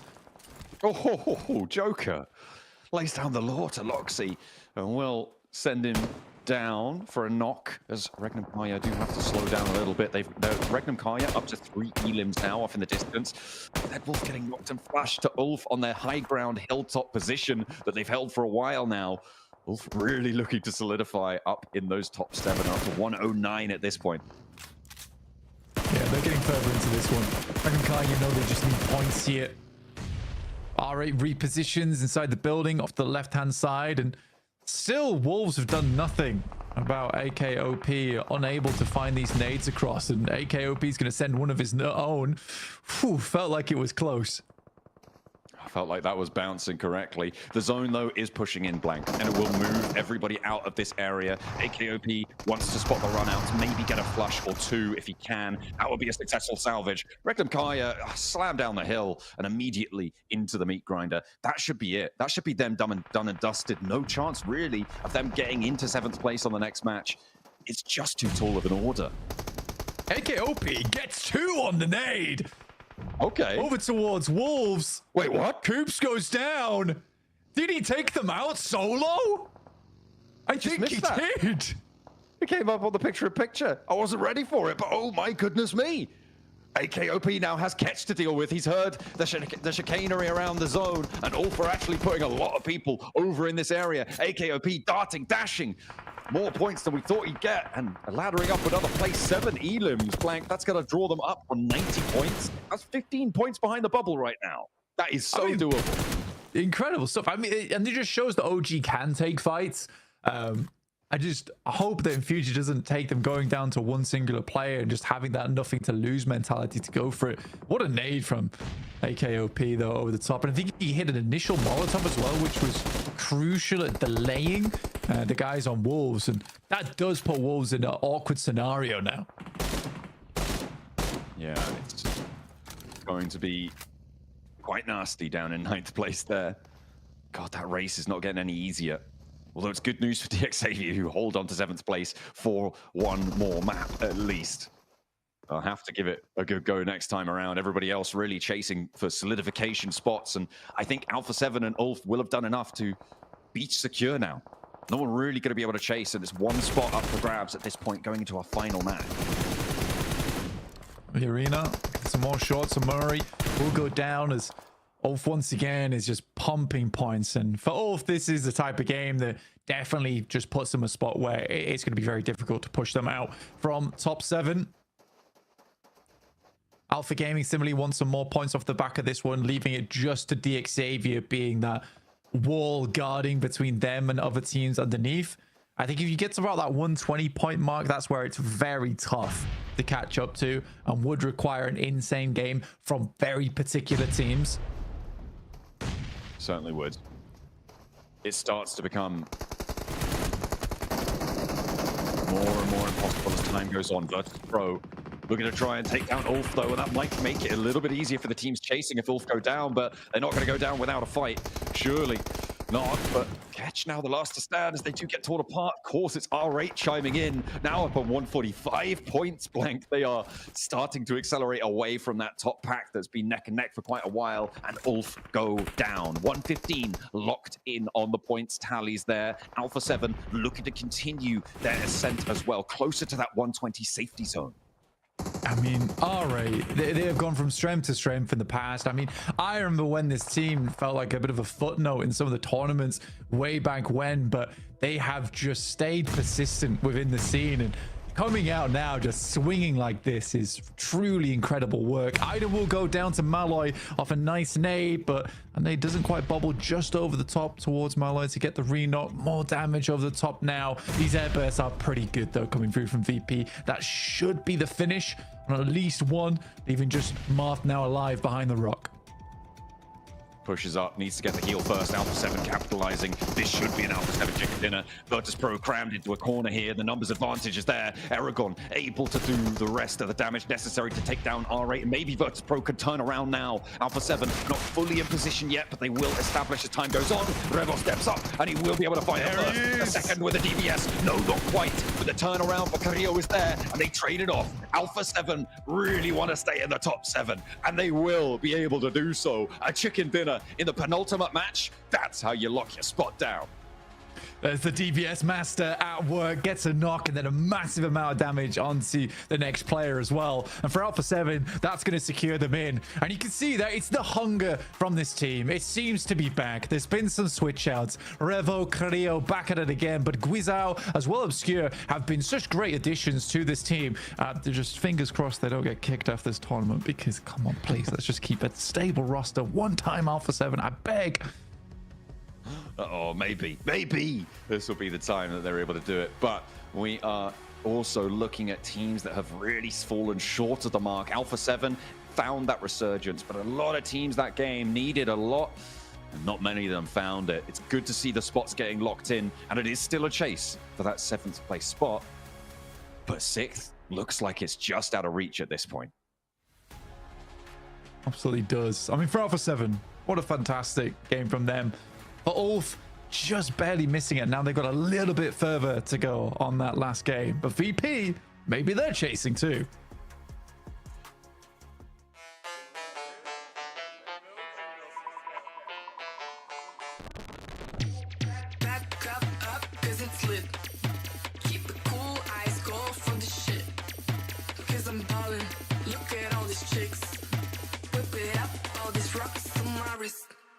Bring it back.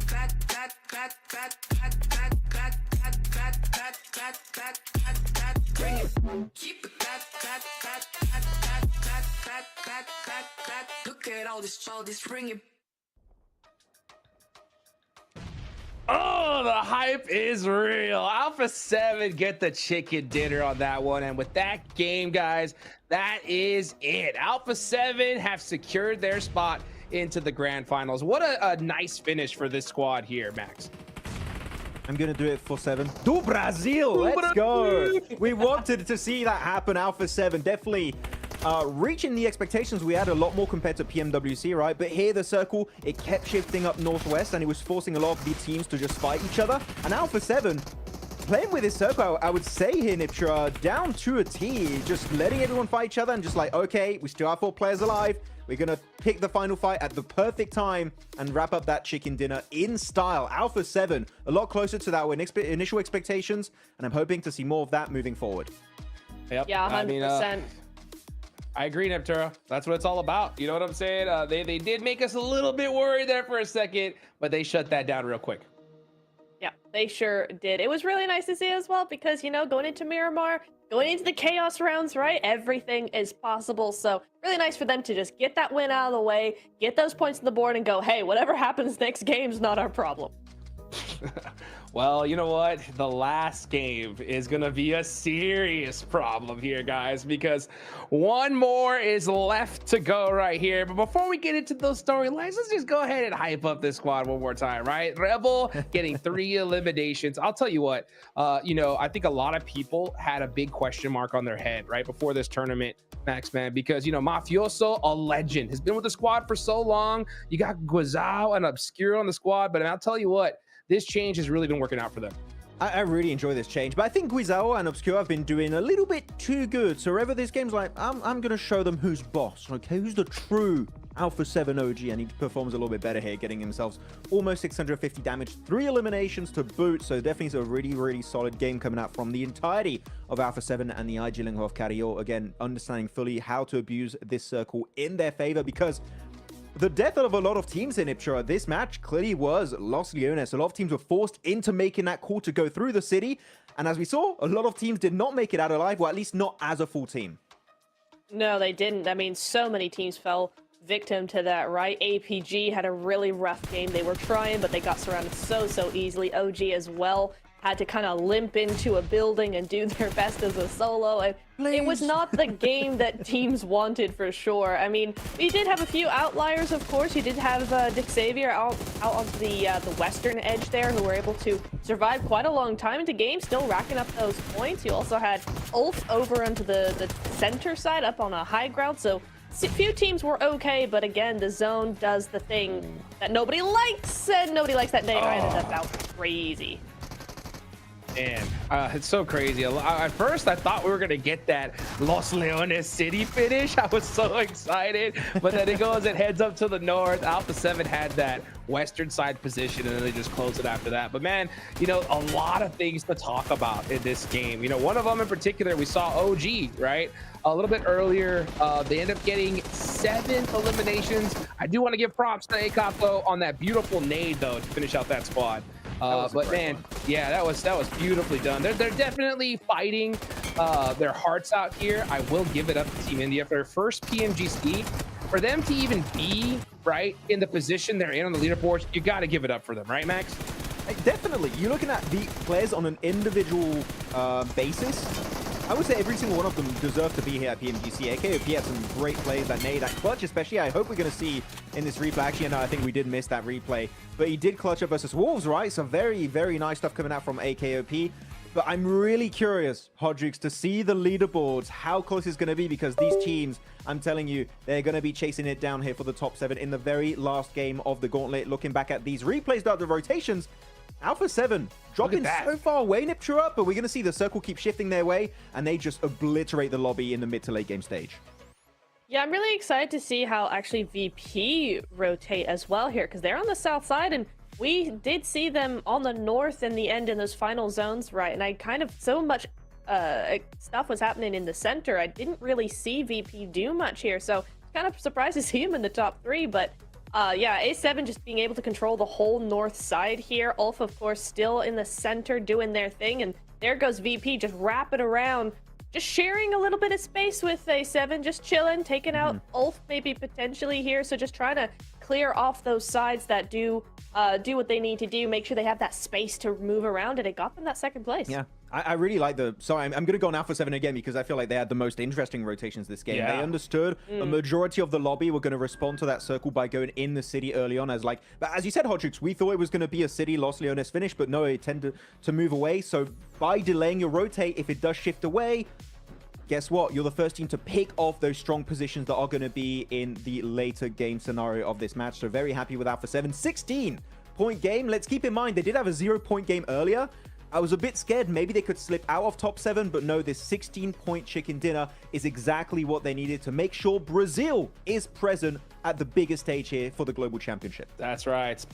Hit that stamp, book that ticket to the grand finals. That's how you do it right there. I mean, Alpha 7's rotations, they're absolutely one of my favorites to watch because they can pull out a chicken dinner from the most crazy spots. You saw them land so far in the north, and I love that graphic because it shows such a difference from the last game, right? DX Xavier, they got into that spot so early and they just sat there all the way to the win. But A7, they're so good at that edge style play, Neptura, right? I think when it comes to playing from the edge out, there's nobody that does it better than Alpha 7. What do you think? Yeah, they certainly have the most experience into this, and that experience is paying off. There we go. 123 points. They are unstoppable now. No way they can drop down past that 7th place, but you see R8 continuing. I mean, they had a really good game again in this last game, right? In this last Miramar. So another good game, just making sure that they're solidly on that top spot. So actually, the point threshold here did not move. It was 105 points between Ulf and D Xavier before this game. It remains at 105 points. The entry point top 7 has not budged at all this previous Miramar game. D Xavier currently on the cusp.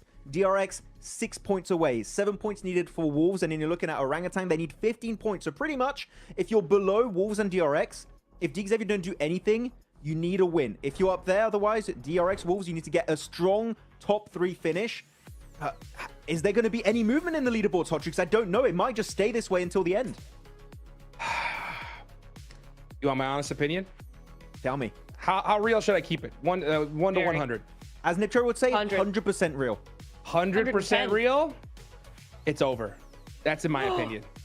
I'm telling you, I've seen this happen so many times. The last game is so toxic, right? Because almost the entire lobby knows where they're going to end up, if they're going to go to the finals or not. That only leaves a few teams so desperate for points.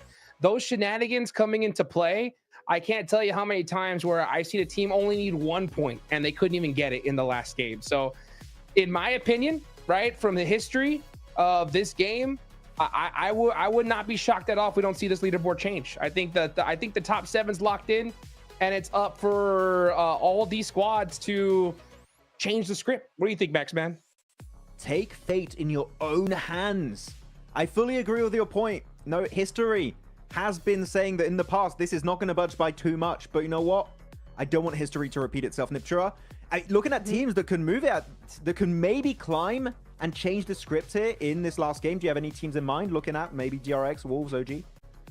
I think DRX have the best chance just because of how they've been playing. Wolves, even though they won on Rondo, they haven't really done much since. And OG and Down, honestly, 10th place and Down, I don't think have a real shot here. OG might be able to pull up some points, but not 15. I don't think so. It's a tough one. I'm going Wolves. I think Wolves are going to make it. That's my prediction. Yes. Okay. I mean, no, Max, man. I mean, you know what? Don't you do that curse stuff on us, Max, man. I will be real. I want to see the Wolves so bad do this. The reason why I'm keeping it real is because, I mean, I have to, right? I've seen this happen so many times. I warned about how this last game was so imperative because of all the craziness that happens in the final match, right? So Wolves, I mean, they have to do something special here in my eyes. It is so rare to see a squad be able to clutch it up on a final match like this, Neptura.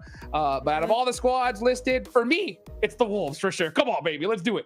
Come on, we gotta have the Wolves, right? And you know what? Maybe they'll take advantage of the chaos, you know? Maybe they'll have no pressure on them. It's like, listen, it's the last game. Either we do it or we don't. The other teams are also worried about fighting each other. Maybe they'll be able to slip in, do their thing, and then in the end game, just spread out and do exactly what they've been wanting to do this whole time. We're talking about the teams currently not in top 7, right? We're looking at DRX, Wolves, again, Orangutan. Xavier, how are they going to approach this game? They know they're currently the cutoff team as the entry point for the grand finals. I would say Xavier, this is a game where you have to play passive. I want to see them get into top 5 minimum if they want to be comfortable to move into the next stage of the global championship. Xavier's got to be very careful, man. I don't think it's going to get to the point where they're going to get hot dropped by any particular team. That's good. For sure. That's way too risky. But at this point, Xavier, play it slow. If you're not in top 5, for me, they might just slip out of top 7. Man, you know, looking at this, and I'm of teams that could change the script, Netura, right? DRX 6 points away from Xavier. Wolves 7 points away from Xavier. Okay, and that is if Xavier puts up nothing in this match, right? How about a little prediction, right? Last match of the day. Let's deal with some predictions. For Xavier, in my opinion, Ulf have made it, right? I think those are the only 3 teams at play here, right? How many points do we need to see Xavier make in order for them to secure their spot in the grand finals? What do you think? How many points? Yes, how many points? For Xavier. DRX. Xavier, at least 10. At least 10. Well, you know what? Let's see what happens here. But before that, we got a nice interview on the stage with the 7WG. Welcome back to a quick report with the 7WG. I'm joined by none other than Rebel. They just got to win and secure your ticket to the grand finals.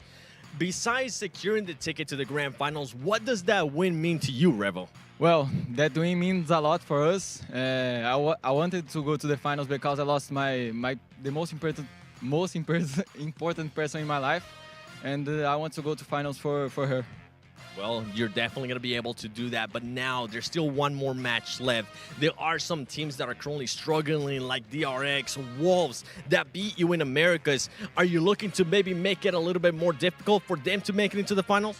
To be honest, no. We are trying to get the top 2. I know the top 1, it's almost impossible, but we're going to try to get the top 2 to get another win and stay in the top 2. Anything you want to tell to the Brazilian fans? Thank you for all support. I love you guys, and let's go for 7. Let's go Brazil. Let's go Americas. There you have it, ladies and gentlemen. As we're about to jump into the final match of the Gauntlet, we will be securing more spots and deciding who's going to be going directly to the finals.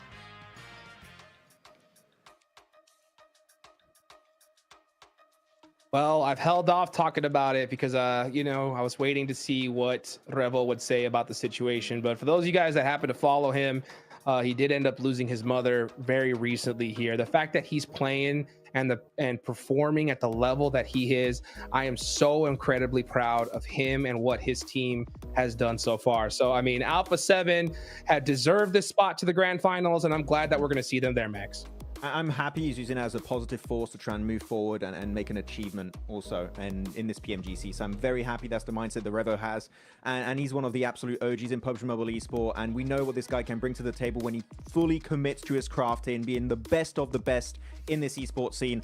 And you know what? Currently, with their ranks, top 3 strong podium finisher, it's in the cards, Hot Jukes. They can make it happen on this final game on Miramar. Well, you know what? There's 3 teams that definitely need to make it happen. That's Xavier, DRX, and the Wolves. Who's going to get that last spot to the PUBG Mobile Grand Finals live in Bangkok, Thailand? Let's take it on over to the casters for the last time. One more chance here to put the points on the tables when it matters most. That direct qualification spot is the goal of every single team in this lobby now. It looks all but set that 6 of those tickets have been booked. It is that 7th wild card entrant that is still up for grabs. We'll have to wait and see until the end of this game. One slot being available does make this a rather exciting prospect. For a few teams underneath, still chasing. Still a chance for OG as well. It will have to be a big game from them, though. Something very different to what we've seen from them in the past couple of games. But AKA OP, I mentioned he's feeling the high after that squad wipe over to Wolves solo. We have a fairly southern playing path. It's not terrible, though. Heads up towards truck stop. So still quite a few areas to pass on by to. Head towards that north side, grab some vehicles. Because it's not so leaning towards Puerto Paraíso, it means that there's way more vehicles available on the roads and less clashes likely to happen early on. It has got to be nerve-wracking to drop in at risk, but Mad Bulls, I mean, they're on the camera right now. They're one of the teams that's going to be feeling a lot more chill with it. The circle sends out to the east side again. Not quite as south-leaning and a lot less water in this one. It's still going to feature La Zahar, Impala. Open area to the west towards La Bandita as well. GS starting in Impala, which is not terrible for them. DX down towards Los Leones start just on the western side of it. This is the team that is in trouble in 7th place. With DRX and Wolves both knocking on the door here, 6 points behind, 7 points behind the Wolves and DRX. OG a little further with 15 points, and that's with profit onto whatever DXAV is able to make happen during this game. Ulf is currently safe, I would say, barring an incredible performance from both DRX and Wolves and DXAV. So it'd take a lot. It would take a lot.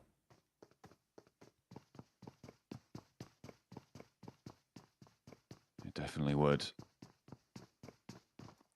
But that's what these teams here, every single one of them can deliver, right? Even towards the bottom, we saw Geeky deliver a chicken dinner during today's games. It is a set of championship teams, right? It is every single one of these teams has made it to the top of their respective regions, are the best in the business when it comes to PUBG Mobile. And that's what we're witnessing here. Those Titans taking one another on, and it has been exciting. A treacherous road for many, as those 7 places loom over them. A big threat. Nobody clashing just yet. Mad Bulls on that north side near water treatment, actually sending further away from the circle. They're going out to La Cobreria by the looks of things. Yeah, picking up their original drop spot. May as well. I mean, later on, they can just re-rotate across Torre Armada, Campo Militar, pass back down once other teams have crossed. I think they realize at this state of the game, you know, they're already quite far away from the center of the circle may as well just take their time looting in an area that they're comfortable in. And then even, you know, even a Western rotate down El Pozo on Team Nuevo could work. Pass through Los Leones. We've seen a lot of teams last game being able to pass through there undetected. But always a slow start here on Miramar. Ulf, I think, have done enough. I think they'd like maybe like 3 points here. I mean, getting in towards the top 3 would be cool, but catching up to Thunder Talk, Kara, and R8 is very tough for every team here. Yeah, it's really not the easiest of tasks. I mean, you heard Alpha 7, they want that second place, maybe not first. It's good that they're tempering their expectations there on that one. To be able to chase that one down would be pretty monumental, especially for Alpha 7, given that they started their day not in the best of spots. I mean, they were still towards the top 7, but maybe not a top spot contender. And it is only one match to do it, and you've got to think it's just not going to be possible, really, to jump on up there. Kara, though, they might have a chance. They might have a shot at taking that top spot back from R8. Does need R8 to go down pretty quickly, though, and not get more than, say, 3 points on this game. Yeah, pretty much if RA starts profiting, that's where it's difficult for Kara. But I think that it's one of the things that's a little bit more likely, considering we know how strong Kara can be in firefights. They're more than capable of putting up those elimination points, which is the thing that will tip them over the edge into first place. They're already quite central, but just sitting around Thunder Talk at the moment. Constantly clashing, these two teams are. Marceau able to do a huge amount of damage over towards Thunder Talk last game on a side swipe, which was pretty nasty. I mean, we've seen some pretty brilliant things coming through from both of these rosters. Feels like CEO has been a name in our vocabulary for today, certainly more often than most of the others on Kara. He's been looking for it. Oh, Geeke, a little morsel, maybe. No, diversion. They're going to separate, extricate themselves. And actually, Thunder Talk folding back. I mean, that just shows what we were talking about before, those fundamentals. We're not going to get cut off. This could be a whole team rocking up, trying to go for a crash. They're not sure it's Geeke. They might have an inkling. You can never be sure. Oof. That is in the middle of nowhere, so it should be resible, but still. Kara now turn their attention over towards Geeke themselves, and Marceau sees the US just too late and immediately is flushed away. Kara lose a player. For Geeke, getting up to a 60-point margin would be nice. Set themselves on par with 15th. You know, leave with their head held high. Not the worst of the bunch, or just the worst at the bottom of the table. And there's Ed going down. Should be able to get him picked back up again, though. Shot along the way. Like you said, good fundamentals from Thunder Talk, though. They see a team coming, they fall back, they know they have hard cover to work with, but they also know that Kara is on the other side here. So Geeke was essentially walking straight into a pincer. Jeez. Very well done from Thunder Talk. Again, if they don't have to do the fighting, they won't.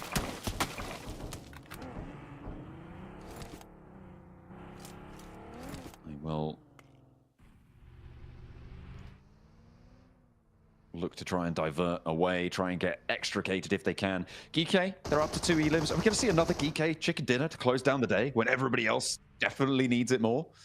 I mean, I don't know. It's too early to call, and they only have 2 elims so far. But they are in a pretty decent spot near Minas Generalis. Would be nice. A cool way to finish out the day, at least. Kara, the dreams at first place are dashed. And it's only down to 2 players now, and dreams at second place might be looking rough as well, with only 3 points needed to tie even. Thunder Talk. And then moves forwards.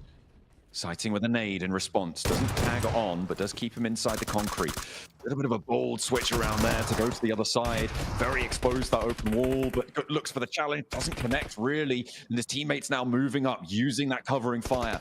to establish a little bit more of a forward position, but the nades from Thundertalk yet to really have an impact. We'll see if that can change. The healing needing to come through as well. The sighting goes very, very low. So does King as well. And Ragnarok does go down. He has been spotted. Sighting got that healing on board, and now he steps in with a shotgun. We'll see if he can find any more as Nerzed wants to hold behind the corner here. I think he knows about it. Shots raining on through. Ragnarok desperately getting pulled back to his feet. They want to play on us 4. Sighting as that forward bulwark is basically shielding their path, but it's Wolves and DX. DX targeting the team, directly chasing. Doran's already down. Paragin's on the sidelines, using the vehicle to get more of an approach on this one. Paragin looks to enter. Coops gets knocked out. North America's dreams are being dashed in front of our eyes. Dastardly DX Xavier on the hunt here. The Wolves are the target. And now just Igor remains. A nade. Anything would do it. Virtus Pro might be bearing witness to them. But they will put those nades in the building. You've got to imagine that this is going to be done and dusted for the Wolves. With 4 players from DX Xavier, they'll know who they have on their doorstep. They'll know what is at stake here. They will confirm this. In they go. Lambor in first. Nate as well. Hopping around the corner. The Molotov to burn them away. And the Wolves fall. They will not find their spot. NA's dreams burnt to a crisp. DX now only have one other team to worry about, and is DRX. Alpha 7 though, a great initial nade. Swipes away the shield that has kept the Vanguard strong for Thundertalk for so long in sighting. Revo around the side with a nade, sends it over the top. Doesn't get too much damage done. The DBS in hand, we know what a monster this guy can be with it. You've got Kara, you've got Alpha 7, you've got Thundertalk, you've got R8 all in this area. Blank, it's a battle for the top spots. The podium beckons these teams and they want to fight for it. They're out for blood and Alpha 7 will be denied. 4th place, not locked in, but they will not be able to ascend towards the top, the more top spots. Let's go with that. Kara going to be trying to change the tune of Thundertalk and take that 2nd place back away from them. King remains on top of the throne there versus Alpha 7. Not to be outdone whatsoever. The nades are starting to flow through, but who's this? It's R8 looking to finish off both the teams in 2nd and 3rd place. The one true king does appear here on our screens. It's R8 looking to finish things out in style. No usurpers here. R8 looking to reign supreme over this fight between the top dogs of the lobby. The Mad Bulls may have an outside chance here to leapfrog quite far, but they are just to the north of this one, Blank. They're in the similar sort of area. They have to push south as well. Maybe this is their time. Maybe they get a chance to jump up to that podium as well. It would be a real outside chance. I'm also looking at that west edge, Blank. One of the few teams that can jump up. OG has got a 2-2 split going on. It's risky, but against APG, they've been making mistakes. So APG's mistakes can be capitalized on. We'll have to see how it goes as R8 continue to put pressure on the Thundertalk. Yeah, R8 making it look easy right now. The nades flowing through and Thundertalk at their wits' end at the moment. But still going strong as sighting continues to lay out the thunder. And they lay out the red carpet for the one true king. They welcome him into the concrete. And things are certainly going to get hard for R8 now. A hand extended in greeting to the king. A dagger behind the back, and Thundertalk able to slip it between the rib. Perfectly found there on the fight, and R8 are down and out. 154 points, Thundertalk could chase, but the Mad Bulls might look to stop it here and now, dead in its tracks. It's a tough chase indeed. 7 additional points needed from a duo there. Not easy to achieve with Mad Bulls and E-Arena waiting in the wings, but what a hold from Thundertalk. You got to give it to him there. GS taking shots over towards Ulf, but it's Regnum Kaya with Zed Wolf finding a lovely mini 14 shot over towards Kaikse. This is DRX who desperately wants those points to catch up, but it's 10 points now and starting to get away from them with DX in the lead on 7th. And 109 points. I don't know who had that on the over-under. It can only go up from here, and DX Xavier on that southwest side. They do need to move, actually, Blank, and they have to go through open ground. Could be interesting. Mad Bulls in and amongst the Thundertalk players now. 3 teams have tried to take Thundertalk out from this compound, Blank. Might be up to 4 now. There's AJ once more. No, he's going to get taken down in response. And now it is all up to sighting. Maybe he moves forwards. Maybe he looks for the flush. Steps in through the door frame. On the outside, the garage door open for him. Pusher. Nade around the corner. And that will be the end of Thunder Talk's run. 147. Lock it in. As Kara now maybe soon for it too. But the nades from Arena trying to take down these top 5 spots. Mad Bull's not out of danger. It's been an incredible amount of firepower been sent over towards these concretes. Everyone wants a hand at it. And Mad Bulls now have to be the one to hold on. But the resilience from Thunder Talk was something legendary there. Extremely cool to see. How can Mad Bulls be the one to hold on strong to this position? Sakura gets up on high. Joker takes an outside position. Good high air burst on that nade, though.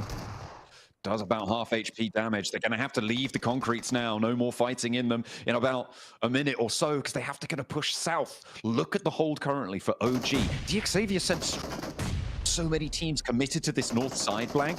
It has allowed DXavier to move through a more open ground than maybe they would have expected.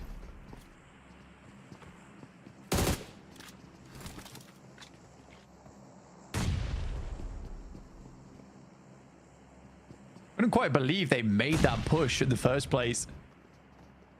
Nice nade from Flip. Ooh. Pushes out wide. Will take down Sakura and a good amount of damage over towards Tony K. Now looks to send one in a similar direction. Won't quite make it past the wall, though. Obscured by the smoke. On the corner, turns it and will be able to find the shot. The shot down to the rooftop as well. Lemon is on the hunt.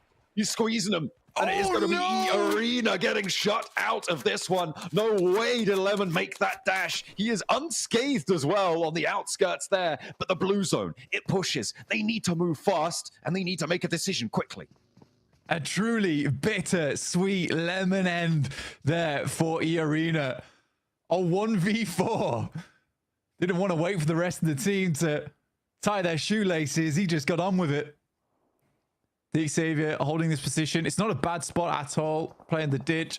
It's slightly nadeable, but there's only really one player off in the distance there, and it is Kara Lewis, who is a solo. The Mad Bulls will be happy with that. What a way to finish things out there for Lemon. APG moving in towards Virtus Pro. Aragon overwhelmed. A nade from Malloy to get some retribution. Top goes down. Has to crawl around the corner. Milky Way approaching with the pump action. Around the corner. Spots the run out, but he's confused. Doesn't know who to aim for there. And now it's up to Malloy. He's good for it, though. He's found 2 already. The knock on the nade to has started off, and he looks for more, but no. Just at the final turn, Reefus stays alive, but in comes a player from OG, but in comes the rest of the entire squad for Regnum Kaya. They're looking to tear this one apart, and they do it successfully. I mean, they didn't even really need to. I think that one was taken away by OG. APG are eliminated. They will be locked in down at 12th. What more can Regnum Kaya do? They made a huge commit going out there. I think for OG, it's a nice time to make a flex out. They have been holding on this northwest side, taking a 2-2 split, trying to confirm as much area as possible. We're down to 8 teams now. OG looking to finish out the tournament strong. 92 points in 10th place. Regnum Kaya chasing that position. 9th place, I think, is now out of reach for Regnum Kaya. Mathematically, with 22 points that they could earn on elims, they would get a 32-point game. Oh, no, it isn't. It's just within reach. They would squeak through by the skin of their teeth. They could get up to 113, I believe, maximum, which is really quite saying something. That relies on them getting every single remaining elim in the lobby, though. So as soon as I think it's 4 more elims get out of the way, now are going to be locked out entirely. However, in the meantime, we'll refocus to the teams chasing. DRX wanting to try and put themselves over the top, but DXavier holding in their divot for so long. The Mad Bulls probably going to look to try and take them out of it. OG been able to hold like 2 of the most profitable compounds this entire match is quite amusing. No one's really taken too many shots yet. They had a look in over towards Regnum Kaya's position, but were quickly backed off as the rest of the team started to regroup there, and as a duo, a smart choice to make. Mad Bulls now up against DXavier, looking to profit more and hold on to this 7th place. are already in placement point territory as well. So the Xavier, they realistically need 5 more points in the game, and Nate starts out strong with a good spray down over towards Pusher in the background. Desperately want that confirmed as well. Remember, the placement points have started to kick in as well, which means the Xavier, I think they're guaranteed 2 placement points right now at least. So their score is in effect 112. It's going to make things all the harder for teams to catch up if they can confirm that point, but no, I don't think they're going to be able to. That res looks like it's coming through for the Mad Bulls. Flip up on high, eats the air burst, but the off angle is good. Oh wait, that came from Flip. The knockover onto Lambo. He's going for the sprays. He's still peeking them. Very nice. These air bursts just aren't quite reaching. You can see the intention coming through from Xavier. They'd rather reset this one though, disengage, get Lambo back up on his feet before they go again. They understand that Mad Bulls need to push in, but Tunica takes this moment whilst that res is going through to push up towards the wall side. Nate hops around. They can't quite find it. Can't really move away from the wall on either front. And they have to just go for these bunny hop shots. All the while, it's actually Regnum Kaya who are rolling on in for the third party onto this backstop fight for Xavier. They're trying to draw their opponent short. And now Xavier down to 2. Just Nate on the inside and Levi's on the out. Needs to stay alive for the team. If they go down here, I think they're going to lock it in at 112 on 7th place. That's achievable for 2 teams at least behind them. That's Nate down. Levi's still up, but like you say, this is not looking good now for Xavier with the chase being on, with DRX down towards the southwest side on 4 players. With a good chance into this game, haven't really stepped up too much to the plate so far for DRX with 0 eliminations. Waiting on this next shift, and OG has quite a lot of ground to play around with, so they win basically every single northwest shift in terms of having a strong position. All these teams chasing want Xavier to go down next. Placement points do add up, Blank, and it will be that little shift, those 1-point differences that really make the difference here. As on 112, it's catchable. On 113, that's a different story. I'm thinking specifically about OG here, though. They haven't chimed in so far. I think the Mad Bulls are looking to shut Levi's down. No. Over the ridgeline, a nade, a shot, anything. That's all they need to find. But Regnum Kaya suppressing this ridgeline. Pretty brutal stuff. Next circle, just around the corner too. We'll see where it pops. Yeah, and OG holds a lot of space on the map. Basically a southeast shift that's going to cause problems for them. That does cut out 2 compounds for them, but they have anchors. It's playable. Mad Bulls will find Levi's. And that now draws we're cutting it out at 112. That boundary is so within reach for DRX, even for OG as well. But DRX are on the outside. They have a much tougher time moving through the open ground before them. There's really not a good option. I just wonder how long this split can hold for OG, though. Will they be able to make a miracle happen? The problem is that there's not a lot of angles that are looking over towards OG. And I think for quite a few teams, they're still going to just get a pretty free approach from this north side. So decent endgame here possible for OG. They're still deciding on where they want to play next. Haru scouting out off in the distance. No sightlines over towards him. DRX are going to make the push over this way, though. Immediately spotting over towards Aru. He hits the deck, going down, and he will get knocked. Is there an answer? Is there anything in response? No, the Groza doesn't connect fully. It's done a lot of damage, but that's not enough. A nade over the top from a tanky. As where is the third parties? I'm watching, I'm waiting for it. But Regnum Kaya holds strong. They back it off, and now OG spotted. Oh no, Zedwolf finds the shutdown, and OG's dreams are dying on this hilltop. They will not be able to make it off successfully. Not unscathed anyway, as Whitgod tries to send down in the party bus. One player now standing for OG, and DRX looking to try and take that 7th place with the points added to their tally, but they only got 2 for this push, as AKOP, the last to fade, and they will be out, done and dusted. DRX now with it all to do. OG disappearing in front of our eyes there versus DRX. Even the P90 not able to save them. DRX, 3 teams remaining. This is a big moment for South Korea. They instantaneously split across the field, looking to take up all the positions the OG left behind.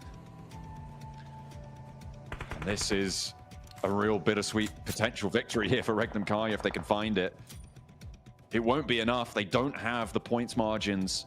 The differences just don't sit there. No more elimination points they can get to put them over that 7th place as it sits. 102 right now.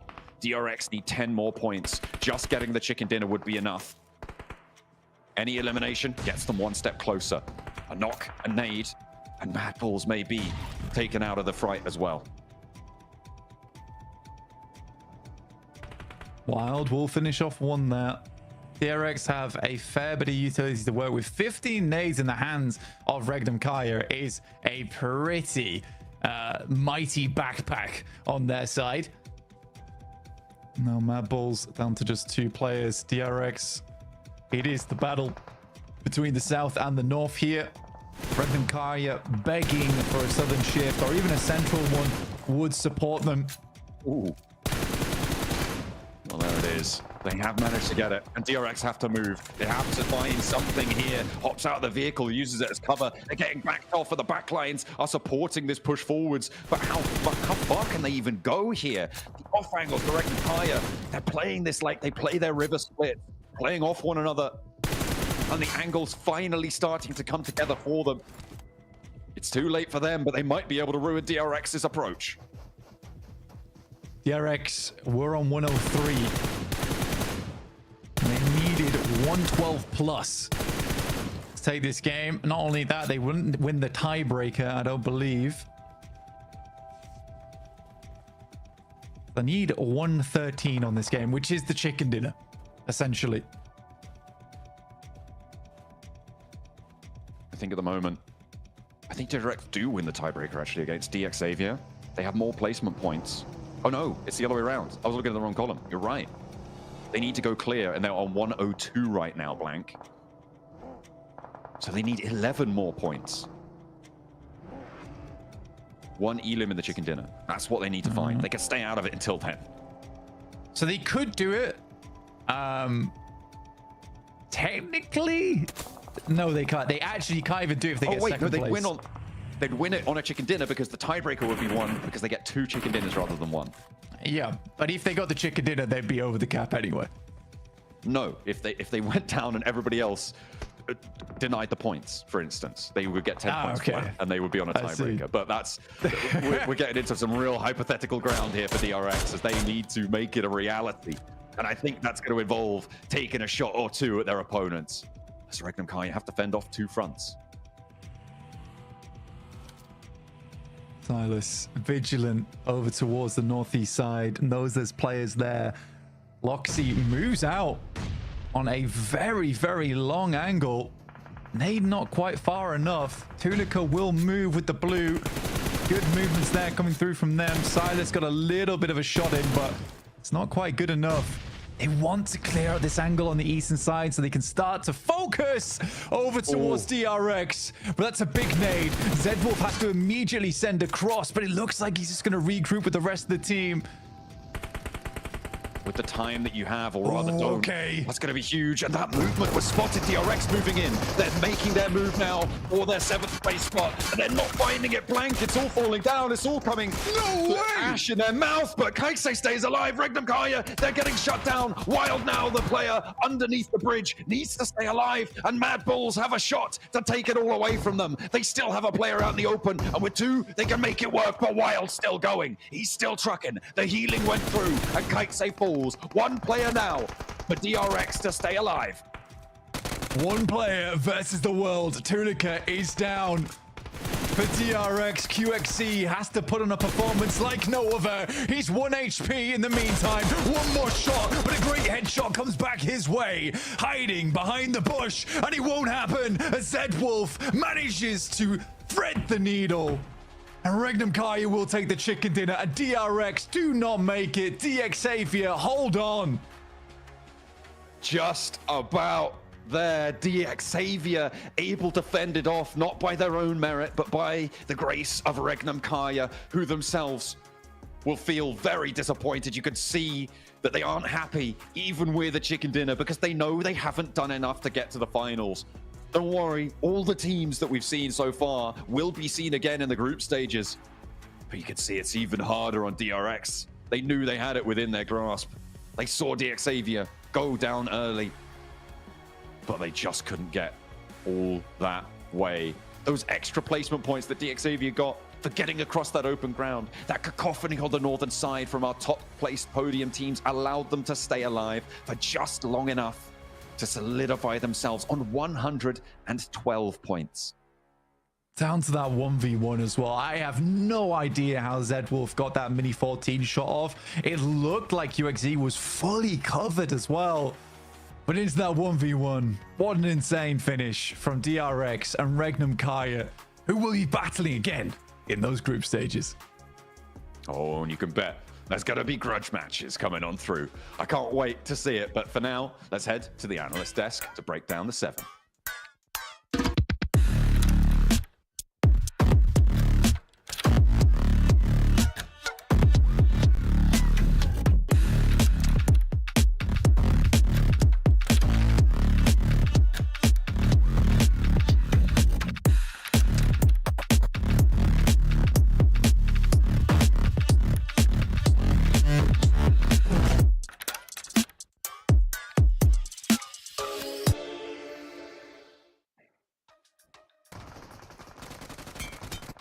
What a way to finish the gauntlet. The utter devastation on the looks of DRX. You can't ask for a closer finish than that, Max.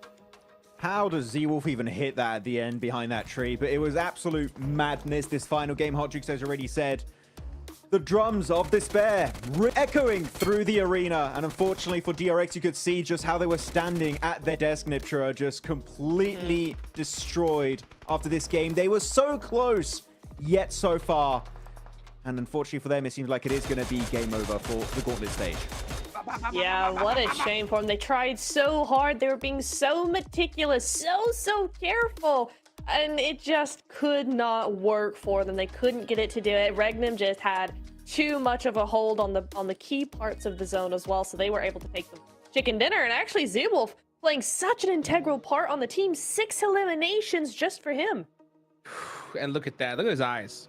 Dream crusher right there. You know what I'm saying? That is how you do it, man. Regnum Karya get the win towards the end. Unfortunately, just too little, too late. We talked about how there was going to be some final game shenanigans, Neptura, and with 25 players left in stage 5, I don't think these teams disappointed that prediction. What do you think?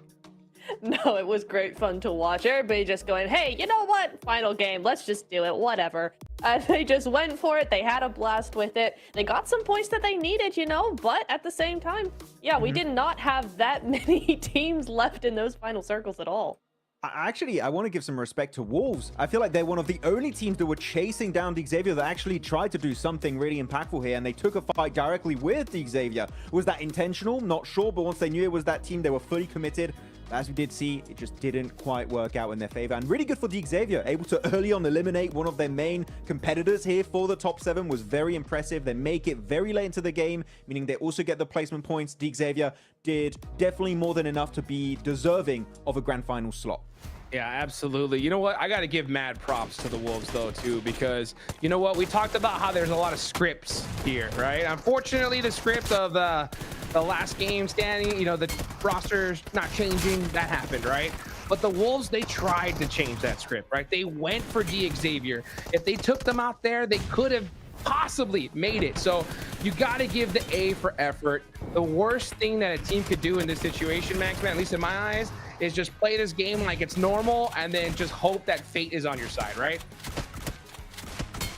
Fate was not on their side for some of these guys, unfortunately. We're going through the replays, but yeah, unfortunately for Wolves, it just didn't quite go their way, as we did say. The Xavier, you could still see it at the end. They were making it 5 eliminations, making it very close to the top 5 in the later stages of this game.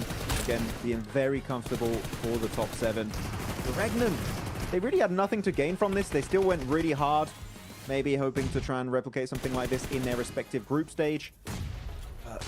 Wild, Loxy, Everyone, Z-Wolf, Silas putting on a clinic at the end here. And this push of DRX Niptura was the right play, but unfortunately for them, the clutch was just not meant to be. Yeah, just the look at him. domination. Yeah. The domination, the dominating angles that Regnum had were just too much, and I gotta give props to both these teams, right, holding their own. And you can see the rotations here of all 4 teams in that top 4 here. We're gonna be seeing it Mad Bulls, Thunder Talks as well, both in the top 4. So maintaining that top 7, top 5 position for them in the final, up until the final game rather. And actually, Mad Bulls had a massive rotation to do, just come up to the north side there, really nicely played. But we do see that Regnum and Xavier, honestly, not Xavier, DRX rather, both of those teams like basically just stayed where they were for the majority of the game. I mean, Regnum doing a little bit of movement, running around places, but honestly, just those two just able to really think through the rest of the game and how they wanted to play it. Okay, you see actually how they took that position away from Regnum Kara. That was a really, really good attempt there. But then DRX, they send it onto Orangutan. That was, all of us, right, Niptura Hodrix, we got so hyped when we saw that push off DRX because that was literally a game-changing breach they were trying to pull off on that dip on Orangutan. But unfortunately, they couldn't go the entire way and get themselves the chicken dinner. Though looking at the match ranking, still 21 points going over to Mad Bulls, 17 for Regnum Kara, and 11 for DRX. I'm heartbroken. Hodrix looking at the leaderboards. If it's a 1-point difference, I'm gonna cry. Rex. Me too, man. I want to see a replay of their reactions again because it just shows, right? I mean, all these teams, you got to give props to every single one of them. These guys have worked all year long to get right here, the biggest event of the year, and to come up just that short, it hurts big time, Max. Yeah, it really does. The thing is, how disappointed DRX were, and Regnum weren't even satisfied. They were just like, yeah. It was like it was just a heart-breaking 1v1 fight to wrap up that game. Z-Wolf, congratulations being your game MVP here to wrap up the Gauntlet. Though I do wonder who's going to be Gauntlet MVP overall. Got a few contenders here. Maybe Lemon. That'd be a fun one. Sitting. If Thundertalk had been more present today, I would have said Sitting for sure, but we didn't see much out of them. CEO might be a better shout. Let's look at it. Points. 2. Oh my goodness. That's all it took. Literally, if they would have got the chicken dinner, they would have made it straight to the grand finals. I'm telling you guys, that's all it takes, right? One little tiny mistake and it'll get you. I will say though, that last final push, they did everything they possibly could. I mean, they did the right play. They drove at the perfect time whenever we saw Mad Bulls trying to do that push on the other side of the map, right? It just, unfortunately, they just didn't win that fight, Neptura. Yeah, and you know what's even more heartbreaking? They didn't even need the win to get those 2 extra points. They just had to clear Regnum or clear Mad Bulls because they were 2 duos up left. They either had to just clear all of Regnum and get the 2nd place and be done, or clear all of Mad Bulls after the initial push onto Regnum. So, heartbreak central here for game day number 3. Down to the wire, and the script, it was written in stone, Hot Juice, and they could not change it. Their fate was sealed from the beginning of this game. It does seem to be the case. But here, congratulations, of course, to R8, our Gauntlet champions here for this stage of the Global Championship. Completely unexpected for me. Really happy. And looking at the day 3 MVP, it is going to be Scarface of Ulfter. I hope they keep this kind of momentum going in the next stage because, man, an aggressive Ulf is a scary Ulf, Hot Jukes, and I hope they can do it once more in the future. Oh my gosh, you got to give mad props to this squad. I mean, yeah, look at that. 18 eliminations by himself. Remember, this team was in 13th place before this day. We weren't even counting them possibly in on making it to the top 7. And not only did they do it, they were able to sneak in that 6th place position. I mean, to do that on the final day, Max, I mean, that is so hard. It really, bro, there was so many storylines. I just got the bro because I don't have any more statements. I'm just like, bro, what is going on? But there's so many storylines intertwining into each other, clashing in these final matches, and that was just a fun one. And the Gauntlet MVP is none other than CEO from Team Kara. Congratulations, 38 eliminations on his lonesome with a 19-minute survival time is ludicrous. And CEO, we knew he was a top tier player from his region, but to this extent, outside of Turkey in PMGC, now that's unheard of. That's crazy. Unreal. As a matter of fact, just looking at the numbers, let me see if this is correct. I think with that amount of eliminations, yeah, as a matter of fact, with 38 eliminations, he outperformed his entire team's day one performance. You know what I'm saying? So yeah. Day one, they had 28 points. So for them to have that crazy comeback, I'm sorry, they had 27 points. 27 points. They were in 10th place. Yeah. And then just went crazy. So, I mean, they showed that, you know what? The clutch factor, they got it, Max. Can I be a bit toxic? Sure. Can I be a little... So yes. He has 38 points. He's almost, not quite, but almost got half of the points of Alpha Gaming on his own. I don't want to put them on the spot, but I'm also going to put them on the spot like that. Bro, he is performing. Good job. Nice play. Oh my goodness. Hey, Alpha Gaming, I'm sorry. You got some explaining to do, right? I mean, we got the group stages coming up right after this. So the day after tomorrow, we're going to be seeing Group Green enter the stage here. So these are your official qualified teams. R8, Thundertalk, Kara, Mad Bulls, Alpha 7, Ulf, and D Xavier. Made beautifully done. You can see right now, these are the different groups that they're going to. What do you think about that, Max? Well, I'm looking because I have the groups in front of me right now. So we're going to have Wolves, Orangutan, APG, GS going into Group Green. That could be a little bit of an issue with military, right? Could be happening there. Of course, they do have also Inner Circle, Team Falcons, Gen G, and Group Red for DRX, etc. You got some big names over there. You got Team Flash, Twisted Minds, Influence, Rage, Weibo. Bro, group stage is going to be mental, Niptura, that's for sure. Oh, it's going to be insane. I can't wait. These teams have a lot on their hands. They got to do a lot of analysis tomorrow because it's not going to be easy from here on out, Jukes. That's right. D Plus are going to be in Group Green. That's your previous champions. We'll see them the day after tomorrow. By the way, happy Thanksgiving for everybody that celebrates it tomorrow. You know, so that's going to be a great. Hey, get some turkey, get some stuffing because man, Group Green is going to be one heck of a show, Max. I mean, the top 7, they're definitely going to be eating up that turkey. Not a chicken dinner, it's a turkey dinner for them today. Very happy about it. I'm looking at the groups right now really quickly. Which one do you think is going to be the group of death? Because we've got Group Green, Stacks, of course. You've got Alter Ego, you've got your D+, as you said, Hot Chooks, previous champions, Reject, top-tier team from Japan, Inner Circle. Group Green, for me, is the group of death, currently quickly overlooking it. Yep, Same. I got to agree with you 100%. Group Green is going to be absolutely crazy. So, guys, remember, mark your calendars. The day after tomorrow, we're going to see some more crazy squads here. But you know what?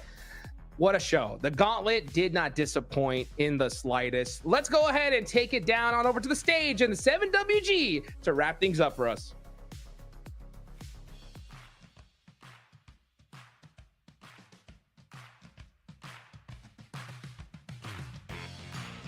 Ladies and gentlemen, there you have it. The Gauntlet has finished, and we have our top 7 teams that are going to be going towards the grand finals of PMGC 2025. To my right, I have none other than one of the biggest surprises I think we've ever gotten at PMGC. Ida from R8 Esports. Ida, you made a strong statement here in the Gauntlet, finishing in first place. Do you feel confident about carrying this momentum to the grand finals? انتوا ثبتوا نفسكم من اقوى فرق في الجروب ستيج. هل انت واثق انه حتلعبوا هذه المرحله في الفاينلز؟ الحمد لله احنا دخلنا براحه وطريقه لعب معينه مو بشكل عشوائي ولا شيء من هذه الاشياء والحمد لله قدرنا ناخذ الاول ومستحيل تاخذ الاول بالبي ام جي سي وانت ما عندك شخصيه. He says that they came in this tournament very relaxed. They didn't play any random, any erratic movements. And you can't come first in this stage at PMGC if you're not very skilled and not very confident. Oh, I see that little shot right there. Now, out of all the squads that didn't make it directly to the grand finals, I mean, you have big top dogs like APG, VP, Regnum, OG. Which one do you think is more likely to actually make it to the grand finals via group stages or last chance? من الفرق اللي اللي فشلوا ما سووها للفاينلز، مين تتوقع حيوصل الى هذيك المرحله؟ اي جي او جي، مين منهم؟ اقدر اقول جي اس و يو بي جي تقريبا. I believe that هم الاقرب ذلك، واتمنى انهم يتاهلون معنا. I think that GS and UB might make it, especially GS, because they are geographically close to us. They are our neighbors, and we'd like to see them go to the finals with us. Okay, a little bit of biasness there. I don't mind it. I mean, I'm happy that you're going to be going to the grand finals as well. Now, I'm going to be going over here towards my left because I got Lamborghini from DX being able to clutch up that 7th place by just 2 points. Having clutched your way into the top 7 and qualified directly to the grand finals, how does it feel now? Xin chào Lambo, thì mình vừa hay là vào được top 7 và đi thẳng vào vòng chung kết. Vậy không biết hiện tại cảm xúc của bạn như thế nào? Bọn em rất thất vọng ạ, tại vì bọn em muốn bắn vòng group stage ạ. We are very disappointed because we want to compete in the group stage. What makes you want to do that though? What makes you want to go into group stages considering that it's harder? You have to do the top 3. Vậy thì lý do tại sao mà mình muốn vào vòng bảng thi đấu? Tại vì trong đó thì có thể là mình sẽ phải gặp nhiều khó khăn hơn, tại vì mình cần phải vào được top 3 thì mới vào được vòng chung kết. Muốn làm nhà vua thì phải đi từ những con số 0 ạ.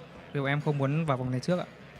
Well, if you want to become a king or a top performer, then you have to go up from 0. So we don't want to go directly there right away. All right, well, hey, guess what? Newsflash, you are going to be going directly to the grand finals. Now, you are going to be having plenty of time that you don't have to play the group stages or last chance. What do you feel like you need to improve to make sure when we go to grand finals, you have the best chance to become a champion? Vậy thì bây giờ các bạn không cần phải thi đấu trong vòng bảng cũng như là vòng last chance và mình sẽ có rất nhiều thời gian. Vậy thì không biết là các bạn sẽ cần phải cải thiện như thế nào để mà khi vào vòng chung kết mình sẽ có cơ hội nhất được chiếc cúp vô địch. Bọn em phải sắm một cái vali thật to để đo chiếc cúp làm sao mang về nước vậy ạ. Well, we'll have to buy a really big luggage suitcase so that we can carry the trophy back to Vietnam. I absolutely love that confidence. Anything you want to respond to that? They're already thinking, you know, we're going to get ready for that luggage. هم يقولوا هم حيفوزوا. أنت عندك أي رد لهم؟ نقابلكم بالفاينل نشوف.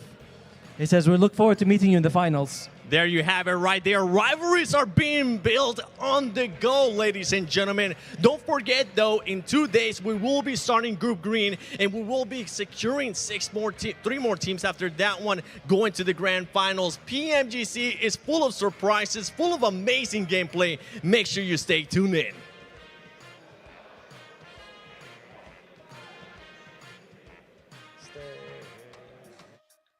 Hey, the PUBG Mobile Global Championships had a whole bunch of firsts, right? Like we see the Gauntlet for the first time. And for me also, seeing a team qualify to the grand finals and mad, right? They're like, oh, we didn't go to group stage. Ugh. You hate to see it, dear Max, man. I don't understand the reasoning personally.